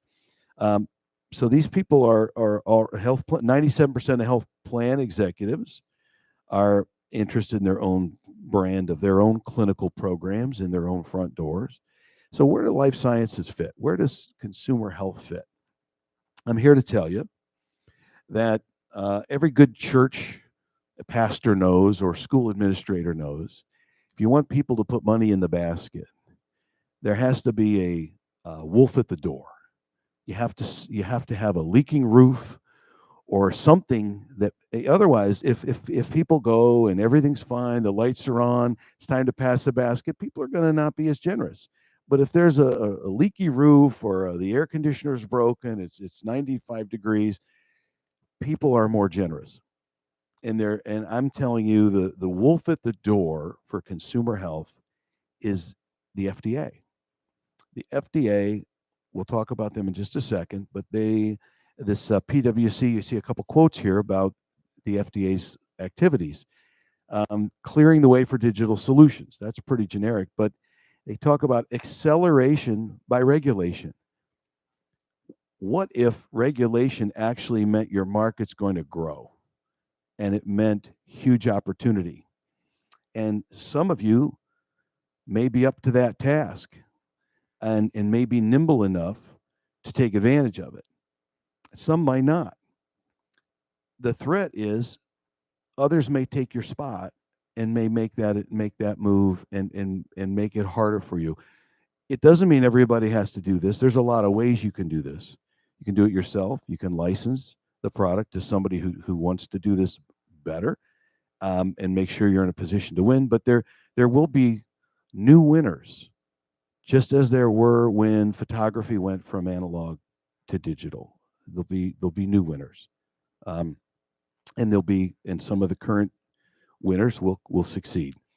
But this is happening. FDA issued their final rule, the draft, as you all know, regarding ACNU, and that's just the beginning. The ability just handing people a prescription with a 5-page document with size 2 font that they tear off and throw away is no longer going to be okay. So we really need to take these labels and create smart, easy to access digital experiences that can be done by anybody. So here are the FDA's, this is the last slide. I'll get going here quickly. The things they care about with this ACNU rule: reversing undertreatment. Who's not for that, right? That's mom and apple pie. For acute, for chronic, and prevention. Improving equity. You don't need even to have wearables. Anybody with access to a computer or a smartphone, or these could even be done with an 800 number and somebody on the other end with a computer in your company operating in the same algorithm. So this can be, we've already done this by bringing virtual visits to doctors and virtual primary care to every zip code in the US. How could that be? It used to be you had to live in a town that had a pretty good medical group to have really great primary care. Now you can be anywhere because we have this 50-state multi-specialty medical group of board-certified doctors in a cloud. And so it doesn't matter if you live near one of the great medical groups. Do the same thing with the capabilities to bring your new products to market. So it improves equity. Care intervention, the FDA's activities with Ensure, they use the words innovative technologies, other conditions, data interoperability. Those things have all come to pass. And in the ACNU final rule, they talk about being able to adequately determine when conditions are met for an individual. And that's really important. And that's what we're able to do. And then enabling patients to continue treatment. As it was mentioned by Vidu, when they buy something off the shelf, Nobody knows if they're taking it right. And 90 days later, if they refill it, you can get some of that, the consumer information from the discount membership. But what if you're able to establish a relationship with everyone who's now buying it off the shelf in the new OTC model, the new OTC world, and with, of course, they're opting in or not opting out, being able to engage with them and then serve up content and continue to have a relationship and generate data. So the generate data comes with quality assurance.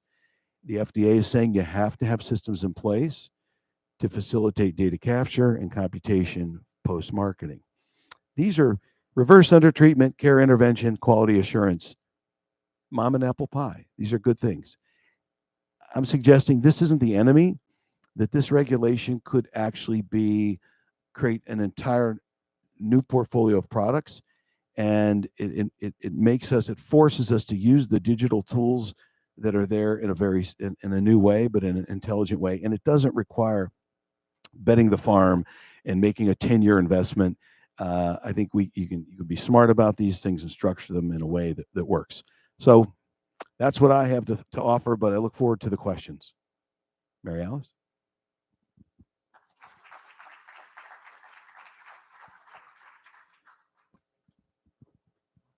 Okay, one of these works. This is the furniture moving portion of the day, so talk among yourselves. No. Yeah, okay. So let me invite Claudia. Back up.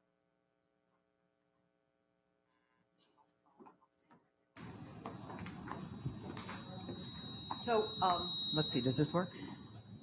What number you have on that one?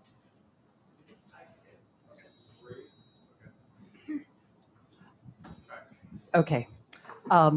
So Nicholas would like everybody to participate in this section, right, Nicholas? We really want to hear any questions or any thoughts you have. Yeah, John's making a good point. We can stand. We don't have to move furniture, actually. It's really better, right? Yes, we're sitting all day. So please feel free to step up to the microphone or just speak from your seat if you've got something on your mind. We'll sort of take on a couple of topics on our own and get it and kick it off. So I mean, I have so many prepared ideas for this session, but as I say, there's been so much discussed. I've got lots of notes here, but I think maybe we should just. Step forward so we can see your faces. There you go. We can. Yeah, that blue light is rough. We don't really need. Yeah, that might be the slide. I really think that this issue of, John, you brought it up. There are not enough humans to treat all the humans, right? And it goes a little bit back to that question that struck me from that previous event I attended, which is, are we really recognizing the situation that we're in here in terms of, helping consumers, recognizing all the stats, Sherry's stats, some of what Nicholas shared at the very beginning.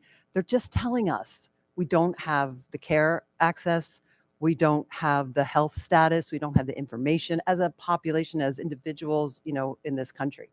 So what more can we do? John, you're holding the microphone. Hopefully if this works. Yeah, we got it. So the first thing that I think, and we were actually talking about this morning, is how do you leverage the content spaces? So if we think of the digital spaces I work with, to equip consumers with the right information, language, to empower them to either ask better questions of their providers, get answers themselves. Like, you can make some decisions yourself, right? Like what prenatal to take, right. Should I do a multivitamin, et cetera? Probably should talk to your doctor, but you could do it yourself. So I think that's the first step. And one of the more specific examples I would give there is we have to continue to do a better job of translating claims that were built to get through regulatory processes into human-led language. And I used to pick on my brand folks at Kimberly-Clark because, it's not even medical space, but they would come up with this brilliant technology like leak lock technology. And they wanted to put it in the titles and the bullet points and in the images. And I'm like, no normal consumer knows what you're talking about. Like, no one's like, I'm looking for leak lock protection. So what I had to push them to do is say, like, what does that really mean for consumer? It means 12 hours of dryness for baby. It's the same in the OTC space. Like, how do you translate the brilliant claim and benefit to language that is more attainable to the average consumer, which I think Sherry said, like, there's a pretty low reading level for a good chunk of Americans in particular. So, like, how do we tackle that? So that would be my input. I don't know. From a different angle, I think that we need government advocacy. I don't know that we have that today. So until we have government advocacy, like in the UK, the regulatory agency is saying, hey, industry, come and work with us and let's figure out what we should turn from prescription to OTC. Oh, and we're going to accelerate your RX to OTC switches because we think this is the time to do it. Until we have that, I think we're going to struggle. And I think I have a different point of view from what you presented. I think we're going to ultimately bet the farm, the inheritance for our offspring and their offspring by doing what we're doing now. Because I think when you look at what's really happening behind the scenes, we're being asked to prove out perfection. And consumer behavior will never be perfect. And if you're trying to replicate, if you have a false presumption that physicians go through your prescription label and go through each and every word on the prescription label to determine if you're eligible for a prescription product, I think you're in a different world. And if we're going to be judged to do that through an ACNU, I think it's going to be very difficult to call it self-care. So I think there needs to be a balance. And by the way, the ACNU draft rule is a draft. It was supposed to be final in October, and now it's been moved to April next year. So we still don't have a final draft to work with from an industry perspective, which frankly is a challenge, because if you're constantly changing the goalpost, it's hard to figure out what it's going to be when it's final. So those are the things. On the other side, not to sound so morbid, I do think it's an incredible opportunity for us as a country to be embracing and doing something. But I think it requires all stakeholders to be sharing that mindset in order to achieve success. It can't just be industry driven. It's going to require other external stakeholders to also join and help with the progression of it. So I think that's the opportunity for us to get that advocacy. Sorry, can I ask a question from the uneducated non-US people here? What is ACNU? I Googled it earlier, sir. So. Sorry? I said I Googled it earlier. Yeah. So, okay, here's my layperson's eye. There are many scientists in this room who could do a better job. But in the U.S., our drug law allows two status for drugs, either prescription required or OTC, general sales, which would be equivalent. We don't have a pharmacy class of drugs.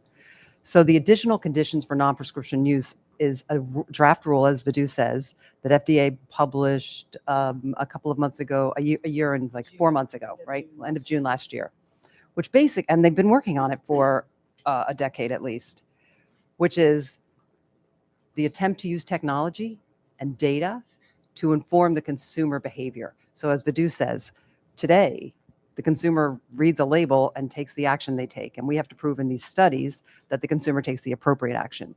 In this future state, that consumer behavior will be in some ways guided by this digital interaction. John used the term objective verification. So this person's profile can be checked based on their history and so on.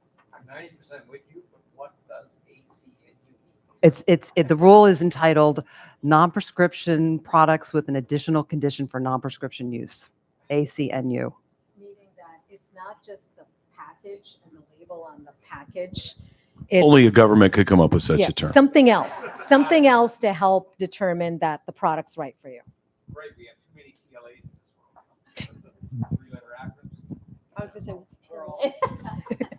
don't join e-commerce because it's acronym city.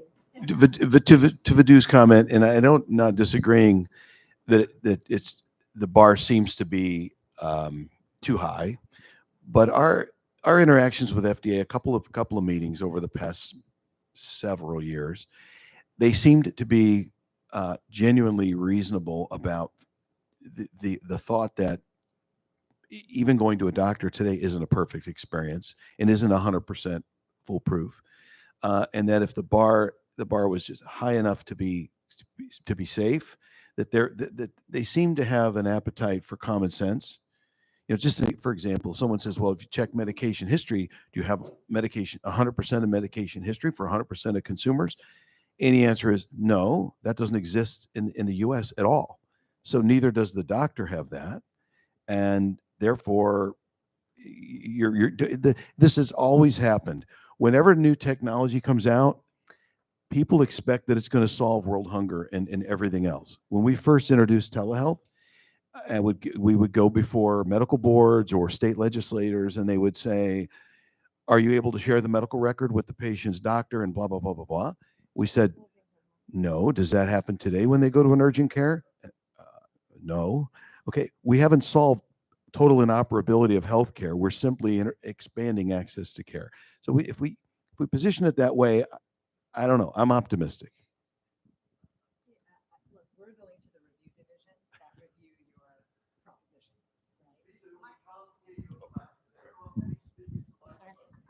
So I think that from an industry perspective, we're going to the review divisions of FDA, right? The division that's going to review your application and is going to, frankly, make an ultimate decision on whether they're going to give you approval or not.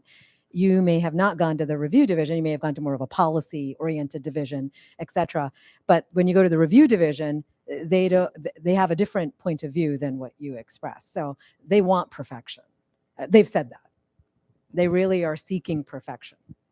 And if you can't show me, I go to the doctor and they're like, what is your medical history? And I have to literally call my mother every time. I'm like, Mom, when did I have brain surgery? She's like, I don't know. Then I'm like searching my inbox. Like, I think it was when I was 19. How old are you when you're 19? Hey, Google, if I'm 37 years old, how old was I?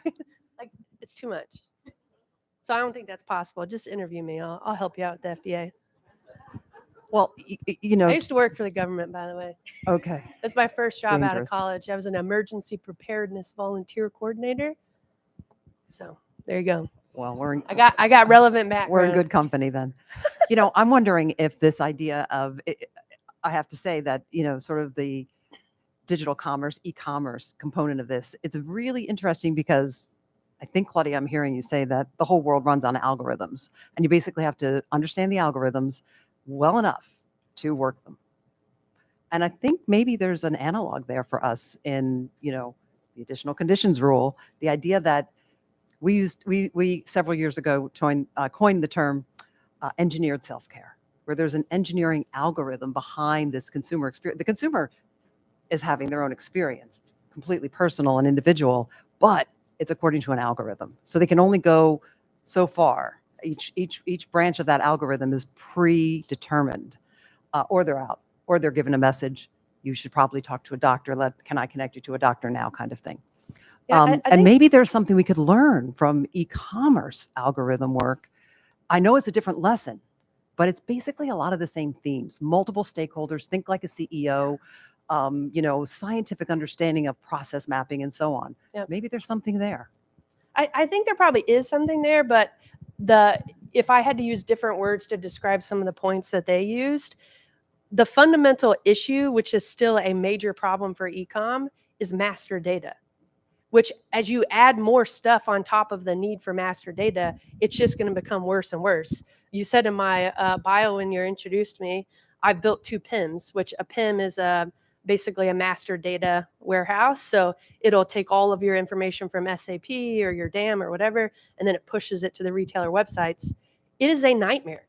Like there's a color field in SAP, and people from the sales team would put Costco exclusive in the field because their product didn't have a color, and they're like, well, I want to remember this is for Costco. So they add it in there.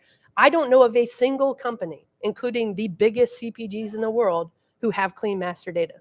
It is a nightmare. The oldest tool in e-commerce are digital shelf monitors. So you've got Edge Digital Shelf, which we own, Profitero. There's a couple of players out there. The fundamental problem is master data. And we ask the clients, like, well, do you have a clean catalog? Like, do you have a price list? You get, well, we have one, but it's actually different. There's 3. They don't actually match. And we only have the UPCs, but not the retailer. Like, you would think it's super easy, but it's not. And if you don't have clean master data, the more you Frankenstein it with the thing he was talking about and the thing she's talking about, it's a pile of poop. I don't have a better professional word for that. I'm so sorry, but it's not good. Crap. And you probably have one master data person at your company, by the way, who's probably worked there for 35 years and no one knows their name. And they sit in a corner somewhere. Ours was Joan. She was amazing. We were best friends. But that's the fundamental problem. So find your master data person. That's a key takeaway. Write it down. I'm going to ask John to speak to this, but here's one cool thing about healthcare. We spend a lot of money in healthcare, and the money moves in provider care according to the data. So the data is generated by moving the money around. That's really how our data systems were built in healthcare. And so maybe we're better off in what we're talking about, the application of using health records and so on, because those data systems are already operating every day and moving the $4.8 trillion around. John, thoughts on that? Yeah. But what you described so eloquently, Claudia, has been historically the case with clinical data, because different labs report cholesterol and blood sugar in different ways with different graphs and different. So there's been a lot of work to normalize and standardize data, and also driven by regulation, EMR standardization. So with Amwell, we've had to integrate with Epic, with Cerner.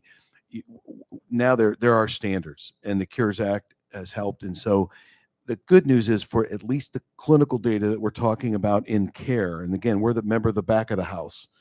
Once you got them in through a QR code or however you Sunday paper ad, and they're searching for their treatment for their condition, and they find your product, when they go into care, to go into the ACNU or the thing, that data, we know what we have, we know what we don't have. There's still a lot missing. EMRs are great, but there's still, if you get 100 doctors, you're going to have 60 EMRs. And while it's all going to be standards based, and they're making a lot of progress where we'll be able to ping one source and get to that, it'll just get better every year. But it's not where it needs to be perfect. And people are living, breathing, right? What is true for you today and 5 years from now from a health perspective changes, right? So that is probably the second thing to solve for, right? Like over time, how does your reaction, your health, what you're taking, how your interactions with what you're taking have changed, especially with COVID, right? Like all of the knock-on effects after COVID, especially around immune compromised diseases, autoimmune disorders. No one understands that yet, right? So your body has now magically started to react to things very differently than it did before COVID. So that'll be interesting too. Yeah, I mean, FDA does want real-time data. So that's very important. They also, in the rules, spend, 3 or 4 pages almost on what John mentioned, post-marketing reporting or quality reporting. So recognizing the long-term aspect of this, and the fact that, yes, there may be products that are perfectly suitable for me or any of us at this moment in time, that perhaps in another year or 18 months or 24 months may not be. And so the agency will be looking for that, especially as we move into really interesting new categories and classes of drugs. Great. Yes, Mary. Oh. So it's kind of an observation as much as a question. It's actually fascinating seeing the same discussion from different perspectives and not having somebody from the FDA in the room. But I think the comment about data is good, because actually very few data systems have all the data we want on everyone and are reliable. So if we over-rely on data, if we over-rely on the clinical practice of a doctor, we're fooling ourselves that we can predict everything. Regulations are based on the product, not based on the consumer.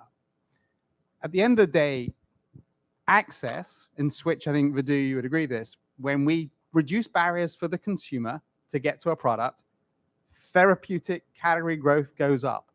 Nicholas, we talked about this earlier. 50% of growth in this industry has been about reducing access. It's the majority of it. We actually all have a common interest to solve the same problem, but we're looking at the same problem from very different angles. And ultimately, I think, Vidhu, your frustrations are real. And if we promise all the data is going to be the solution, we're going to make those problems even worse. And so we've actually got to be realistic of what's achievable and what gets to a step forwards versus a perfect answer. And the data, I think you're absolutely right. The data is our fool and our enemy because it will never give us every answer. You know, the number of times you can track, do physicians follow treatment guidelines? Actually, not perfectly, 60% of the time. So the data actually fools us, and even measurement systems. I love your comment on brain surgery. If you look at brain imaging scans, there are lots of different levels of the machinery. If you don't get the right machinery to get the right scan, you don't get the right information. And that's also a problem with all the diagnostic data out there. It's not all common. It's not all the same. So we've got to be careful on every single front and bring all the views together to get to a simple solution. Yeah, John, maybe to Paul's point, maybe talk about how it doesn't all have to be objective data, because that is impossible. The consumer has a lot of information they can share, but I think that it's the way in which the consumers ask certain questions and how they respond and how that information is tabulated and calculated to conclude something. So I'm thinking about the automated virtual care and the science behind that. Yeah. So I think we're all struggling with the same thing. I'm optimistic still, because with subjective questions, again, designed by behavioral scientists to get the right answer in the right language, and if not, to then ask the next question, but to get what a doctor would need to get, and then what actual data-driven information is required. Okay, and for a lot of these medications, it's not necessarily that there's something that has to be data-driven, and then what data is the most sound. Right now, the most sound body of data is prescription history, just because of the way SureScripts is architected and the PBMs and all that. So there's a pretty reliable source that's as reliable as any doctor would have in their EMR, and they're actually using some of that same data.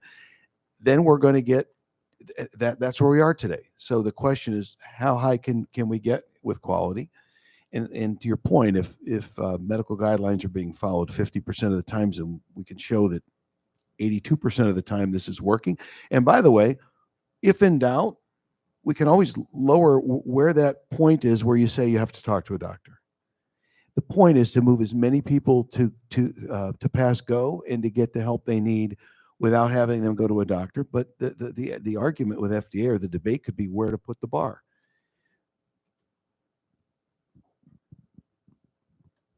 Other questions? Yes. Use a notebook. I'm very worried. It's just a list of all the things I have to do later. Just listening to you all talk, they're obviously very different angles, very interesting perspectives. I'm curious, what do you feel is the biggest hurdle? Is it the tech and the data? Is it regulatory and policy? Or is it consumer adoption and execution? Because I can tell you, for me personally, I track everything to an obnoxious degree. I could tell you what I ate 6 years ago. I could tell you what the exercise I did, if any. I could tell you what my heart rate was, but there's a diagnosis for that. Yeah, probably. Probably. My wife would be interested to hear about that diagnosis. But is it the consumer adoption, right? And then the regulations that govern that. So just curious, what do we think the biggest hurdle is going to be? I just think the thresholds and requirements are unrealistic. We can't be doing 20 labeling studies. As an example, we shouldn't have to test the label that many times. It should be once, make your modifications, move. But again, I think it's about government advocacy, because it should, what we've all said, I think all of us see in terms of where healthcare is going in the US, the access issues, that has to be very evident all the way to our congressional members, our government members, FDA. So they also play a role. It doesn't mean that we shouldn't have stringency and we shouldn't fulfill the requirements. Patient safety is utmost importance, but it shouldn't mean what we have now.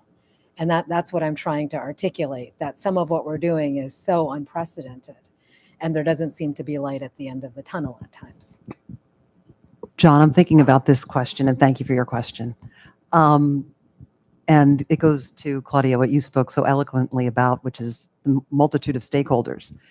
There is another stakeholder that wins big if we do this right, which are the payers, right? payers are suffering the consequences of these chronic conditions that are only 50% treated, and the exacerbations of asthma attacks that end up in the emergency room and so on. So where do you think payers are going to fall on all of this, and can they help us?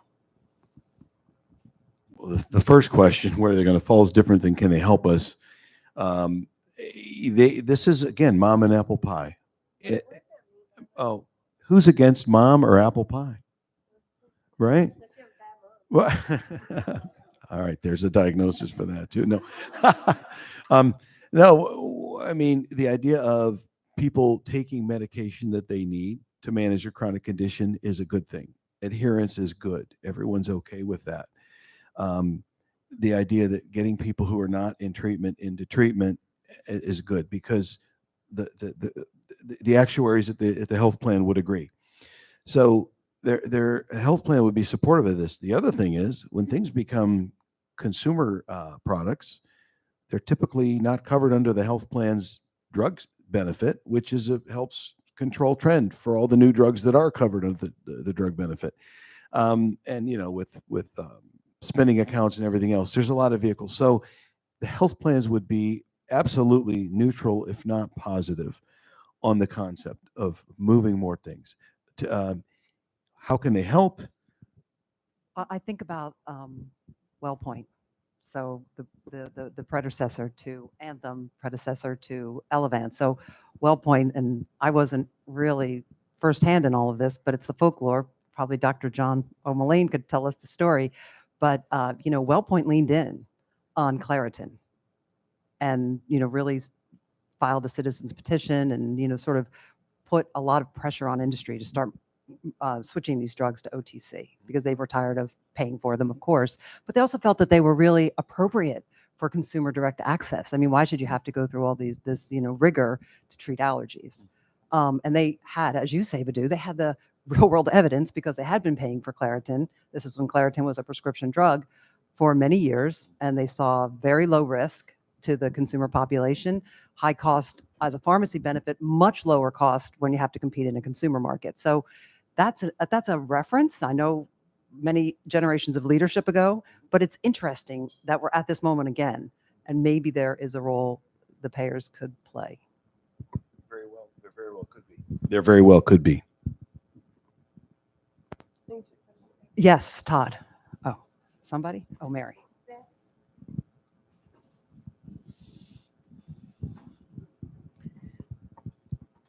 So this is all about really a paradigm shift in how healthcare is delivered, how we get medications. As I think about ACNU, really is about a new way that consumers are going to be interacting with medications, with their physicians potentially. And so the question is, what is it going to take to actually teach the American public about how this new world is going to work? When I think, for example, about the migraine example, the notion that maybe next to a non-prescription, Excedrin migraine, I might actually have the potential of getting Imitrex. And how does that look like? And how do I actually teach the American public, that that's going to require really a new way of interacting, and perhaps it might actually lead down a path to seeing a doctor, which is a very different mindset than the turn left to the drugstore, turn right to the doctor. Sure.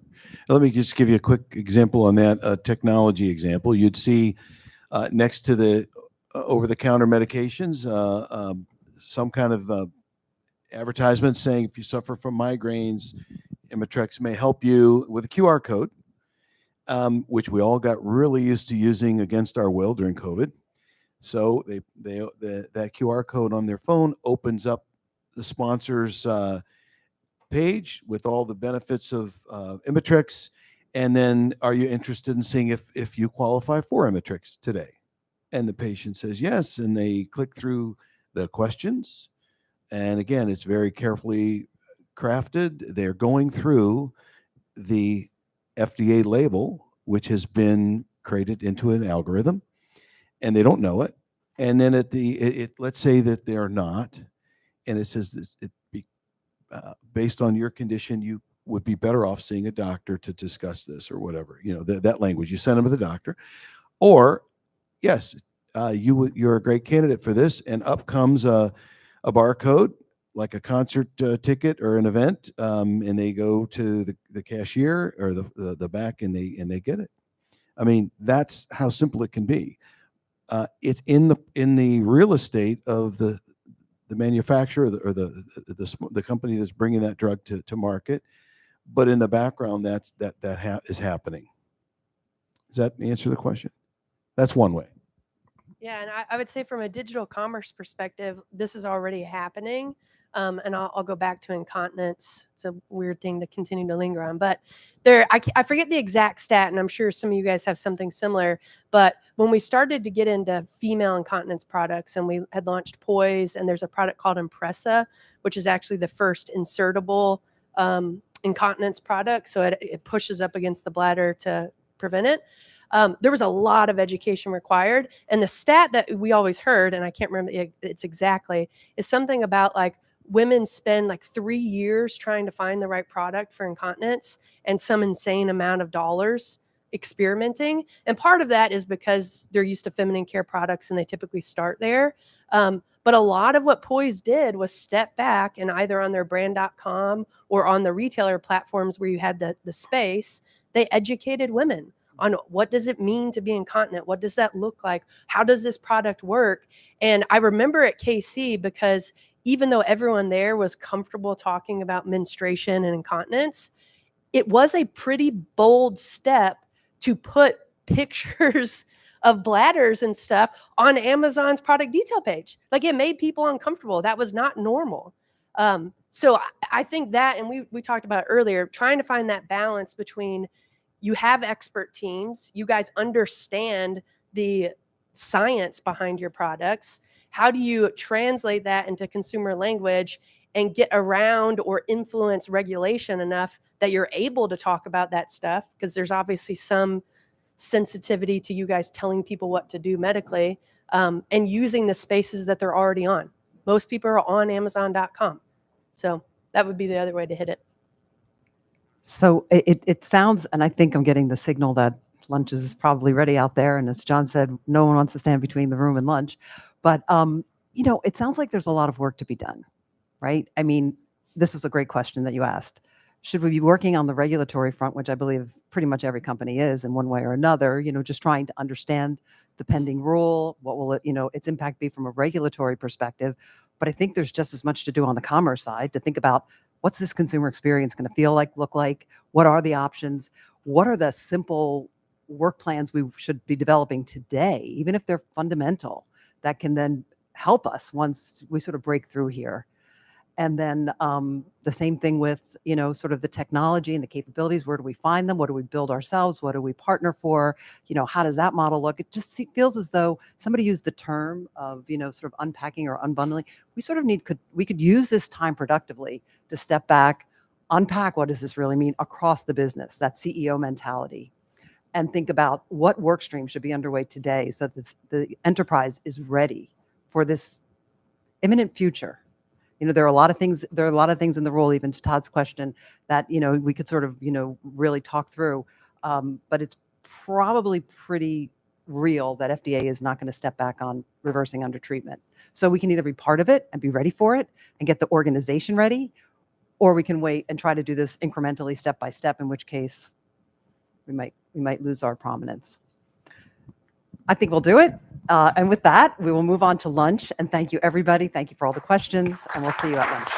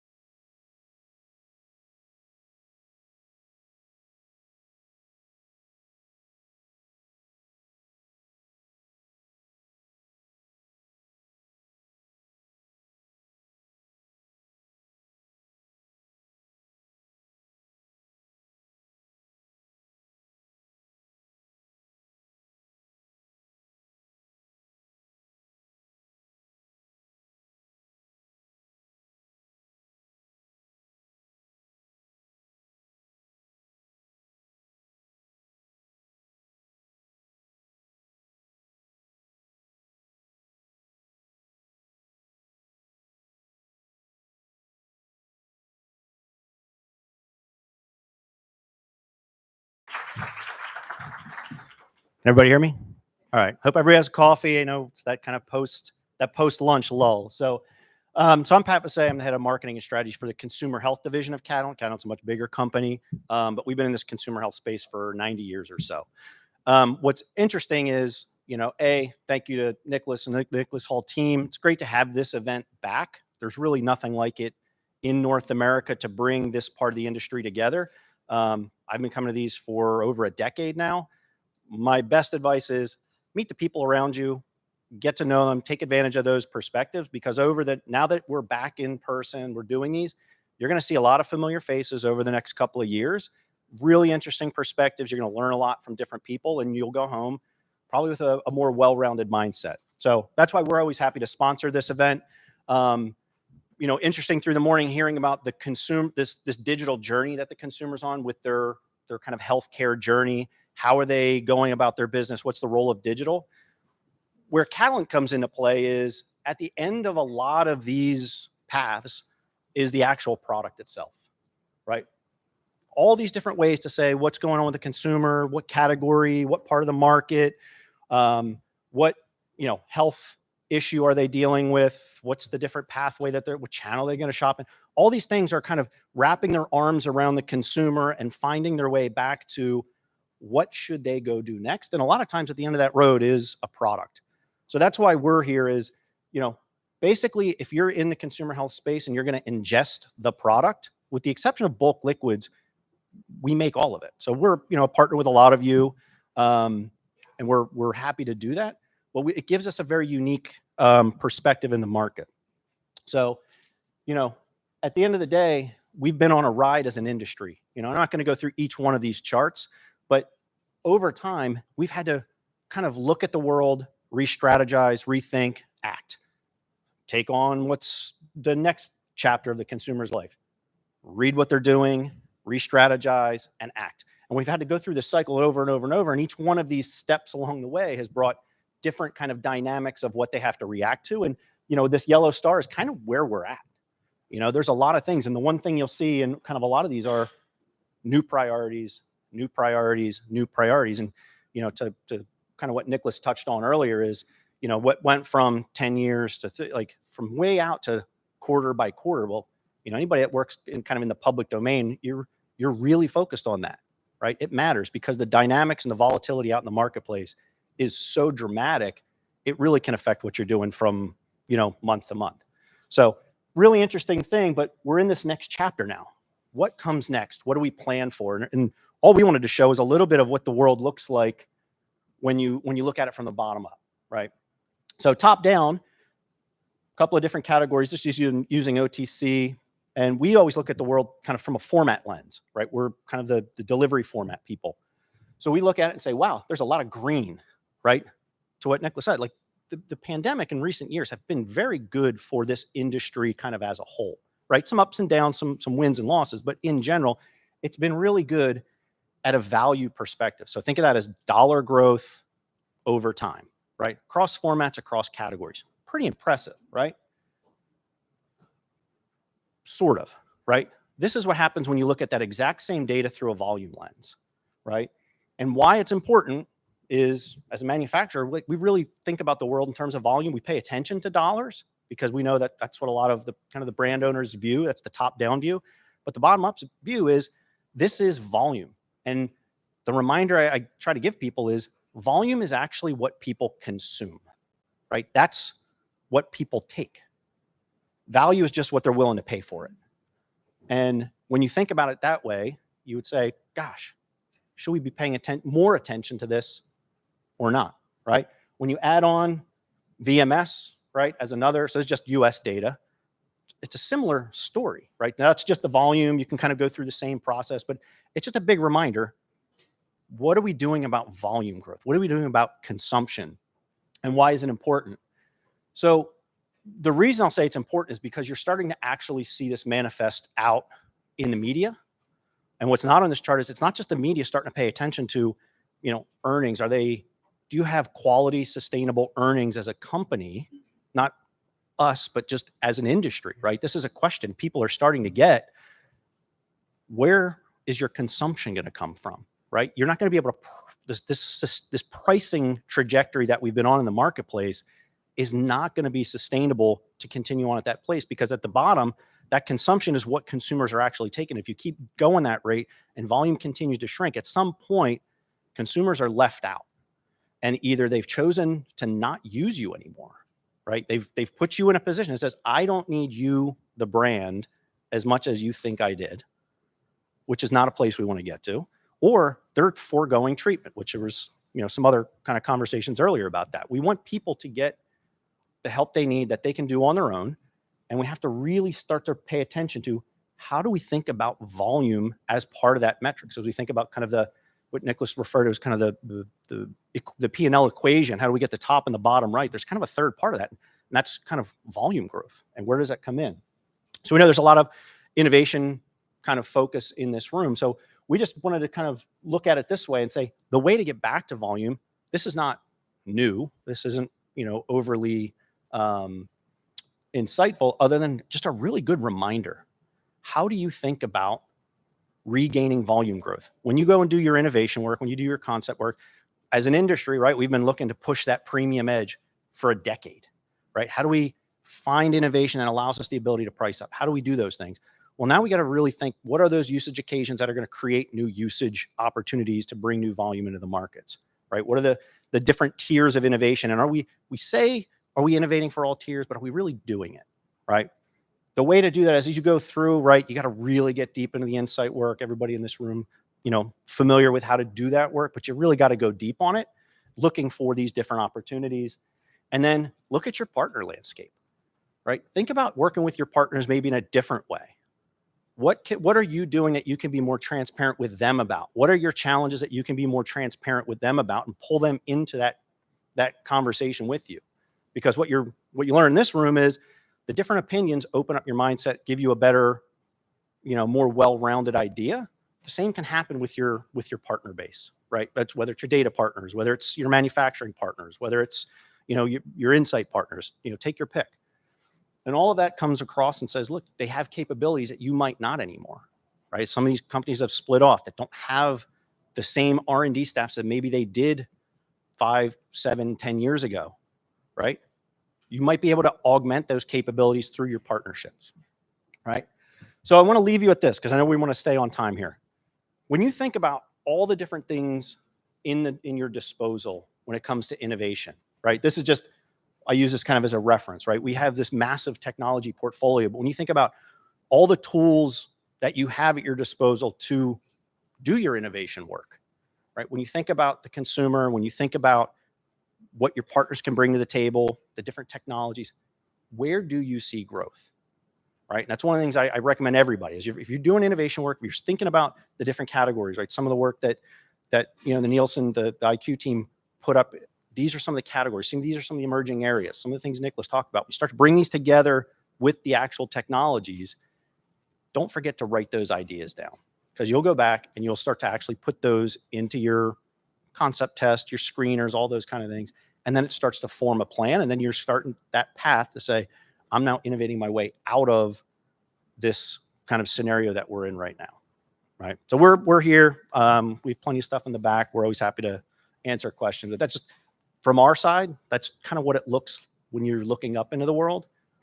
It looks a little different. So we just wanted to share that with you, and hopefully it's helpful. All right. With that, turn it back to Liz. Thanks.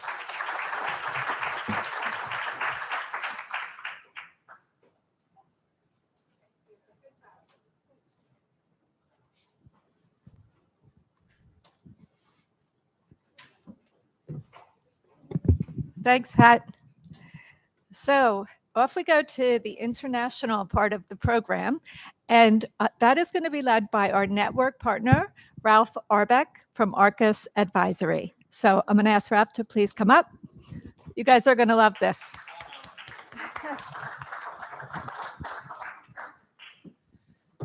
Thanks, Elizabeth, for that resounding introduction. So, good afternoon, Ralph Arbeck, CEO, founder of Arcus Advisory, and that's probably not a household name here, at least in the US. What does Arcus Advisory do? Well, Arcus Advisory, we like to say we do three things really, really well. One is to launch We help our clients launch new products into new markets. Second is to build sustainable business models. And third is to shape brands for competitive advantage. So a lot on our plate. And why do we think we can do this? Well, I personally, over 35 years of experience working in global markets across 3 continents. I've lived in 8 countries, including here in the US, Canada, Germany, Switzerland, Poland, China, and 12 years in Japan. So the nice thing is that we, I think we can Arcus can draw upon all the best practices from around the world and kind of shake them up in a pot and see what comes out. And that's kind of help. So we thought we'd take this opportunity now to extend our focus beyond the United States. So I want everyone to sit back, relax, and think a little bit broader. Okay. And I'm not going to do this just by myself. We've invited 3 of my esteemed colleagues. Right after me, we're going to have Nissim Goj, who will look at the market differences, particularly in APAC. Then we're going to have Jennifer Cooper join us, comparing innovation, new trends, product developments, both in the US, Europe, what's going on globally there. And finally, Andre Di Donato, who's going to look at the market differences, particularly in LATAM. And since everybody misses it so much, he's going to be on video. Okay, so I'm going to start off my session into 2 parts. Okay, the first part is really taking a helicopter view of the top 10 global markets. All right, and just to understand some of the differences along the parameters of medical classifications, distribution, pricing, promotion, switch, and so on. So no value judgments involved, just a little bit of a matrix to show you, yes, there are differences globally around these parameters. And I do have to say thanks to the sponsor, Nicholas and his team I helped them pull this together. So thanks to Nicholas and the team. Second, while I'm on stage, and then I'm going to do a bit of a deep dive on some of the nuances and differences between Europe, which is my home now, and particularly Germany, and the United States. So, and I thought to myself, okay, I've got 24 minutes. How many differences can I pack into 24 minutes? And I thought, you know what? Probably there's one major difference that we should all sit back and take a real think about, and that's the go-to-market strategy and the building of your brands in Europe and Germany through healthcare practitioners, PTAs, which are pharmacy technical assistants, and the pharmacies. How do we do that in Europe versus how you do that in a very much of a fast-moving consumer goods market here? Okay. Again, I'm not making any value judgments. I'm just pointing out some differences. Okay. So all these differences, a lot of them, as you'll see, are rooted in culture. I mean, we talked over lunch about how the German way, as I tell you, that this is the way it goes. But it's a nice email, okay? But it just sounds like crap. So, these cultural differences play a lot in the communication, how we do certain things. Let me give you an example. So, after having lived 12 years in Japan, I've noticed that when you start to make a presentation in North America, everybody typically starts with a joke, right? They want to warm up the audience. A little, hi, how is it going? Did you hear the one about that? Well, whatever it is, they start with a joke. Cool. In Japan, when you start a presentation, humbly, you always make an apology. Sumimasen, I am so sorry taking your time, all this time. It's a really apologetic way that the Japanese start off a presentation. So in the interests of international audience, I'm going to say, I'm sorry, I don't have a joke. Okay? So without much further ado, if I know how to click this thing, the green button says go. So what we're going to do is we're going to look, first of all, at the big picture, and you saw it this morning from Nicholas, $218.4 billion in terms of the global market CHCH. And the top 10 markets make up about 70%. So it's 70-30, all right? And they're ranked there, the USA, of course, at the largest, then followed by China, Japan, Russia, and so on, okay? So The USA is obviously the top player by some huge distance, obviously. And China is primarily the Asia Pacific leader. But India, although its pricing, everything else has problems, the size is significant. Okay. So let me start by showing you a bit of a matrix here. And what we've done is we put the top 10 countries down on the left side, which is basically from largest to smallest.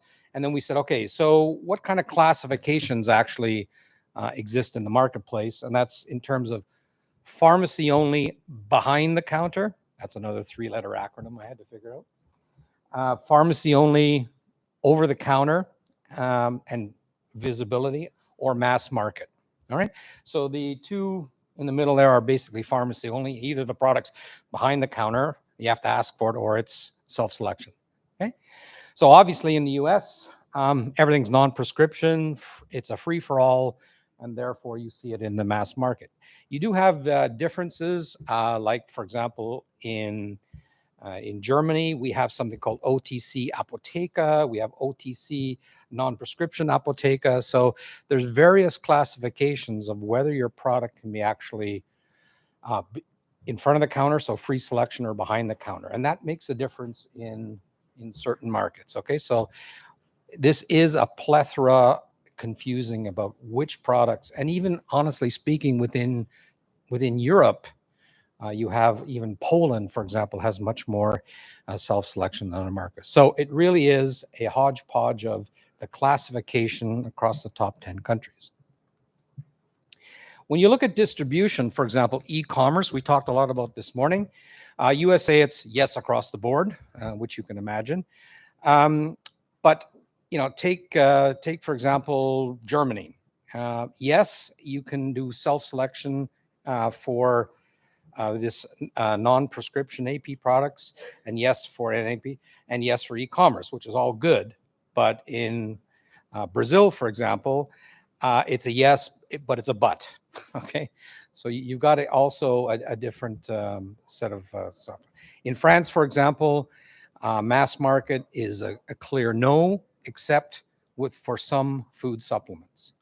Okay, so you're going to walk into France, you're going to walk into a pharmacy, and you're going to see a lot of products available. You're going to walk into a mass market, you're not going to see those products available, right? And I'll get into some of the reasons why that's happening. So it really is a hodgepodge. Okay. In terms of pricing, basically no price controls, at least in the top 10 markets, which is a good thing. In, for example, Germany, we have pricing limited for reimbursement. All right. So in other words, only in exceptional circumstances are certain prices controlled if they're reimbursed. And to be reimbursed in Germany, it has to undergo very special conditions. Chronic, your doctor has to prescribe it, et cetera, et cetera, et cetera. Okay. So it's not basically an easy task for this whole reimbursement. The per capita spend, the global average is about $20 a person per year. And it ranges everything from the US with 122, and that's driven by all of the food supplements and the natural path and the availability for consumer healthcare products, down to India, which is only about $3. But even in Germany, we're only at $67 on a per capita spend. So I think Europe has a long way to go to get into this self-selection and OTC. All right. So, and in terms of the regulatory environment, we talked a little bit about this switching, sorry, on the wrong chart. We talked a little bit about consumer advertising is permitted, yes or no, and the type of media restrictions. I think it's basically, there are no restrictions, except in France, what they say is, look, if the product, if consumer healthcare product is reimbursed for any reason, you can't advertise it on TV. Kind of makes sense. All right. And all the rest you see there. And I think, by the way, everyone's going to get a copy of this anyway, so don't frantically start taking notes, okay? And the final thing we want to look at is the RX to OTC switch. And we've got two slides here. One is whether it's a product or a brand-led OTC switch. and on the other side is an ingredient switch. So I was very interested to hear about how the FDA is doing this, but it's more a product led. So if I understand this correctly, the actual brand, whether Claritin, for example, is going to apply for a switch as Claritin, as opposed to the active ingredient. Okay. Whereas in all the rest of the markets, except for Italy, it's ingredient led. So for example, if we in Germany, if we ever get to switch like the Viagra products, Cialis products, or so on, then every manufacturer then has the ability to piggyback off of that switch. Okay. We also have something in the EU called a centralized procedure. Does it work? No. But it's supposed to act as a mechanism so that if one member or one manufacturer applies through a member country, then the other member countries are supposed to then say, okay, if you did it, then that's good, that's cool. Doesn't happen all that way. Okay. Certain countries are still nationalistic and culturally different. Okay. So it is interesting to see the OTC to RX switch being either brand or product led or ingredient led. Okay. And finally, if you look at the activity of RX to OTC switches in the top 10 countries since 2012, okay, USA with 15, China with 104, Japan is even more than the USA, Germany 27, and so on. So it seems to me that my original thinking when I came to this conference was that the USA with the FDA was far more advanced in terms of total RX to OTC switch, but the numbers say otherwise. Down schedule actually means then from, like for example, look at France. France wanted to take a lot of the products that were OTC registered or RX and stick them for self-selection.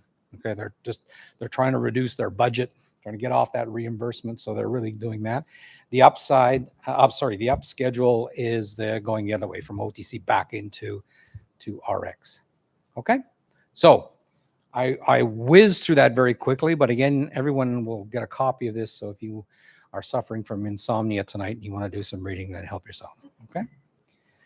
So as I mentioned, let me now dive a little bit deeper into the pharmaceutical market in the EU. Particularly, I'm going to take some of the German examples, and I want to talk about the pharmacy. Okay, Apotheke in German, pharmacy, and the pharmacy in the pharmacies in the EU, like in Germany, are very well high regarded. It's like it used to be 30 years ago in the US. Okay, these pharmacies are gatekeepers to health. They are very well known. Elderly people walk in to have coffee with them. You know, that's the kind of, again, I'm generalizing, but that's the kind of spirit that is alive and well in the EU, and particularly in Germany. Okay, so what is the landscape doing? This is your eye test. Okay, not that you necessarily need to read all the lines, but on your left at the very top, what we're trying to look at is the number of pharmacies per 100,000 inhabitants. So you've got two numbers there. On the right side there, you've got number of community pharmacies. So for example, Greece has about 10,000 pharmacies. And if you calculate the pharmacies per 100,000, you're almost at 100. So basically there's one pharmacy for every 1,000 people.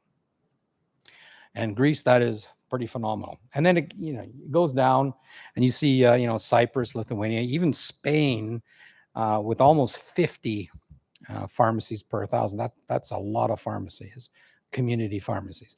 So the EU average across 27 countries is 32 pharmacies per 100,000 inhabitants, and the EU with these 27 countries has about 142,000 community pharmacies.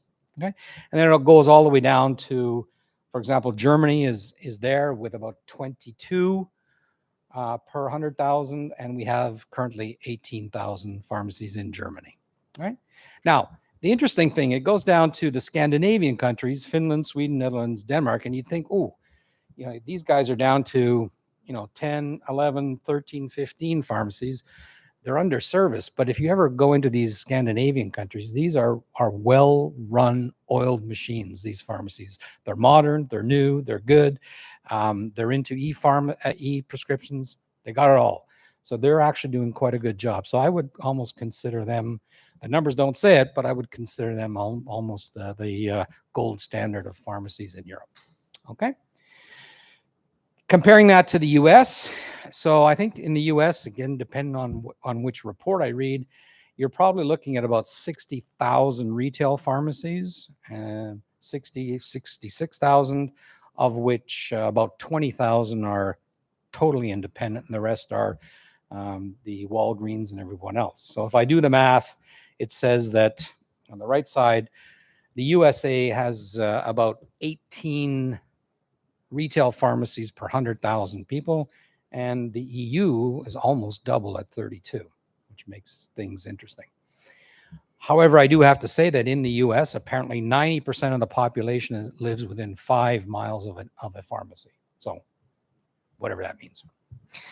So let's do a little bit deeper dive. So when you look at the EU particularly, and you ask the consumers, and this is not just a, let me ask 5 of my friends, but this is a very famous, very esteemed consulting company, GfK, and they asked 20,000 consumers in their panel about their propensity to purchase and why would you purchase OTC products and so on. And you see there number 2, recommendation of products by pharmacists, right? Which kind of surprised a lot of us because normally it's friends and family comes first, okay? But obviously user satisfaction, I've used the product before, I'm not going to change, is number 1. But number 2 was recommendation by pharmacists, which was more than double than recommendation by physicians, okay? Which is interesting because I think the doctors in the EU, particularly Germany, are more interested in prescribing RX products, and OTC products or whatever are not necessarily their bread and butter. And then it just goes all the way down. So, and even when we ask once you now have a product and you're using it, what's your willingness to change? And 84% saying, no, I'm happy. Thank you very much. If my pharmacist said, I'm going to take that product, TBNT, thanks, but no thanks. And away we go. Right? So what I'm trying to do is I'm trying to give you a little bit of a picture here of how important the pharmacist is in that relationship. And as Nicholas said this morning, this reassurance, okay? This reassurance.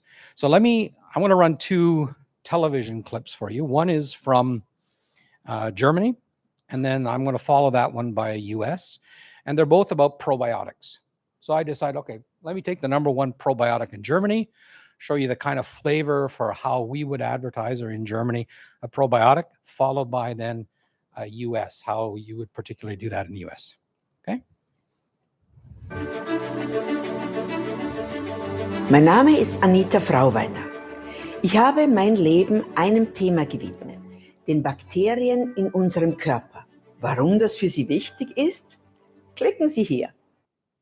So this is only the teaser for the 15-second spot, but you can see, I mean, she is the owner of the company. She's a scientist, a doctor, and this whole, reassurance, hey, we got the best product because we got science behind it.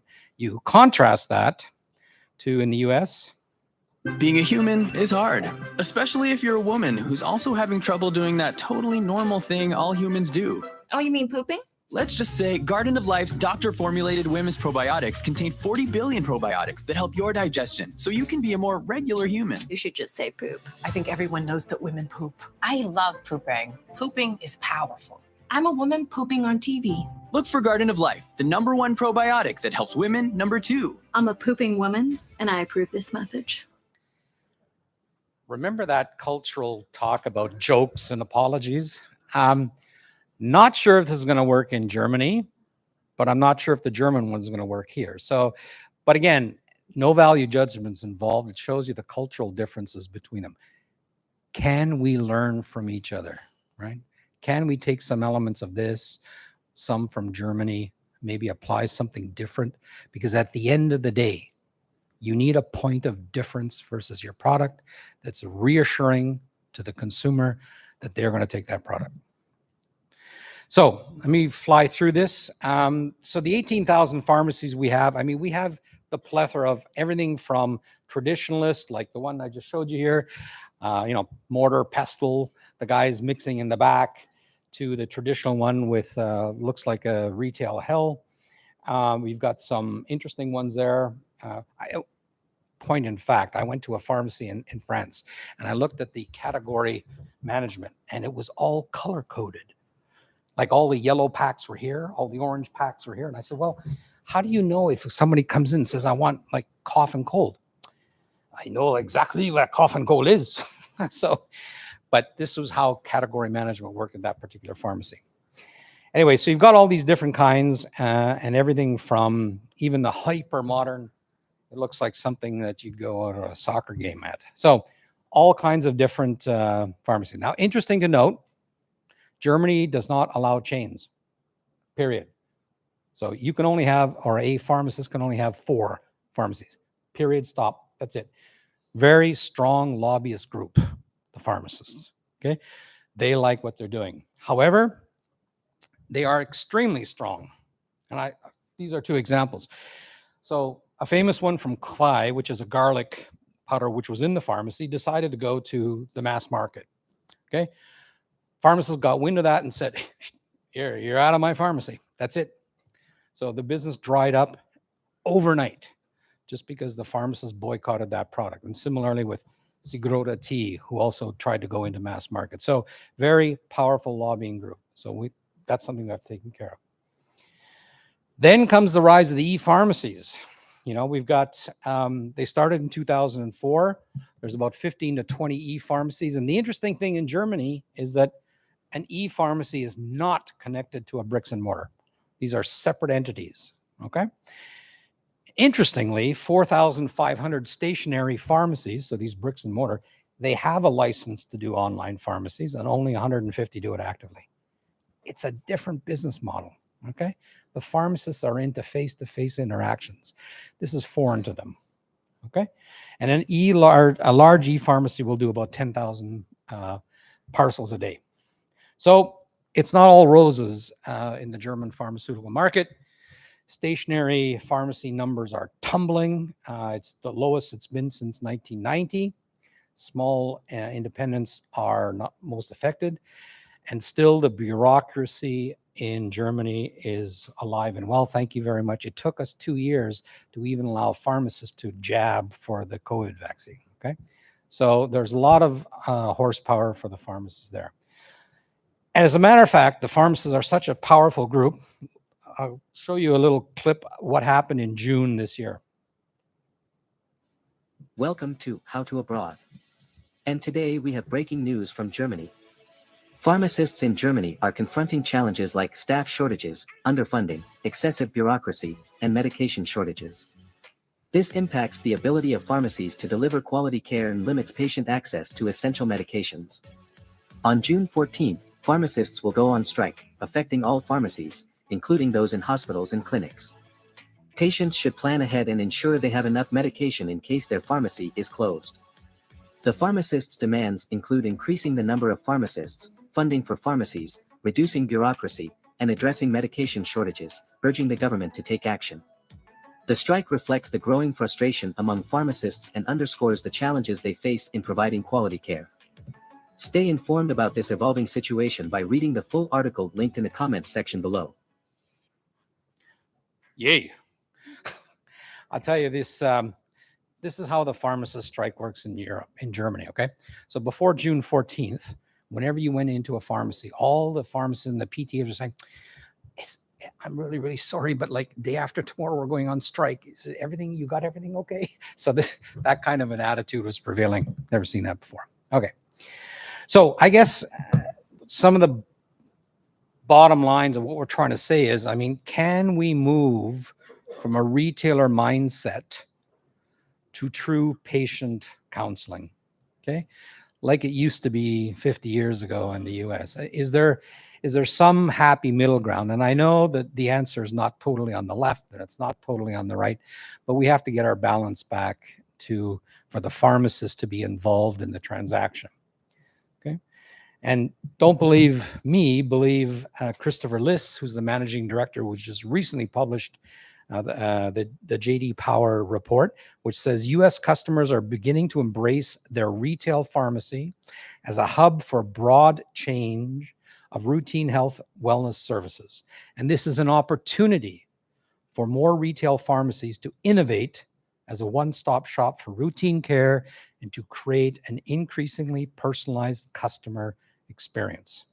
So I leave it with you to say, can we as manufacturers of OTC products, can we help our pharmacies to become better, true patient-centric purveyors of health and well-being?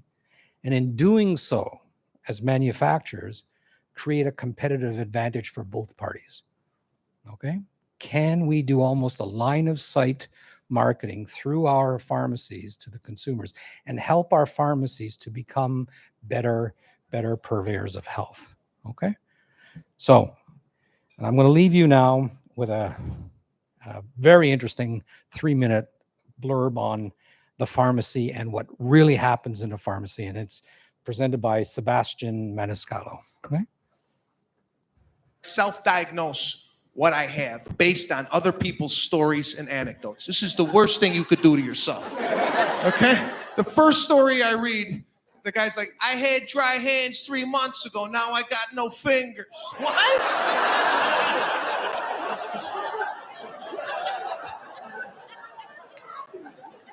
So that's it. I think I'm dying. I don't eat. I don't sleep. 3.5 weeks, I lost 15 pounds. My friends were coming up to me going, Sebastian, geez, you look fantastic. What the hell have you been doing? And in my head, I'm like, I think I'm dying. So I went to the hospital, right? I go to the hospital, I go to the doctor. I walk in, I go take a look. Look at this. He goes, ooh, hold on, let me go take a look at something. I go, where are you going, Google? I was just there. He says, I'm going to lose my fingers. What do you know? He's like, I'm going to write you a prescription to get some lotion. Now, this is always a problem. Going to your local pharmacy to get medication. I don't know why. You give your slip to the pharmacist. He always looks at it. He's like, oh. It's going to be about another 25 minutes if you want to walk around Walgreens. About another 25 minutes. And I'm like, it's right there. It's right on the shelf. But you never question the pharmacist. You're always like, oh, okay. I didn't take the walk. I stood my ground. I go, you got it, right? He's like, yeah, we got it. I go, why not walk around? He's like, there's people ahead of you. I go, no, they're not. I'm staring right at you. Where are they? He's like, they're walking around Walgreens. What?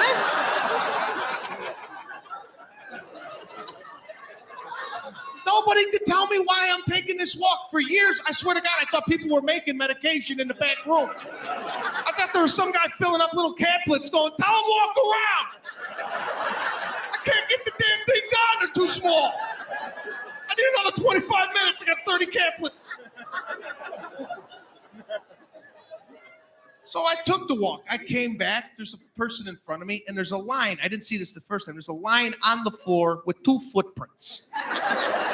And it says on the floor, for the privacy of the person in front of you, please stand behind the line. Now, the person is right here. I'm right here behind the line. You're telling me this much? I can't hear nothing?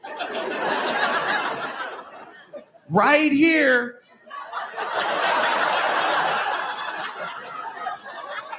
Right here, no idea what's happening.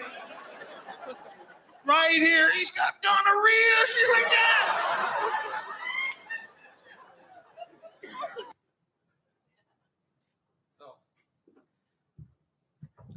That's it. Thank you very much.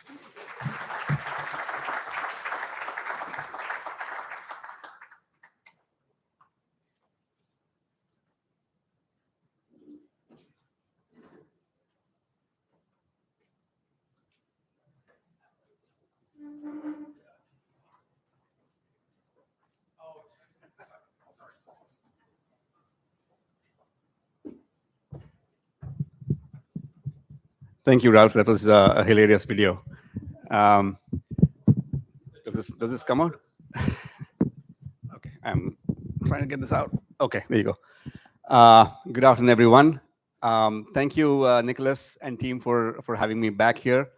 When I say having me back, I mean back at the Nicholas Hall conference. I used to be a regular at the Asia Pacific conference. My first time here in North America conference. I moved to the US just a year ago, and I'm having an interesting learning experience, building up my credit history and learning to do everything at home. Okay, this is a clicker. So Nissim Goge, that's my name, and what I'm going to do in my presentation is talk about some insights from international markets. Ralph covered and with a focus on some European markets, and I'm going to do that with a focus on some Asia APAC markets. So, but to begin with, just a brief introduction about myself. Here are two pictures from two beautiful cities. Any guesses? Yes, the bottom left is Singapore, and the top left. So that's Mumbai. That's the city. That's my hometown. I was born there. I grew up there, and Singapore is where I've spent a large part of my working career as the APAC headquarters country. And oops. And I have lived in other Asian countries. I've traveled extensively in Asia Pacific, and I've worked in some leading companies, Procter & Gamble in consumer goods at the start of my career, and then moved to consumer health with Novartis, one of the precursor companies of now what is Haleon, and most recently associated with Alcon, which is the leading eye care company in the world today. So what I'm going to do in my presentation is first I'm going to sort of present a framework to compare and contrast international versus the US. I'm kind of going to look at a few different lenses to compare the US with international. And then I have a couple of case studies to share with you. So here's the framework. And international is a very, very large and diverse region. So obviously, there are different ways of clustering the markets, but these are the lenses I've put to sort of look at them. Consumer attitudes and behavior.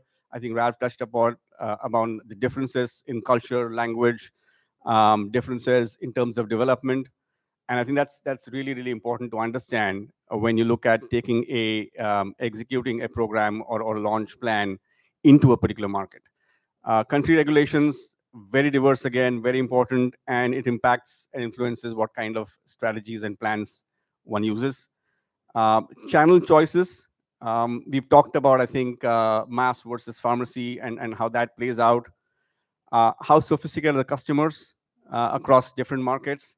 And finally, category penetration, which differs a lot across markets, especially in the emerging markets. And then how do you look at that variable when we look at going to market? So if I want to spend some time on the consumer attitudes and behavior. And when you look at, again, comparing and contrasting this through this lens, this factor vis-a-vis the US, it's really important to understand who is the decision maker, right? And it varies, again, depending on the category that you're marketing, depending on the level of development. It could be the lady of the house in certain categories. In a bit more specialist categories sold through specialist channels, it becomes somebody else. Is it an influencer? We know that in most of the consumer health categories, the HCP is an influencer. But then are there other influencers in certain categories? Are there celebrities? Are there athletes, for example, or actors and so forth? So that's important to consider. There are local health systems, and I want to point out in India and China, two leading countries in APAC, both have very, very strong local health systems. You have the Ayurvedic system in India, you got TCM in China, and very often that's the consumer's first sort of port of choice, and use those products because they are seen to be safer, they are kind of ingrained in their culture, and they go to the Western medicines only as the next level, the second level of treatment, right? Product formats in many countries And again, emerging markets, purchasing power is low, and therefore consumers do want to buy leading brands which are premium, but they don't have the affordability in terms of the purchasing power. So it's important to offer them in single serve sachets or trial packs where they can experience a trial for the brand. Consumer education is an important factor. Again, many countries outside the US, and I'm not just talking about new categories which have been switched, even existing mature categories, consumers are not as educated, not as familiar. And it's really important for marketers to educate them, not just about the benefits, but also simple things like how to use the product. And finally, communicating to consumers in a relevant way. Many of global companies, are organized in sophisticated structures of global teams and regional teams and so forth. And there is a tendency to have this global campaign and kind of redeploy it everywhere else. And while that is obviously brings in efficiency, it's important to make sure that it's relevant and it's understood the way it is intended to in the market. So, and I'll talk about in the case studies that talk about some of the factors here. Regulations, I think this has been covered earlier as well, so I won't spend too much time, but essentially, vis-a-vis the US, most of the markets distinguish between pharmacy only and mass market. And within pharmacy also, you've got like a behind the counter versus a self-purchase, right?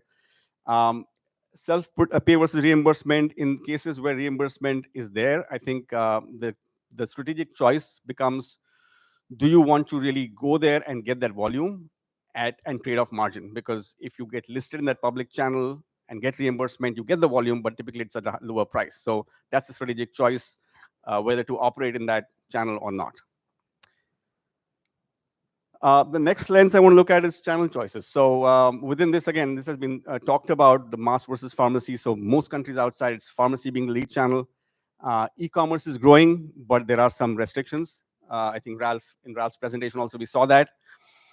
And the other aspect is looking at not just retail, but wholesale. In many large emerging countries, you don't have the infrastructure for retail to be there everywhere. So you got these large wholesalers, which make sure that products reach there. And there are typically different strategies to kind of penetrate this channel and make your products attractive there.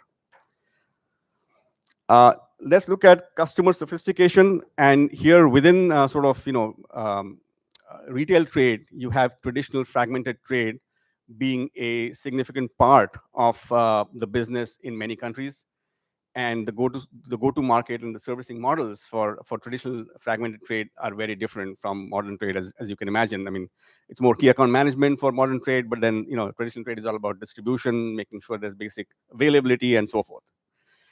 Even within modern trade, you have different types of sophistication. There are some customers who have the global scale, some who are regional, and some who may be big but only in that country. And then again, the way they look at and deal with companies is very different. An example is, for example, in Asia Pacific, Watson's or Dairy Farm with Guardian are leading regional players, and they are pretty sophisticated. But let's say there's a player called Mercury Drug in the Philippines, which has more than 50% share of pharmacy, and they're very, very family oriented and relationship based. So it's really, how you operate and deal with them varies significantly.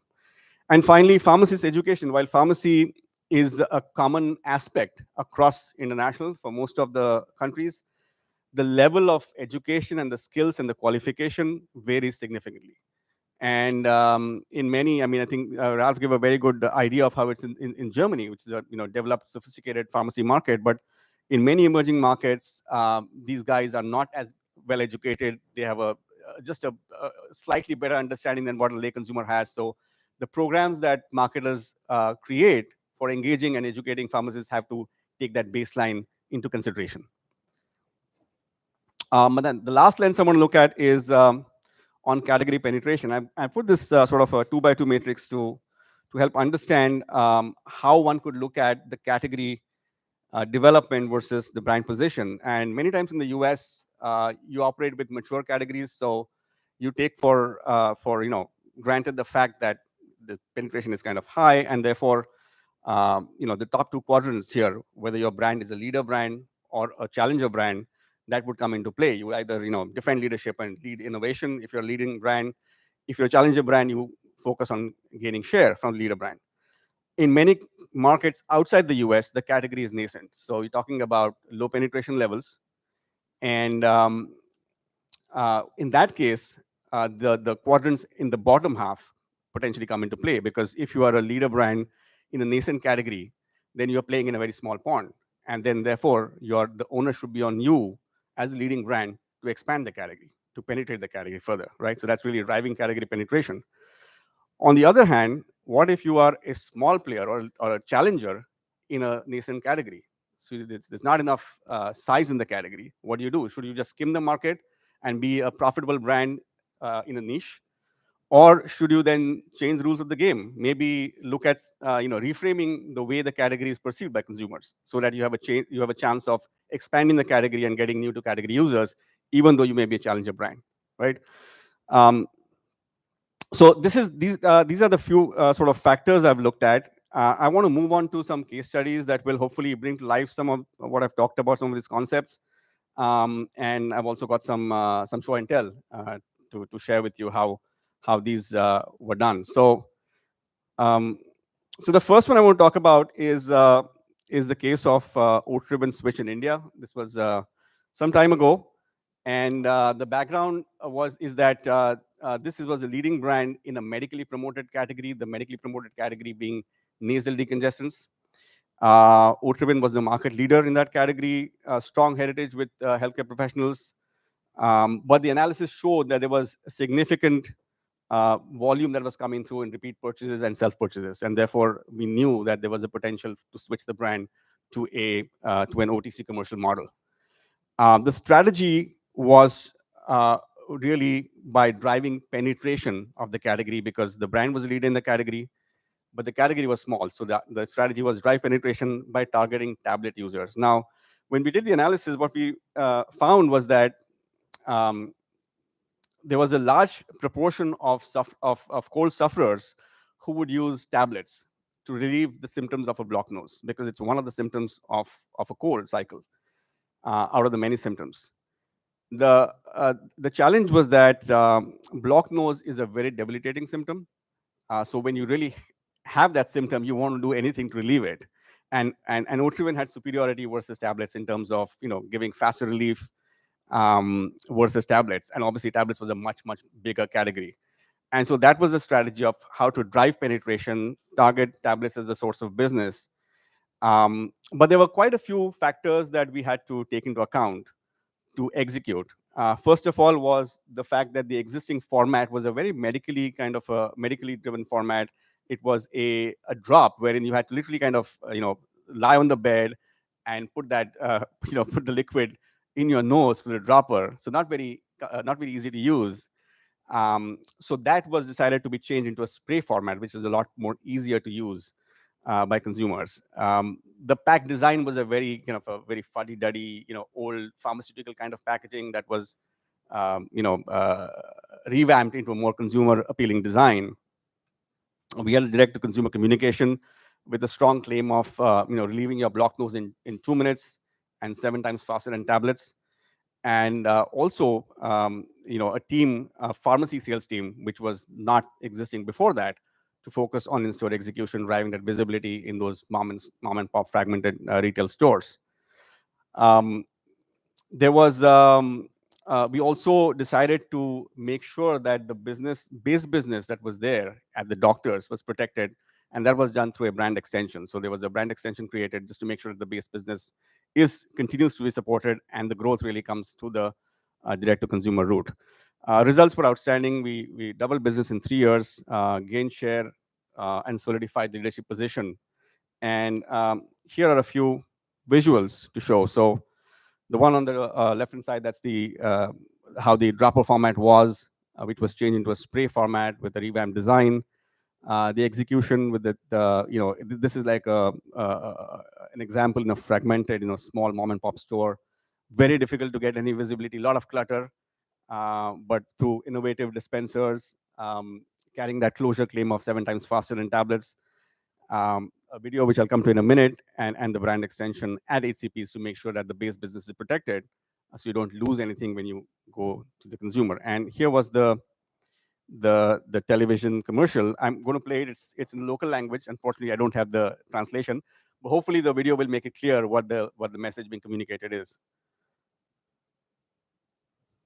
जब बंद ना कर दे आपकी रफ्तार धीमी तो आपको चाहिए तुरंत राहत। टैबलेट भूल जाइए और ट्रिविन नेजल स्प्रे अपनाइए। इसका स्पेशल फॉर्मूला 2 मिनट में असर करे ताकि आप खुलकर सांस ले सकें। Otrivin, the pleasure of breathing. So that was really, to highlight the fact that it was a clear strategy, expanding the category by a leading brand, making sure that the base business is protected, targeting tablets as a source of growth for the new strategy and executing that.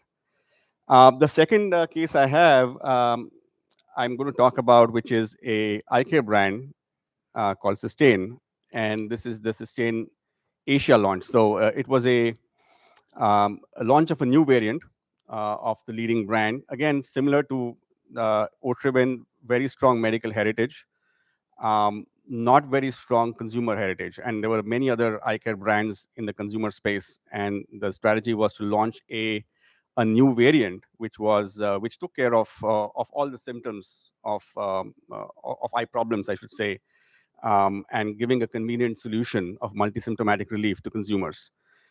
So the strategy here in this case was clearly to gain share by driving superiority of this all-in-one drop, which was formulated to take care of all the multiple symptoms. And I think the problem we were trying to address is that consumers were very confused. There were multiple brands of eye drops, and really consumers didn't know which one to choose, which was the right one for them. So they did not have really familiarity of what the condition is. The medical condition is called dry eye, but consumers use terms like tired eyes. My eyes are feeling tired, or I have gritty eyes, and so forth. So that was something that we had to take into account as we looked at communicating in a relevant manner. There was a global campaign that was created for this brand, which was quite successful. But when we looked at it and we wanted to launch it in Asia, and there was a lot of push in terms of, hey, can we just use the same campaign everywhere? And we said, yes, we want to. I think the principle we used was as common as possible, but as different as needed. And when we looked at I'll show that both of them for you to appreciate. But we felt that the global commercial was not as relevant. I think the situations that they had shown there were not as easily understood by consumers. Situations shown were like a long flight, for example, and which were not very relevant. So let me just first play the global commercial, and then talk about what was different, what needed to be different, and play the second one. So this is the global campaign. I always start my day with Sustain Complete. So whatever I do, wherever I am, my dry eyes won't hold me back. From a quick stopover to a rewarding chase, Sustain Complete keeps me focused every step of the way. Sustain Complete relieves all types of irritated, tired, dry eye for up to a whole 8 hours. Sustain Complete. 2 drops, 1 focused you. Take the 2-drop challenge for yourself. It's a global campaign in Australia. That's why it's the Australian accent. Unmissable.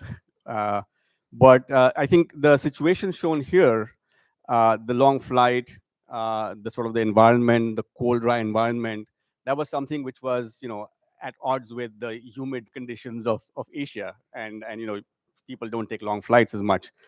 But what we said is that, the one thing that is very, very common in all the urban markets of Asia, which is where our target consumers lived, was the screen-centric lifestyle.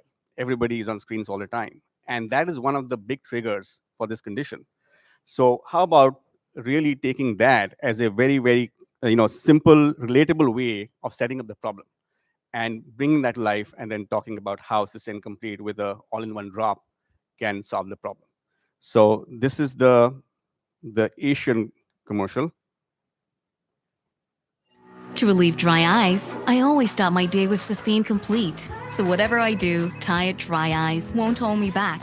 From non-stop video calls to my passion, live food tours for thousands of followers, Sustain Complete is with me every step of the way. Sustain Complete, the all-in-one drop that relieves irritated, tired, dry eyes. Sustain Complete.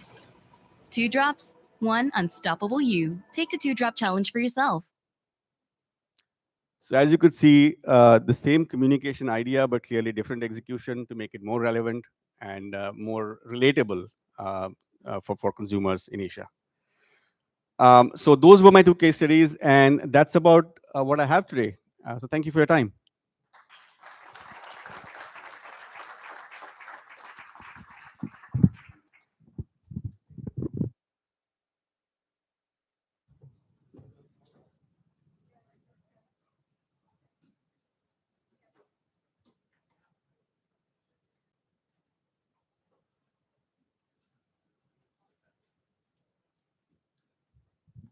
Thanks very much. I believe now we're going to take a brief coffee break. We'll rejoin after. Thank you.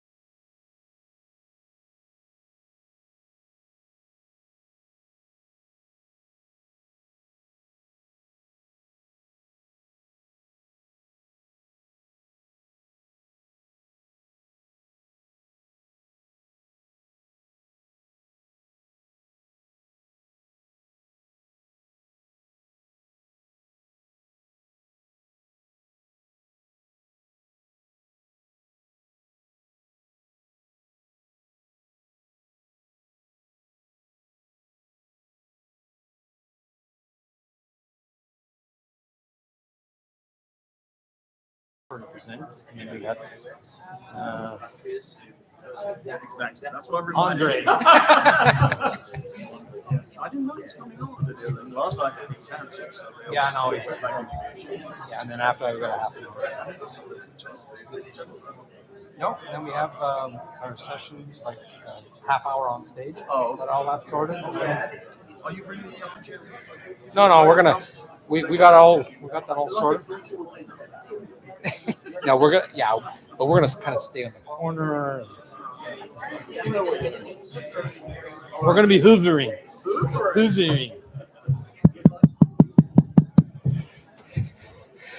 Greetings. Are we complete?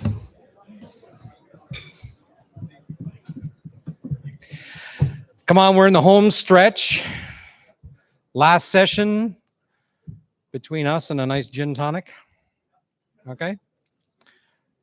So I have the esteemed pleasure of introducing our next speaker. Jennifer Cooper is the Chief Scientific Officer of LPS Health Science. Now, Jennifer has spent over 25 years in consumer healthcare. Did you start when you were 12? You're on there. And her shtick, her real forte is really developing all kinds of products. And I'll always like to say, if you can dream it, Jennifer will invent it. Okay? So Jennifer has held senior roles in companies in the US and Europe, all around. As a matter of fact, I met Jennifer 10 years ago in Poland at a mutual client. That's another long story. And she basically is involved with consulting projects to come up with dream products in North America, Europe, Mexico, Asia, etc. She works with big companies. She works with small companies. So hugely diverse set of companies that she works with. And more importantly, if you think about this, over her career span, Jennifer has developed more than 300 new and innovative products in over 12 countries with more than $1 billion in sales. That's good value add. So, Jennifer.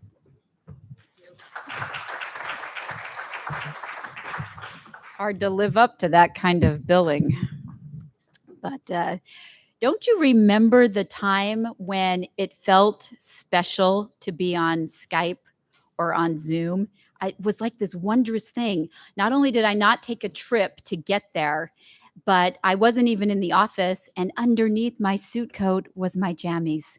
And it just felt awesome to be, and felt so special, and it was exciting. And I have to say, the novelty of that has really worn off. What feels special now is to be in person, to be places like the Nicholas Hall Conference. So I'm so grateful to Nicholas and his extraordinary team, and Mary, who just makes everything go. I'm just really appreciative to them. And to Nicholas in particular, what extraordinary and unprecedented contributions he's made to our industry. He really is the watchman on the tower. And many of us in this room and our companies would be a good deal wealthier if we had had that 1, 3, 10-year plan that incorporated his insights. And so I'm always grateful to and feel fortunate to work with him and to call him my friend, one of the great visionaries of consumer healthcare. So absolutely.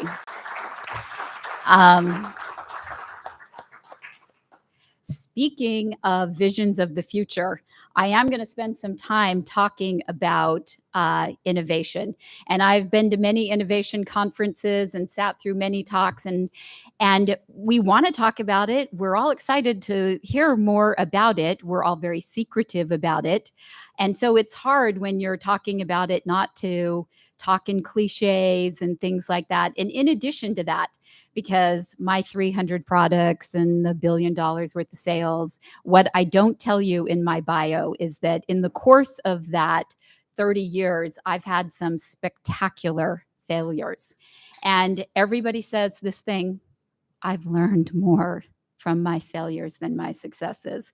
But I got to tell you, the pain was intense. And I feel smarter, but still a little bit bruised from some of those things. And so the problem is that, and I'm a science geek, so I love the science and there's lots of good science. I think you all know it and you dread it, but it's not enough to have a good idea. It's not enough to have a great product. It's not enough to have really innovative science. Sometimes it feels like the lottery. Sometimes it feels like you got to have that lightning strike in addition to that. So I'm going to spend some time talking about innovation. I'm going to highlight some people who I didn't get permission from in advance that are sitting in this room. I'm going to show some of their products and then talk about what I think we can do better. I'm going to be uncomfortably specific sometimes, probably for an innovation discussion, but innovation in the United States versus Europe. There's 1,000 articles published on why Europe is falling behind. And really, why are they falling behind? Because if we just look at the science and look at the intellectual property activities of Europe versus the US, they publish a little ahead of us. Their patents are within 10,000 patents of us, 40 versus 50,000 patents.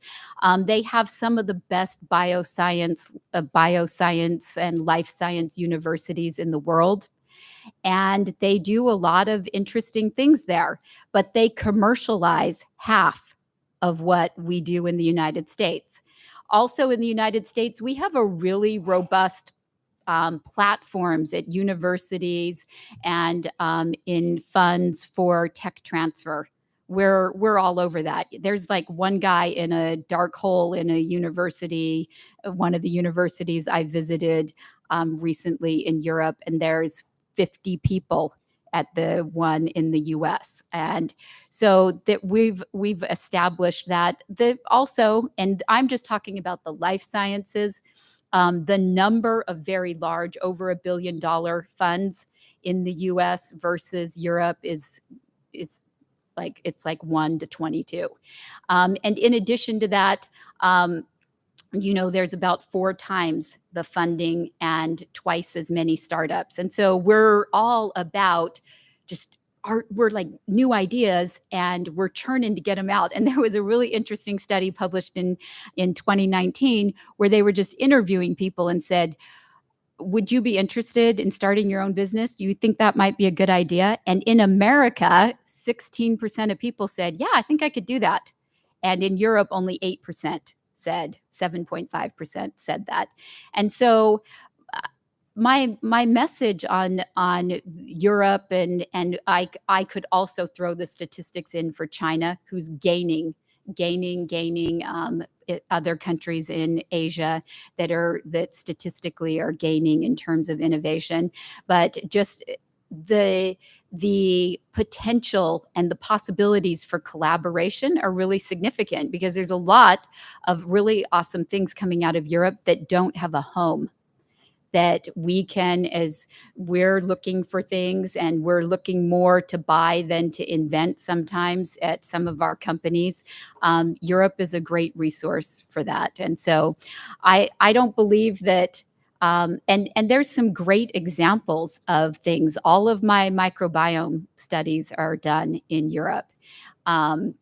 Right now. And so there's some really great examples of how innovation can be, how working together can improve innovation in both regions.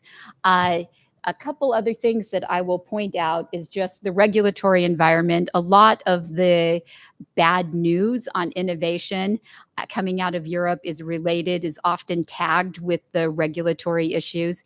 And I would have said a year ago that we certainly see more switches. And when we look at the types of switches, far and away switches for new indications, Europe beats the US. But of all the switches, and there's 60. There's lots and lots of switches, but only 8 of them in Europe are centralized. And so they're country by country, and that creates some market issues. And they just barely evaluated again exclusivity for switches to try to encourage switches in Europe, and they to improve exclusivity so that you get 3 years if you've gone to the effort there. And they've voted it down. So, and in addition to that, so we would say, some people are saying, oh, Europe has to, because of trade deals and stuff, they've got to get more, they've got to figure out some of these things. I mean, EFSA and the pending list, what is that, 15 plus years now?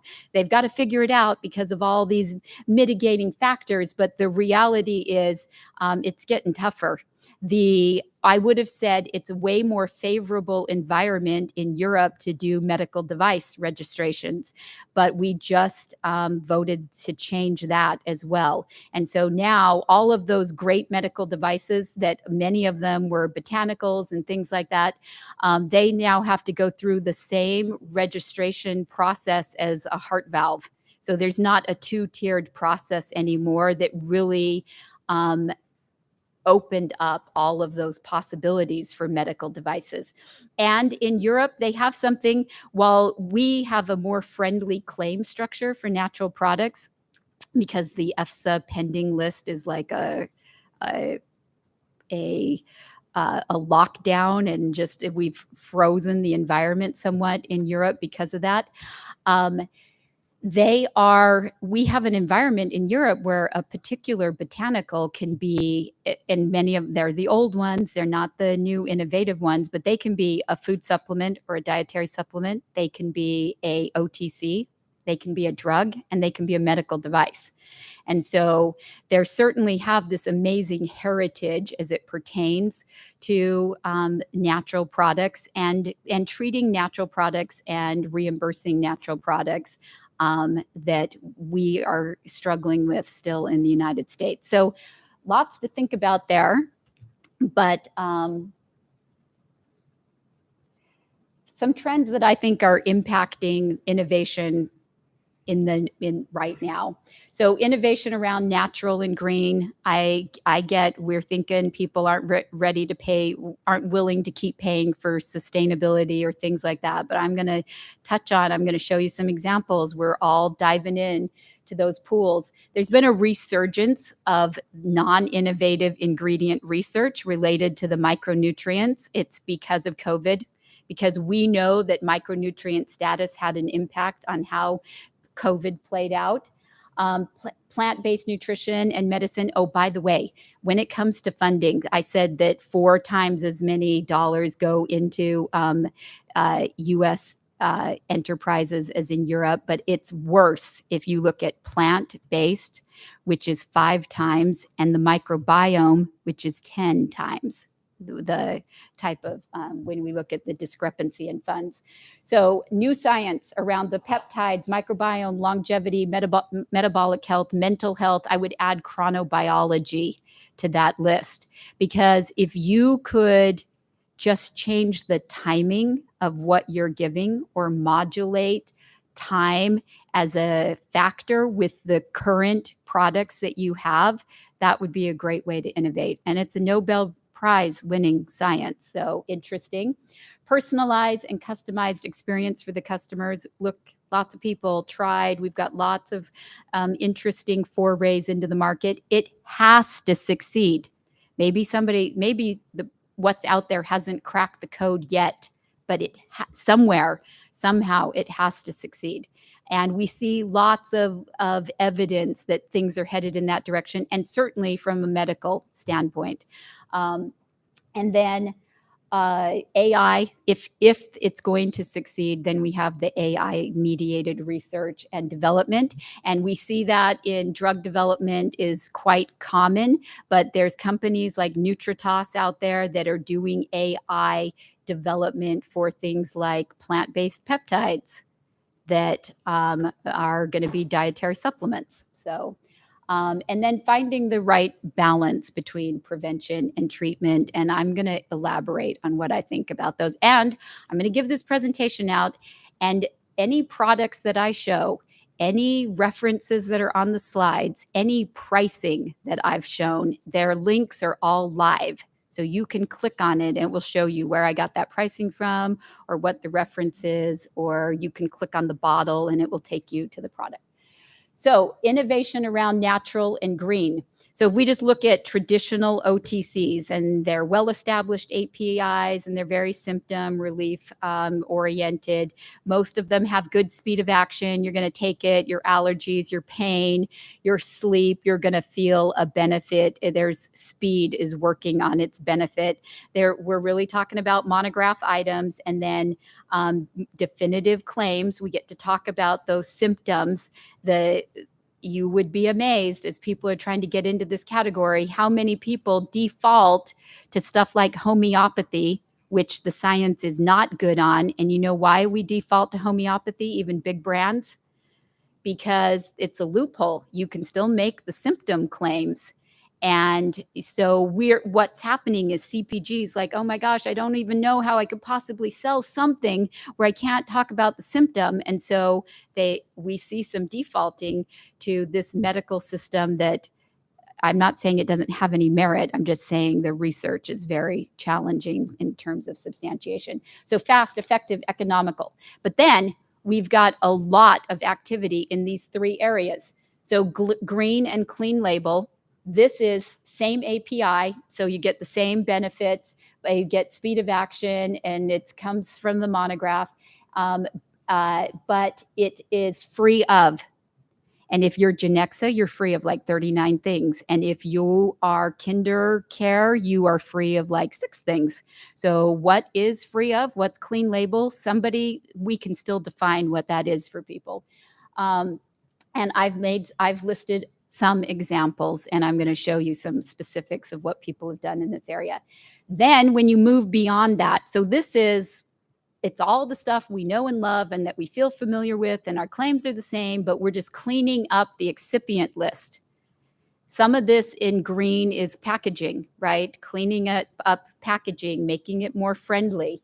Then we have a great choice to make if you're going to go further than that. Natural alternatives or complementary. What are we going to do? And here's the difference. Natural alternative is we're subbing the API that the consumer knows and loves, and that's their benchmark for something natural. And some of these guys do the natural sub, and it's not clean label. They put all the old nasty excipients in it, but they have the natural ingredient in there as the API. And here's the quandary on natural alternatives. The quandary is, if you're subbing for an API where the effect, you can't possibly simulate the effect in natural, I'm seeing brands really struggle with those choices.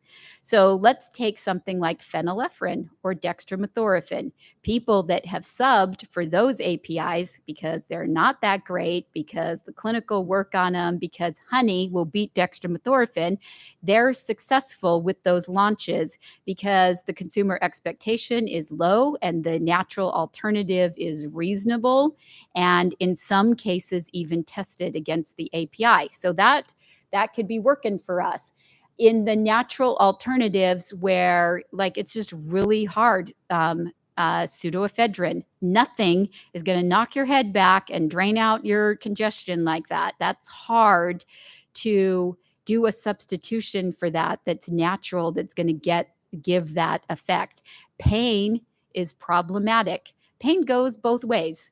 And this is just my theory, right? Because people are subbing in for stuff that I wouldn't sub for, okay? But in looking at the science, the truth is clinical studies against the API, they're very few and far between. I would say when we look at the monograph APIs, there's less than 10. If you don't count a proliferation around pain where there's the creams and all that kind of stuff, then there's less than 10. But there's plenty against the placebo. if you want to know, so that sometimes it's unknowable because the only data we have is against the placebo. Do you want to know how to know without the clinical study? Go to Amazon and look at the reviews, because a lot of these ingredients are out there and you can read the reviews and they're either going to say that helped my allergies or I went right back to my old allergy medicine because I can't live like this any longer. So I do this crazy thing and I check I'm so into the clinical studies, make these massive spreadsheets of all the studies ever published on something. And then I go and compare them to the Amazon reviews. I'm not saying that that's real data, but you know what? We are debating in both Europe and the US, and it's going to happen. This is one loosening that will happen, is real world data, real world evidence. We're going to get to use that for switches. I think that's going to happen. That's just my crazy prediction, but that's going to help us a lot.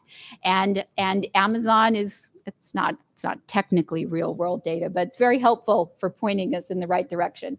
So the power to heal from nature, it's a natural solution. I'll tell you something else where this works.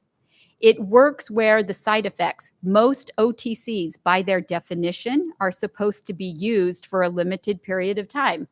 But most allergy sufferers, most refractive skin conditions, there's lots of cases where like secretly kicking around in your organizations, that people, they're not using it for just a week. They have arthritis. It didn't last for a week. They're taking it as ongoing.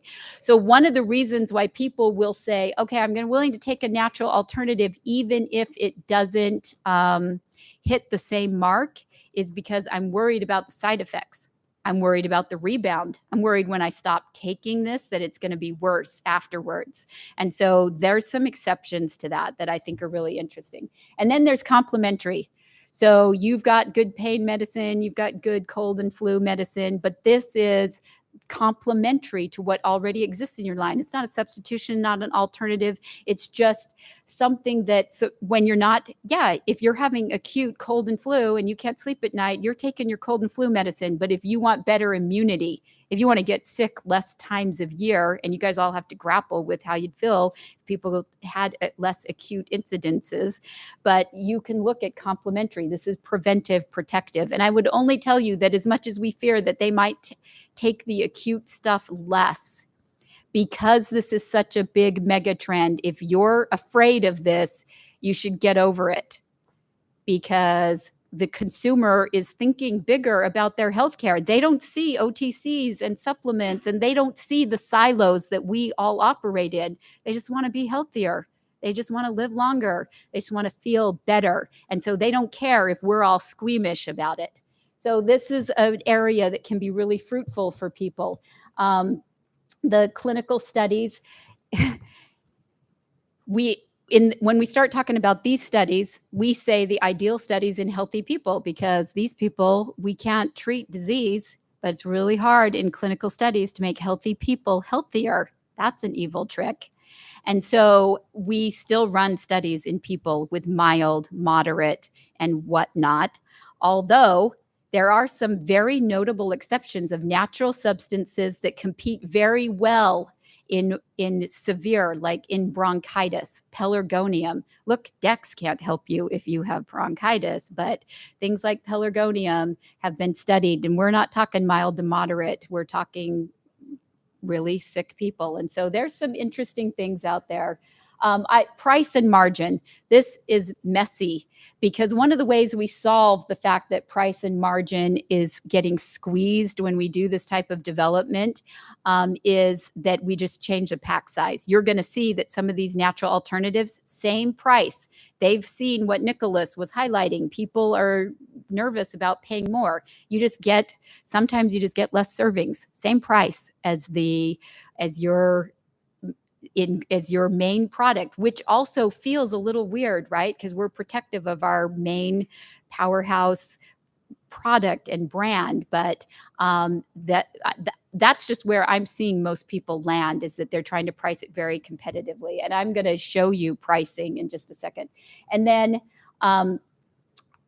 although I'll tell you what, the price is equal on the traditional OTCs, but people like Genexa are launching at the prices of the standards, but my guess is that they're just making less margin, right? So that they're getting squeezed on the margin there. In natural and alternative, it varies just depending upon if it's homeopathic or what we're using as the APIs and whatnot. On the complementary, one of the things that we have to come to terms with when we start talking about some of these innovative ingredients in science is that the OTC model for how we price stuff and the margins we love, the awesome margins we love, doesn't work. So people just get tied up in knots like pretzels. They really want to do it, but we can't sell it for $9.99. We can't just panic. That's just, we have to get our heads around what that model, it's a different model. And as people can stomach that better, we are more successful. So here, this is where I'm telling you that all of this pricing links are live. But if we just go down, this is all the places that Genexa trades, and this is some of the products that are on the market and how they price out. When we first saw these entries into the market, we thought they'd be significantly much more expensive, like 20% or something like that. But if you look closely at these, you're going to see they've done a good job of being competitive. So there's the free of list, because if you're interested in the free of, better than, good for the environment, some of these little seals are real and you have to go to a real body to get them. And some of them people just made up. Okay. They just drew their own bunny rabbit and said, this is friendly. And so you have free of. This is all the stuff I'm afraid of and I want to be free of. This is better for you, which is organic and it's raw and it's keto and all of that kind of stuff. And then better for the earth as well. So there's lots of ways to crack the code here. And it doesn't have to be 39 things. And I'm going to show you some clever people that have made up what they've defined what it means to them. Just a note on this, 93% of our traditional, a new study shows that 93% of our traditional formulation excipients have something in them that somebody might be allergic to. And 75% of the pill or the capsule, not in food supplements, but in drugs, is not the API. And that is the impetus behind people getting on CNN talking about why they're clean label and why they're giving up high fructose corn syrup and stuff like that. So here's Robitussin. They've done some really fascinating things. And if you click on these bottles, it'll take you to their site and everything. They all relieve cough. So interesting to me. And then you get the supports the immune system. This one right here, the second one, is honey and Dex. It's basically their other formula, but it's 14% and 19% honey. And how do you do that in the United States? Because we can't combine dietary supplements with OTC products. Well, guess what? Honey's just an excipient. It's just the carrier. Guess what? Elderberry is just the flavor. It's not the active ingredient. And that is allowing them to make some of these combinations before that we haven't previously thought were possible. So look at the pricing. They're all $15.99. Look at the servings, depending on what it is. And look, this is this Naturals Cough and Mucus, which is ivy leaf, is 30 servings. So that's even better than the benchmark.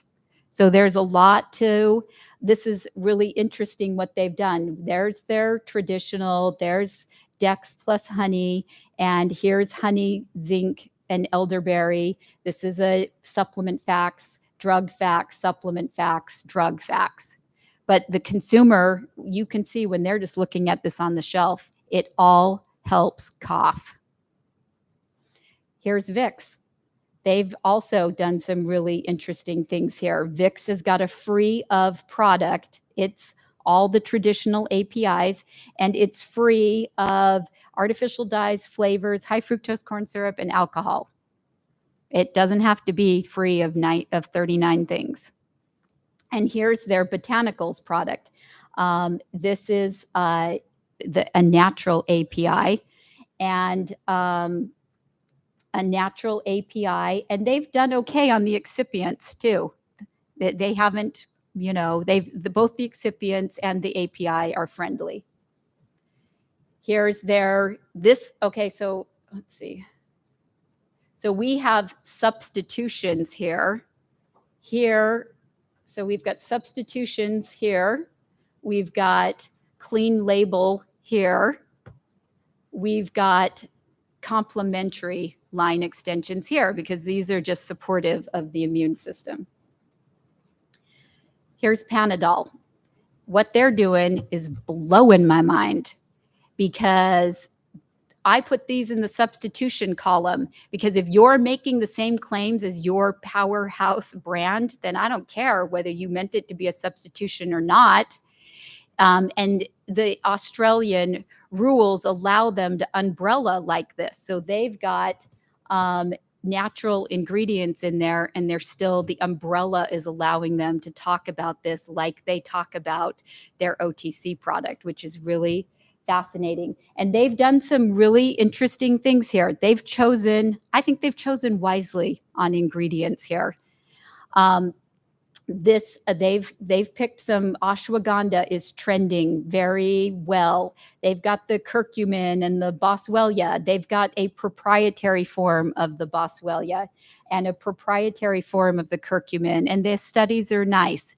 And the other thing is that the other smart thing that they've done on picking the proprietary version of these ingredients is that their clinicals that are just unique to them, because everybody can say boswellia and inflammation and joint, but if they use those proprietary versions, they can talk about speed of action. And it's not 20 minutes like it is if you take acetaminophen or ibuprofen, but it is, you can tell the consumer, hold on, this is when you're going to feel better. They're going to feel a difference. Head care, this is a fascinating launch. And taking advantage of another trend I'm going to talk about, which is dosage forms. For the first time in the United States a couple years ago, non-pill and tablet dosage forms, other alternative dosage forms exceeded pills and tablets. And so they are using stick packs here. And I think I put their examples at the end. Here's our Genexa we've referred to a couple times. That's a huge burden, right? I can't have all of this stuff in there. And when people are interested in what Genexa is doing and can I do this list is very daunting. It's like shopping at the Whole Foods. There's like a mountain of things that are banned. But to our previous discussion, it doesn't have to be that extensive for the consumer to care about it, because here's Kinder Farms, and they're kosher, they're vegan, they're gluten-free. They were always gluten-free. This is a difference between the EU and the US too, which is if it was always free of it, you can't say I'm free of it.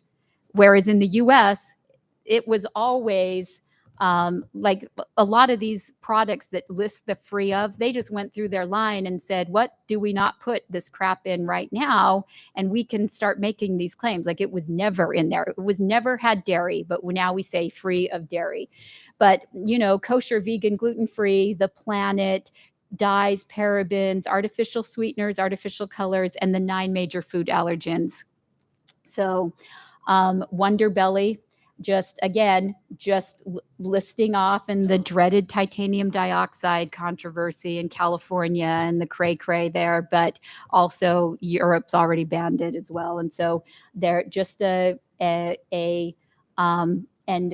some cute, these are all real certifications. They didn't make those up. Here's Cabinet. These guys have all the nasty excipients and all the good APIs, and all they're about is sustainability. once you get the product from them, it comes in a more environmentally friendly packaging. So just interesting how people are cracking the code on that. I mentioned that micronutrients are we're back in love with them. That's hard to sell the uniqueness of it, but this study that comes out every couple years from CRN, it's billions of dollars in savings if people would just take the omegas, magnesium, fiber, vitamin K, calcium, vitamin D, lutein, zeaxanthin, the B vitamins, probiotics, and choline in healthcare costs. We spend 75% of our healthcare dollars on treating disease and 3% on preventive. And this is all preventive, and it exceeds $200 billion in healthcare savings. And guess what? All of these are not the most innovative, expensive ingredients. They're cheap. So there's still something here for brands that are scared of the emerging science and stuff. There's still something here that's worthwhile to look at. We've been talking about the dosage forms. This is NBJ. What are you taking? What would you like to take? They don't line up. That's an opportunity for sure. And then here's the data I mentioned that where in 2018 to 2019 is where we tipped dosage form in terms of non-pill dosage forms. I do want to spend just a minute talking about the categories that are tipping, and that is aging, the microbiome, chronobiology, metabolomics, peptide science. Do you guys know the most famous peptides in the world right now? I bet you do. Semaglutide, tirzepatide. The world of possibilities for peptides and our industry exists. Semaglutide is Ozempic and tirzepatide is Mounjaro. And in addition to changing our interest, just Google natural peptides, going to blow your mind. In addition to changing that, it's going to also, we're also going to change metabolic health. Like that's been this side weird thing that CPG doesn't want to touch because we do all these scary products and there's all this hype and weird thermogenesis and the FDA's on high alert. That industry is going to get crushed by the new science around this, and it's opportunity for people that have a real position in the category. Anti-aging drug market's going to just be a hockey stick. The 10 hallmarks of aging, this is a very famous study that was first published in 2013 and then updated a couple years ago. And these all seem very esoteric. Very esoteric, all these things, cellular senescence, mitochondrial dysfunction. I just highlighted a few of the natural ingredients that address these factors of aging. I put in a nice little chart on all these elegant mechanisms of action for you. And then I have some products for you. Nestle has their Celltrient products out there. They are way out there. Really kind of a vanguard of we're going for it. I admire what they've got out here because they're expensive and they're esoteric, but for the consumer that's already getting here, this is the place to land. So innovation now and in the future. So you got all this great science coming around longevity that's going to change the way we think about aging and really alter the category. And when I say it's not a category by itself, but it influences pain and joint and sleep, and almost no category will go untouched by it as it develops into an enormous activity. So, but you've got all this esoteric stuff. Right now, we can look at dosage forms and delivery systems, the switches, the real world data that's going to get applied to some of that, collaboration with Europe and other parts of the world, protection and prevention. I'm a big fan. I'm just dying for somebody to shake up the collagen category in the United States. Like that, I'm so annoyed by how lazy and not innovative that is. And guess what? Tons and tons of things go in to whether or not your skin and your joints have structure, besides whether or not you have a giant pile of collagen peptides sitting outside the factory. There's 10 other ways to skin that cat. And so there's the speed of action, mechanism of action. We used to be so focused on benefits over features. Now we're really talking a lot about features of our products. And consumer education, more holistic approaches. Like I said, they don't see the silos. And secondary and quality of life claims. Never ever run a study without like the craziest quality of life section of that study that we should lean in there. The future, there's tons of disruptive science coming. The game-changing categories: longevity, women's health, beauty from within, the microbiome, stress, mood, metabolic health, personalized medicine and nutrition. It's still coming, and you need AI to solve it. And so that's in your 10-year plan. People should have that plan because it's going to have such a big shakeup in our category. And then and how all of that data will get managed obviously has to be AI. I think that the possibilities are endless. I think what I would encourage you to do is dig into all the places that you can start now and think bigger. Be more fearless, because the way that the landscape looks today is going to be completely different 10 years from now. Like if you want to protect your business, if you want to not become obsolete, if you want to win the day, if you want to own the narrative of the new things coming, start now, start yesterday. There's so many cool things that are happening. Innovation, we've never lived in a better time for it. So thank you.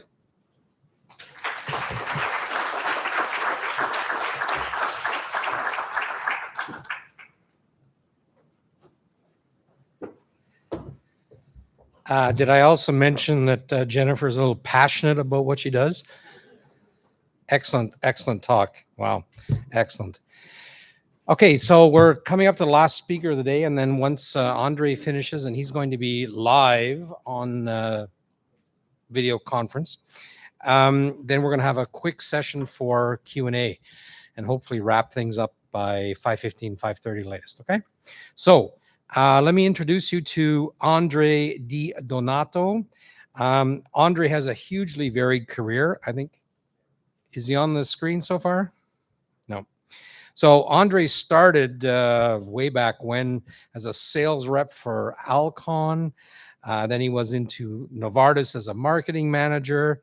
Then he had a couple of side businesses which he opened up and ran.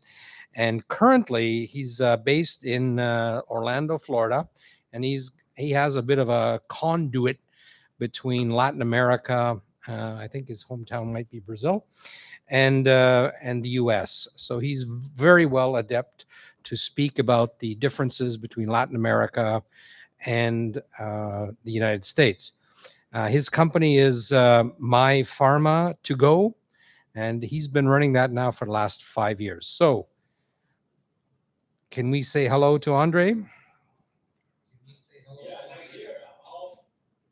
Hi, Andre. I just introduced you. Is there an echo in here?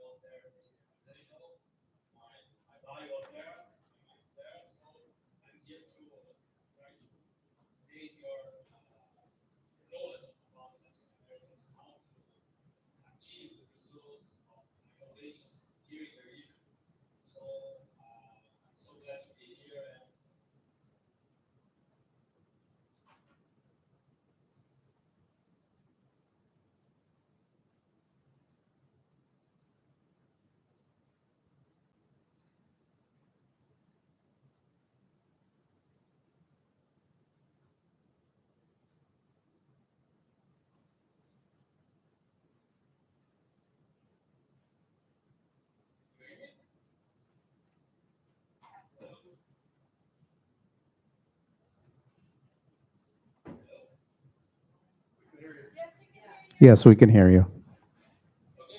Yes, we can hear you.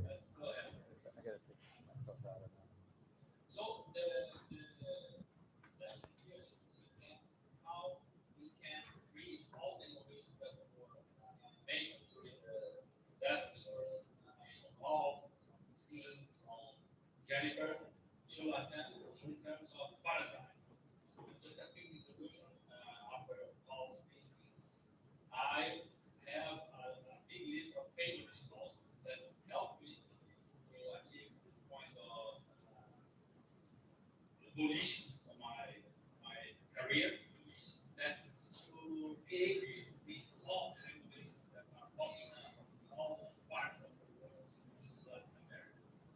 And it's not a thing that's outlawed. It's a regulatory breach that we understood very well in the past 10 years, and now it's a reality for the past 6 years. So I'm just go over some topics that are introduced for you to understand, not only for Latin, but I will focus mainly on the Brazilian market being the biggest market in the region. Okay, as you may know, the regulations here are given so in order to access the market, you depend on market gap between the annual business and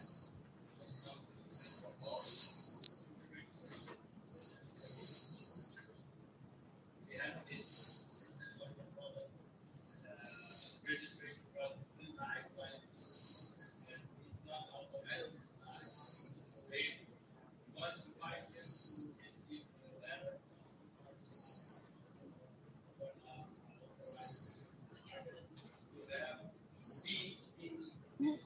Andre, I hate to interrupt. Can you hear me?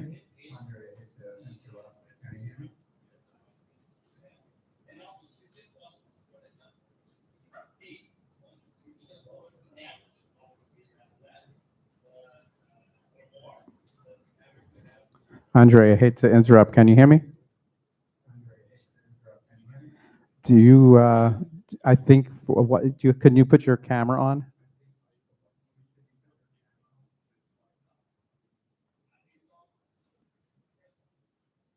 Are you sharing your content?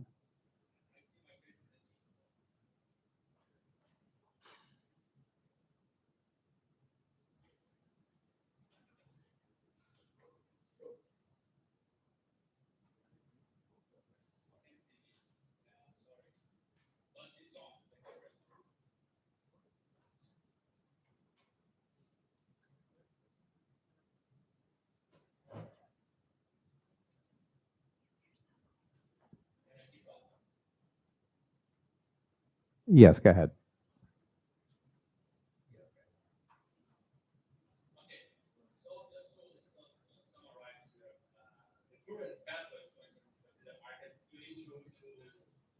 To have your product obviously available somewhere in the world, you have to start the registration of the certification or OTC in your country of origin, and you need to have the visa registration.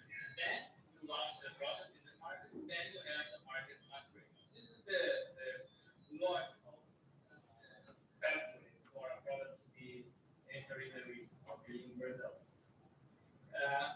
We have a very big opportunity here in Brazil since 2011. That is a very important regulation that allows any overseas control in OTC registration or medical device allowed to enter in the market if you have a special use exemption. It means if you have a prescription. Okay? So from that, we ensure that the model obviously requires smaller investors and can allow the company to test the market before the registration. So you can make all the pathway very different from the logical pathway. That's a very important concept here. I will skip some slides here just to go over the cross-border benefits. So here you can see that the main differentiation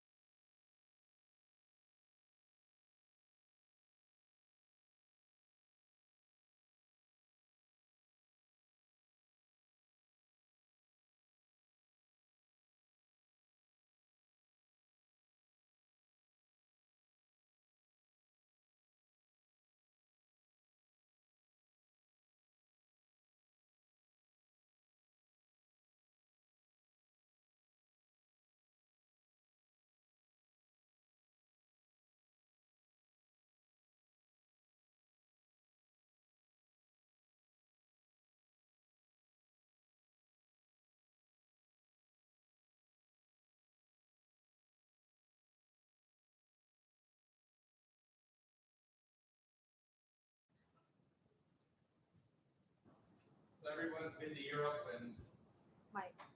no, I don't need a mic. Everyone's been to Europe. Everyone understands Europe, Latin America, Asia Pacific. Any questions about those markets in relation to the United States?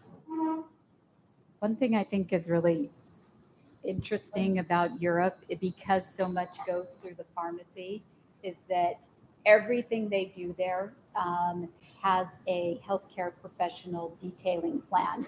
And we don't always do that here in the US, but they compile a lot of data and they learn a lot of things from having to be in the field with healthcare providers all of the time. I think it's something that we can do better here. Maybe we're not going to be detailing them doctor by doctor like pharmaceutical reps, but at health conferences, at their conferences, at continuing education plans, like I think that's an area we can do better at reaching the consumer through their physicians.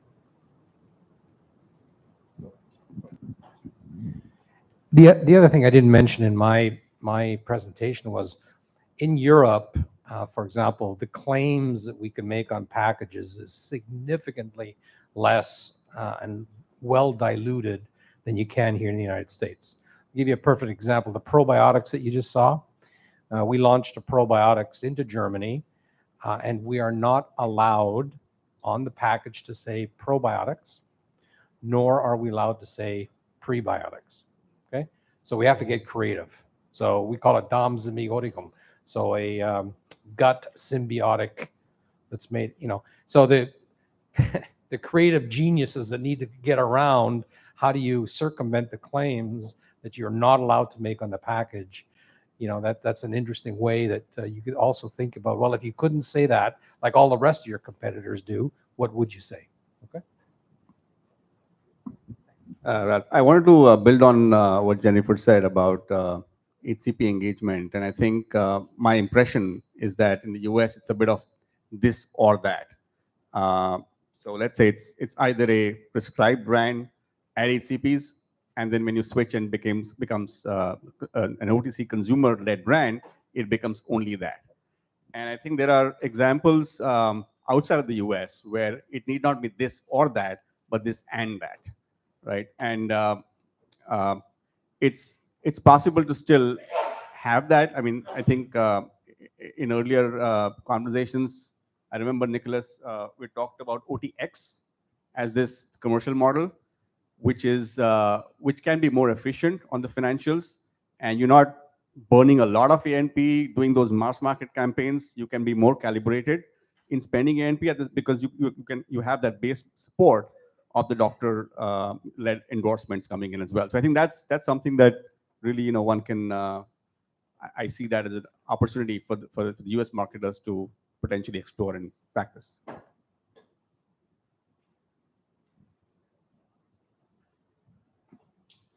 The other thing we talk about sometimes are the channels, and I'll take the probiotics as another one. Let me back up. So we need to keep, given the situation in Europe, our probiotics in the pharmacies for all the reasons I explained.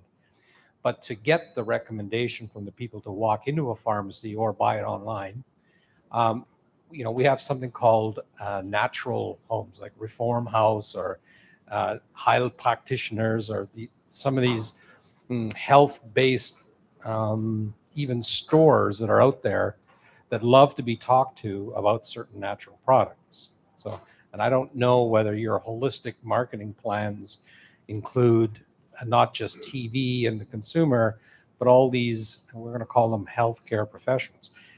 Healthcare professionals, from our perspective, are not necessarily the healthcare professionals from the consumer's perspective, okay?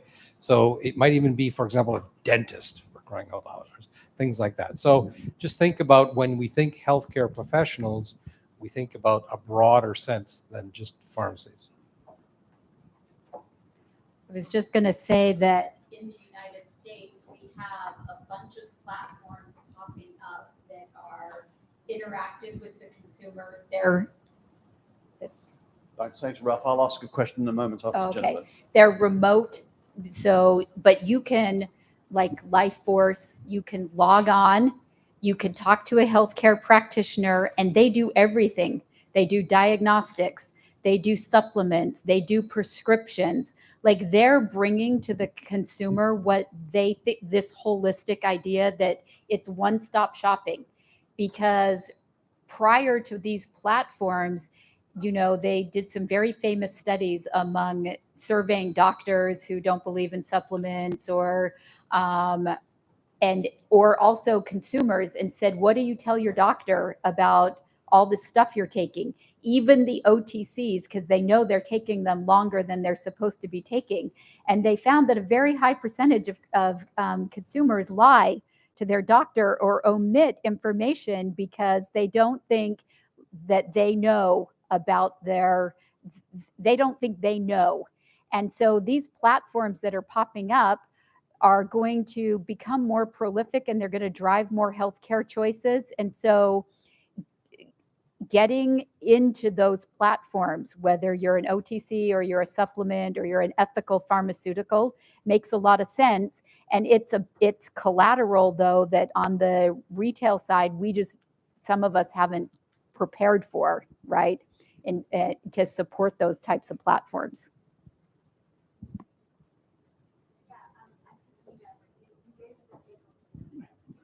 Hold on 1 second.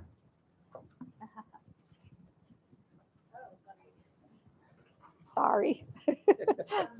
So I was just saying, you gave us a bit of a flavor of some of the innovation that's to come, which was super interesting. I was wondering whether you felt you already saw some of that innovation coming through the CPGs, or whether you thought US, Europe, maybe there was some centers of excellence where you're kind of seeing that innovation being born and bred out of universities, or kind of where's it coming from is what I was interested in.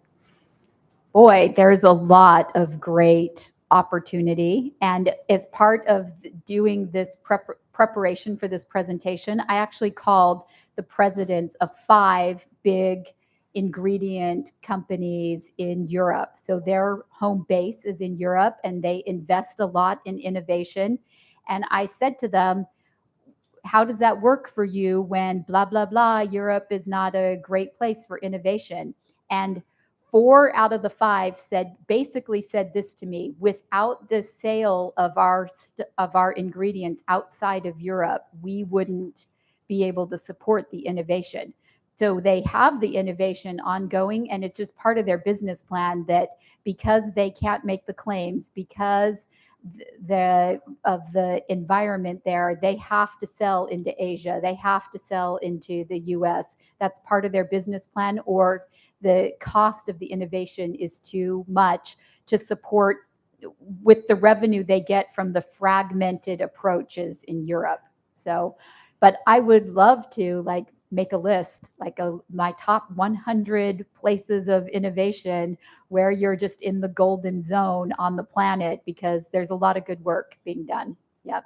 And CPG, some of the world's biggest companies, in the spirit of we'd rather buy it than build it, have bought some of these companies, right? They're buying up innovation or doing it internally.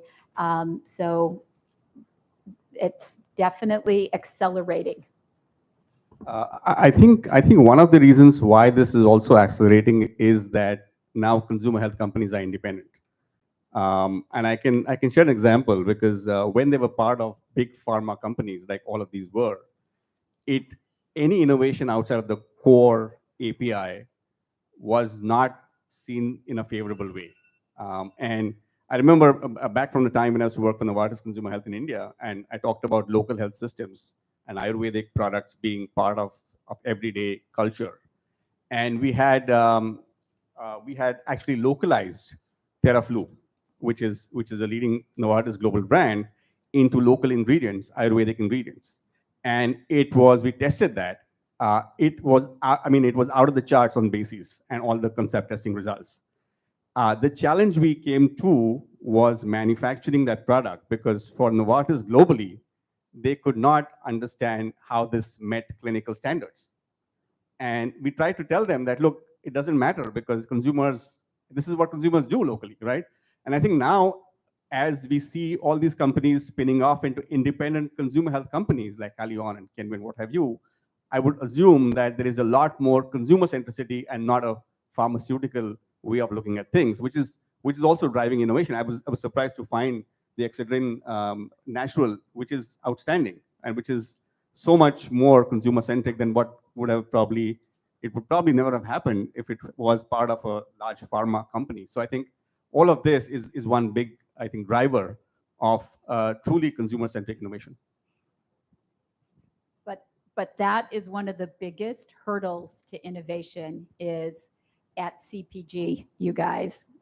Here's a painful thing we can think about, and that is the standards. Like, we can't manufacture it in our current plant. We can't substantiate it with the standards we've used to substantiate our current APIs.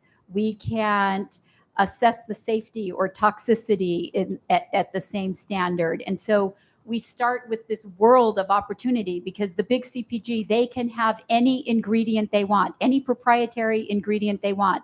The companies will be dumping their little clients to give you the ingredient that you want.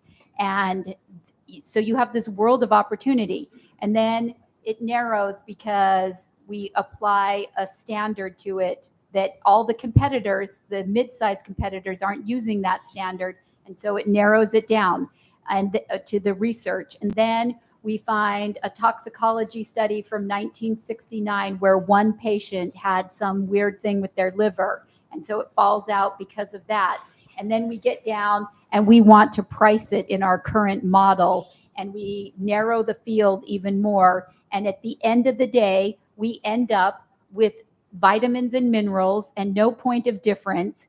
And then we sell ourselves the big lie, which is we have the best brands on the planet. And if anybody's going to buy vitamin D, they're going to get it from us. We don't have a point of difference. We've narrowed it down. We've made this so hard and competitively not aligned with the other big competitors out there that didn't come up through CPG, right? And because some of these brands like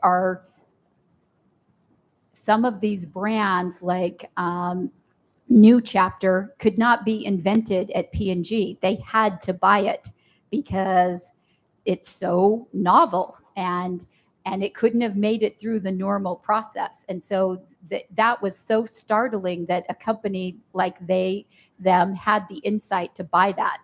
And so I think there's going to be some challenges, but I love how many people have a toe in the water. Lots and lots of people are looking at this in different ways to get to market. It's very, very encouraging. We have a question. Yes, hello. Does that work? So my name is William Kent. I'm a vice president with Midas Pharmaceutical. We're based in Ingelheim, Germany. I work with quite a number of offshore companies bringing their novel formulations, et cetera, to the U.S. market. A lot of challenges there. First and foremost, I'm really impressed with the panel. It's so nice to be involved with such experts in your field.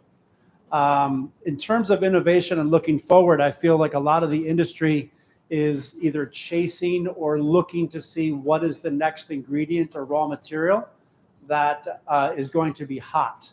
And I'm more interested in delivery technologies and how companies can differentiate themselves and find new markets or markets that are, as of today, unknown.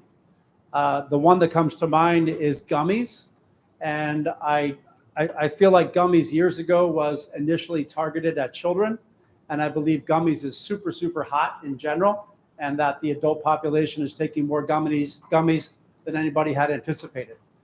So my question for the panel is, how do you feel about delivery technologies in the form of stick packs, effervescents, sachets in the US market? Thank you. Well, delivery form and delivery system has been the bread and butter of monograph innovation. And if we look at people like J&J and what they've done with their different delivery systems over the last 30 years, like, you can see that that's a successful way to approach the market. And now we have gummies and these other delivery formats, and people keep innovating there. And it's a worthwhile place to keep pushing against. I think that we have genuine pill fatigue. And so the pill fatigue, pill fatigue. Yeah, just tired of swallowing all the pills. And so these other dosage formats are going to continue to grow and be of significant interest. And that's, some people consider that commercial innovation and not real innovation, but it's real innovation. And it's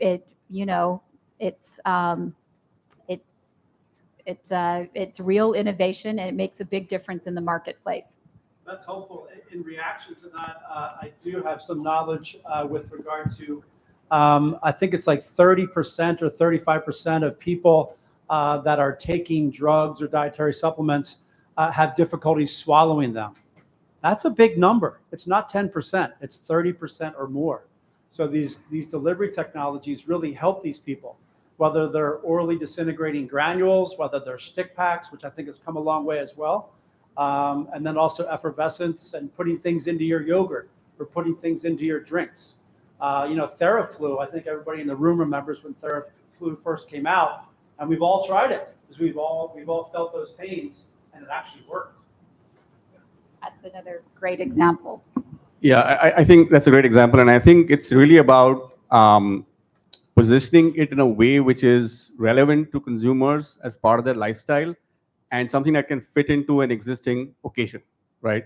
The example you gave of gummies earlier being thought about as something which was only relevant for kids. And now the brand that comes to mind is Ollie, which has done a really great job with some very distinctive packaging. And I think there's a clear benefit there of convenience in terms of taking it maybe on the go anytime.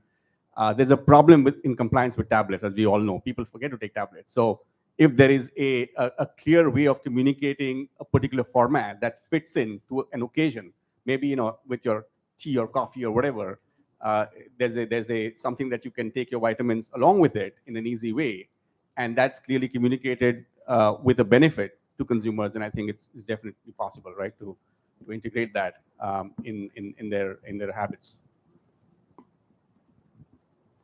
I'll give you a specific example. So next month, of this probiotic brand that we're launching in Germany, we are launching for juniors, so anybody above 3 years old, a probiotic in chocolate sticks. Okay, and it's a sugar-free. It's without additives. So it's a healthy chocolate, but it's chocolate for juniors who then can take probiotics by ingesting a nice little chocolate stick. And on the package, it says, good for you. It tastes, and I'm sorry, only one a day, because it tastes so good. Well, think about it this way. Think about all the presentations we had today that talked about how expensive it is to get our customers and bring them in. And we're all victims of low compliance. So think of how radically it could change your business without bringing in one more consumer if you could increase compliance by 5%, 10%, 20%. And some of these dosage forms allow us to open the door to that. Can I make, I'm sorry, one more comment, and then I promise to sit down. I believe a subset of this, but certainly related to it, is would be packaging. In terms of what Americans, this is a society of convenience, and we're a throwaway, we're a consumable society, certainly compared to Europeans and others. It's a bit of a generalization, but I believe it's true. So, if you're going to take your APAP or your aspirin or whatever it is, and you have a stick pack and it's in your pocketbook or it's in whatever, versus carrying around a pill of 25, you can get to those people, I think, with packaging. So packaging together with delivery technology can be like the 1-2 punch. Speaking of packaging, I've got a nice little anecdotal story. So my first stint in Japan, I was working with Kraft Foods. And in Japan, we kept saying, hey, you want innovation in packaging, look to Japan. Okay? So a lot of the ideas went from Japan into the Kraft Foods across the pond, because the Japanese are just phenomenal at doing really unique things. the same thing, in my opinion, is also with the medicines, OTCs, and so on. So in terms of packaging, the stuff that the Japanese come out with, take a trip out there, stay at a ryokan, have fun, drink some sake, and check out the packaging. Okay, I have a question for you. This might be more for you, Jennifer, but for all, of course. Jennifer, you showed us some really cool, innovative products.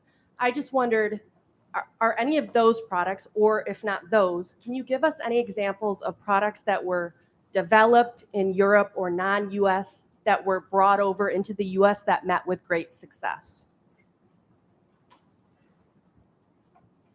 Well, technically probiotics, for all their suffering in Europe, that came this direction, right? We've figured out a better platform for that.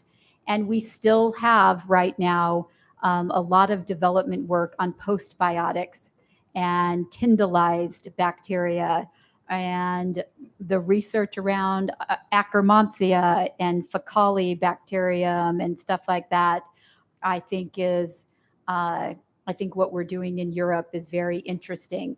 And the simulated gut, the development around the simulated gut is and there's the two primary places, Belgium and the Netherlands, for that are just, it's a radical thing, because previous studies on probiotics had all this trouble because the baseline isn't the same for everybody. And then it's dependent on stress and eating and sleep and all this kind of stuff. And so we got this mixed data in probiotics that Europe is still trying to navigate, that there was mixed data.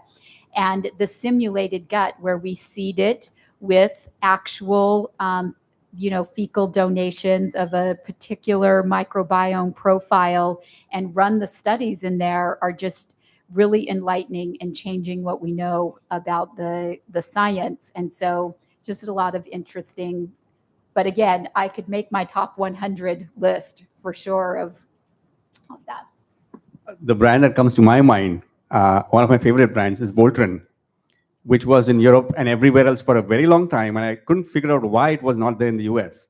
And maybe the reason is that the US consumers love popping pills. And there wasn't a medicated topical pain relief brand for a long time, right? But I'm happy to see it now on the shelf. So that was like a...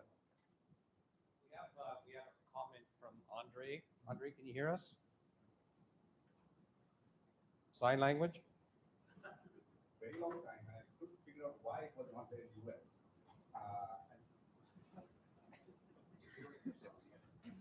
Hello. We have Andre on the line? No? We're trying to message him. All right. As soon as you do, wait, okay? Any other questions from the audience? Just a quick one. In the next 10 years, you talked about 4 different regions. Bob Nissen, 4 different regions, the US, Europe, Asia, Latin. If you were to bet, based on a lot of different factors that we've talked about today, which one will be the most successful and which will be the least successful business-wise? I'm sure there'll be a disagreement among the panelists, but just a general question. Commercially, like? Yeah, commercially. That would be commercially in terms of consumer healthcare products and so on? Healthcare focus. Okay. Better call my stockbroker. The way I would like to probably look at it is, because defining what success is in different ways, right? It's about, is it profitability? Is it top line growth? Is it absolute scale? And there are different regions giving you that. So I think one has to operate in a portfolio kind of situation. If it's top line growth, emerging markets and Asia Pacific is going to give you more of that. But those will not give you the profitability. So you got to balance it out. Probably Europe is going to be far more profitable.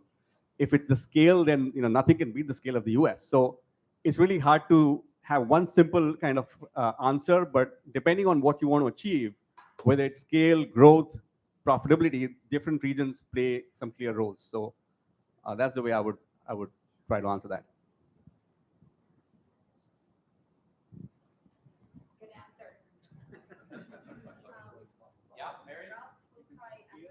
Want to try Andre? Andre, you there?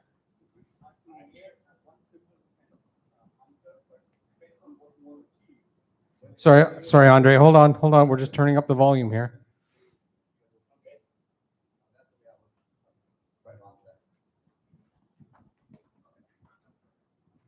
Okay, you're a go.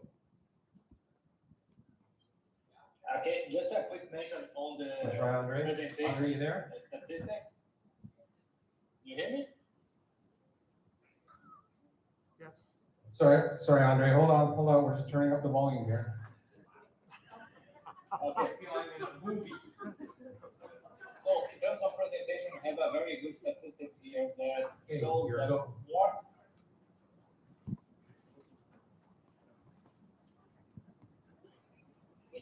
Sorry, it didn't work.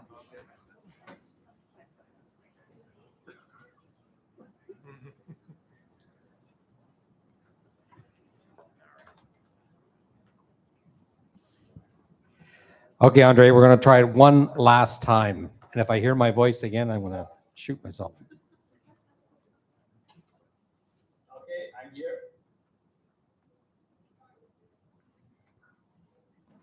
Go for it. Yes, just a quick mention on the presentation. Do you hear it? Yes. Okay, we have a very, very solid statistics. Okay, Andre, we're going to try it one last time. If I hear my voice again.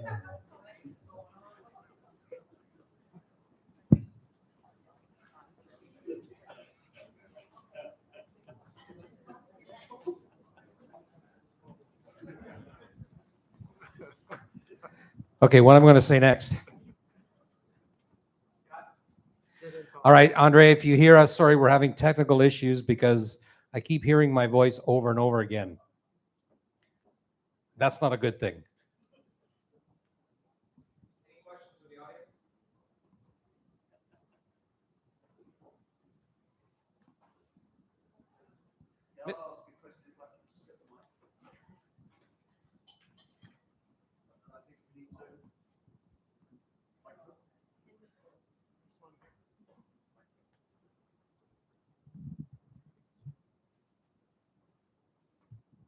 Yeah, and then I think we ought to go and get a drink. Okay, this is a market where globally the US was the center of excellence, and the rest of the world used to look at the US. And we also thought in terms of US companies coming into the rest of the world. My old company, Richardson Vicks, did a superb job, but there were many others. Now, we've seen a couple of big European companies come into the US and make some important acquisitions. Unilever buying the Oli business, just mentioned, and of course Nestle buying Natrol. So from your areas of expertise, who are the big international companies we expect to come next? Who's going to come in and change the paradigm in the US market from international?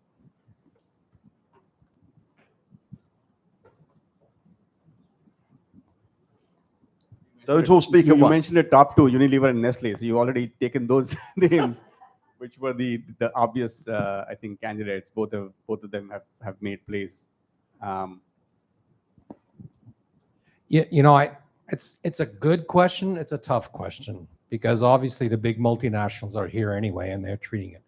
The small, mid-sized companies, for example, Germany and so on, there are really a lot of innovative ones, no question, coming up with some great innovative products. And my sense and my feeling in talking to them, they're scared of the United States. Okay? They're just scared of the sheer size, the different regulations, and so on. So is somebody going to be coming into the US from, let's say, Europe or even Japan, for example? At least at this point, I don't think so. So Ralph, let me just probe you on that. So we've seen Kirin Brewery by Blackmores, one of the most widespread and successful Australian vitamins companies, nice position in China. They paid a lot of money to buy that business, long-standing family business. Suntory, another big player, buying a brand called Brands, which is one of the most important sort of adjacent healthcare businesses in Asia. Will we see those companies coming into the market? Will we see some of the European and Asian tobacco companies buying into the US?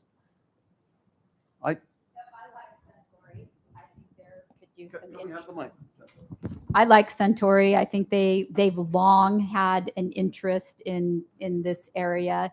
I'm interested in watching Chinese companies that are making buys that are buying U.S. companies, and also the amount of investment in Asia. I mean, the amount of investment in the science from Asia, if you look at how that's tracked over the last 7 years, it's impressive and it's scary. And so I think there's something brewing that could be really unexpected. Like people are laying that they're on a 10-year plan. That's what I see. When I see all of the money and the smaller buys and the ingredient stranglehold they have on some areas. And we saw some of this during COVID and how it impacted our supply chain, that I think made us more aware of it. But I'm just interested in how that's all playing out. I think there's more brewing there. Yeah, I think Nicholas, if for these consumer goods companies to get in the space, that case is clear. It's a margin accretive play, leverages a lot of the internal capabilities of marketing and selling and distribution. And once they have taken that step, getting into the US is a logical extension. They can't not play in the single largest market in the world. I think going back to what Ralph said, if you don't have any existing presence in the US, then it's a daunting proposition, because it's like, setting everything here, setting the infrastructure, setting the capabilities.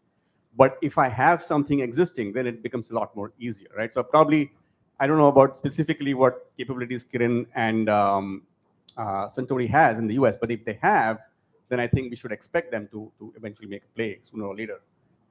And if not, then starting from scratch is a much more difficult proposition.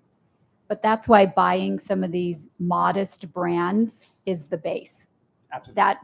That's So why they don't have to start from scratch, because that is daunting. But that's their base. That's their toe in the water, and we should buckle our seatbelts for what's coming next.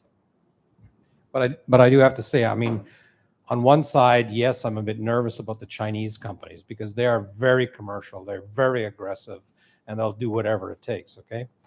In my personal experience with the Japanese companies, they can buy these companies, but they don't know how to run them. Okay, at all. So I'm not sure whether Suntory and Kirin and with Blackmores and everybody, and even our friends in Taisho, whether they're actually going to make a success in Europe and in North America, because they buy it, they have a big press release, and then they sit back and say, okay, now what are we going to do?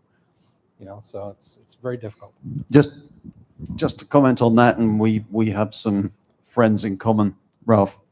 I think a lot of the companies that came into the US would send expatriate managers over here, and to be honest, in the past, some of them didn't even speak English. That is all changing. We see what Taisho has done by buying the UPSA business in France, and they hired very strong local management. A top person from Sanofi is now running UPSA, and it's a different company. I think we're going to face a lot of competition here. And my advice is prepare for that competition, and then let's be prepared in another way. Let's take more of the international market, with domestic companies in the US going international, to compensate the fact that these new entrants into the market here will take a certain amount of the market. And the market isn't going to expand because of that. More players doesn't drive the market up unless there are significantly better products brought in. And I think that the new entrants will play in the existing market with the existing products. So it's going to become a very dynamic market in the future, more new entrants. And as a result, as I say, I think US has to become more interested in the international market, which is frankly why we put this last session on, which looks at the world beyond the 50 states of the United States. So without much further ado, I don't know about you, but I need a drink. So if you have any questions, save them till tomorrow. Save them to the bar. We'll be around. I think now it's time for drinks, so I'd like to say thanks to the panelists. And Andre, if you can hear me.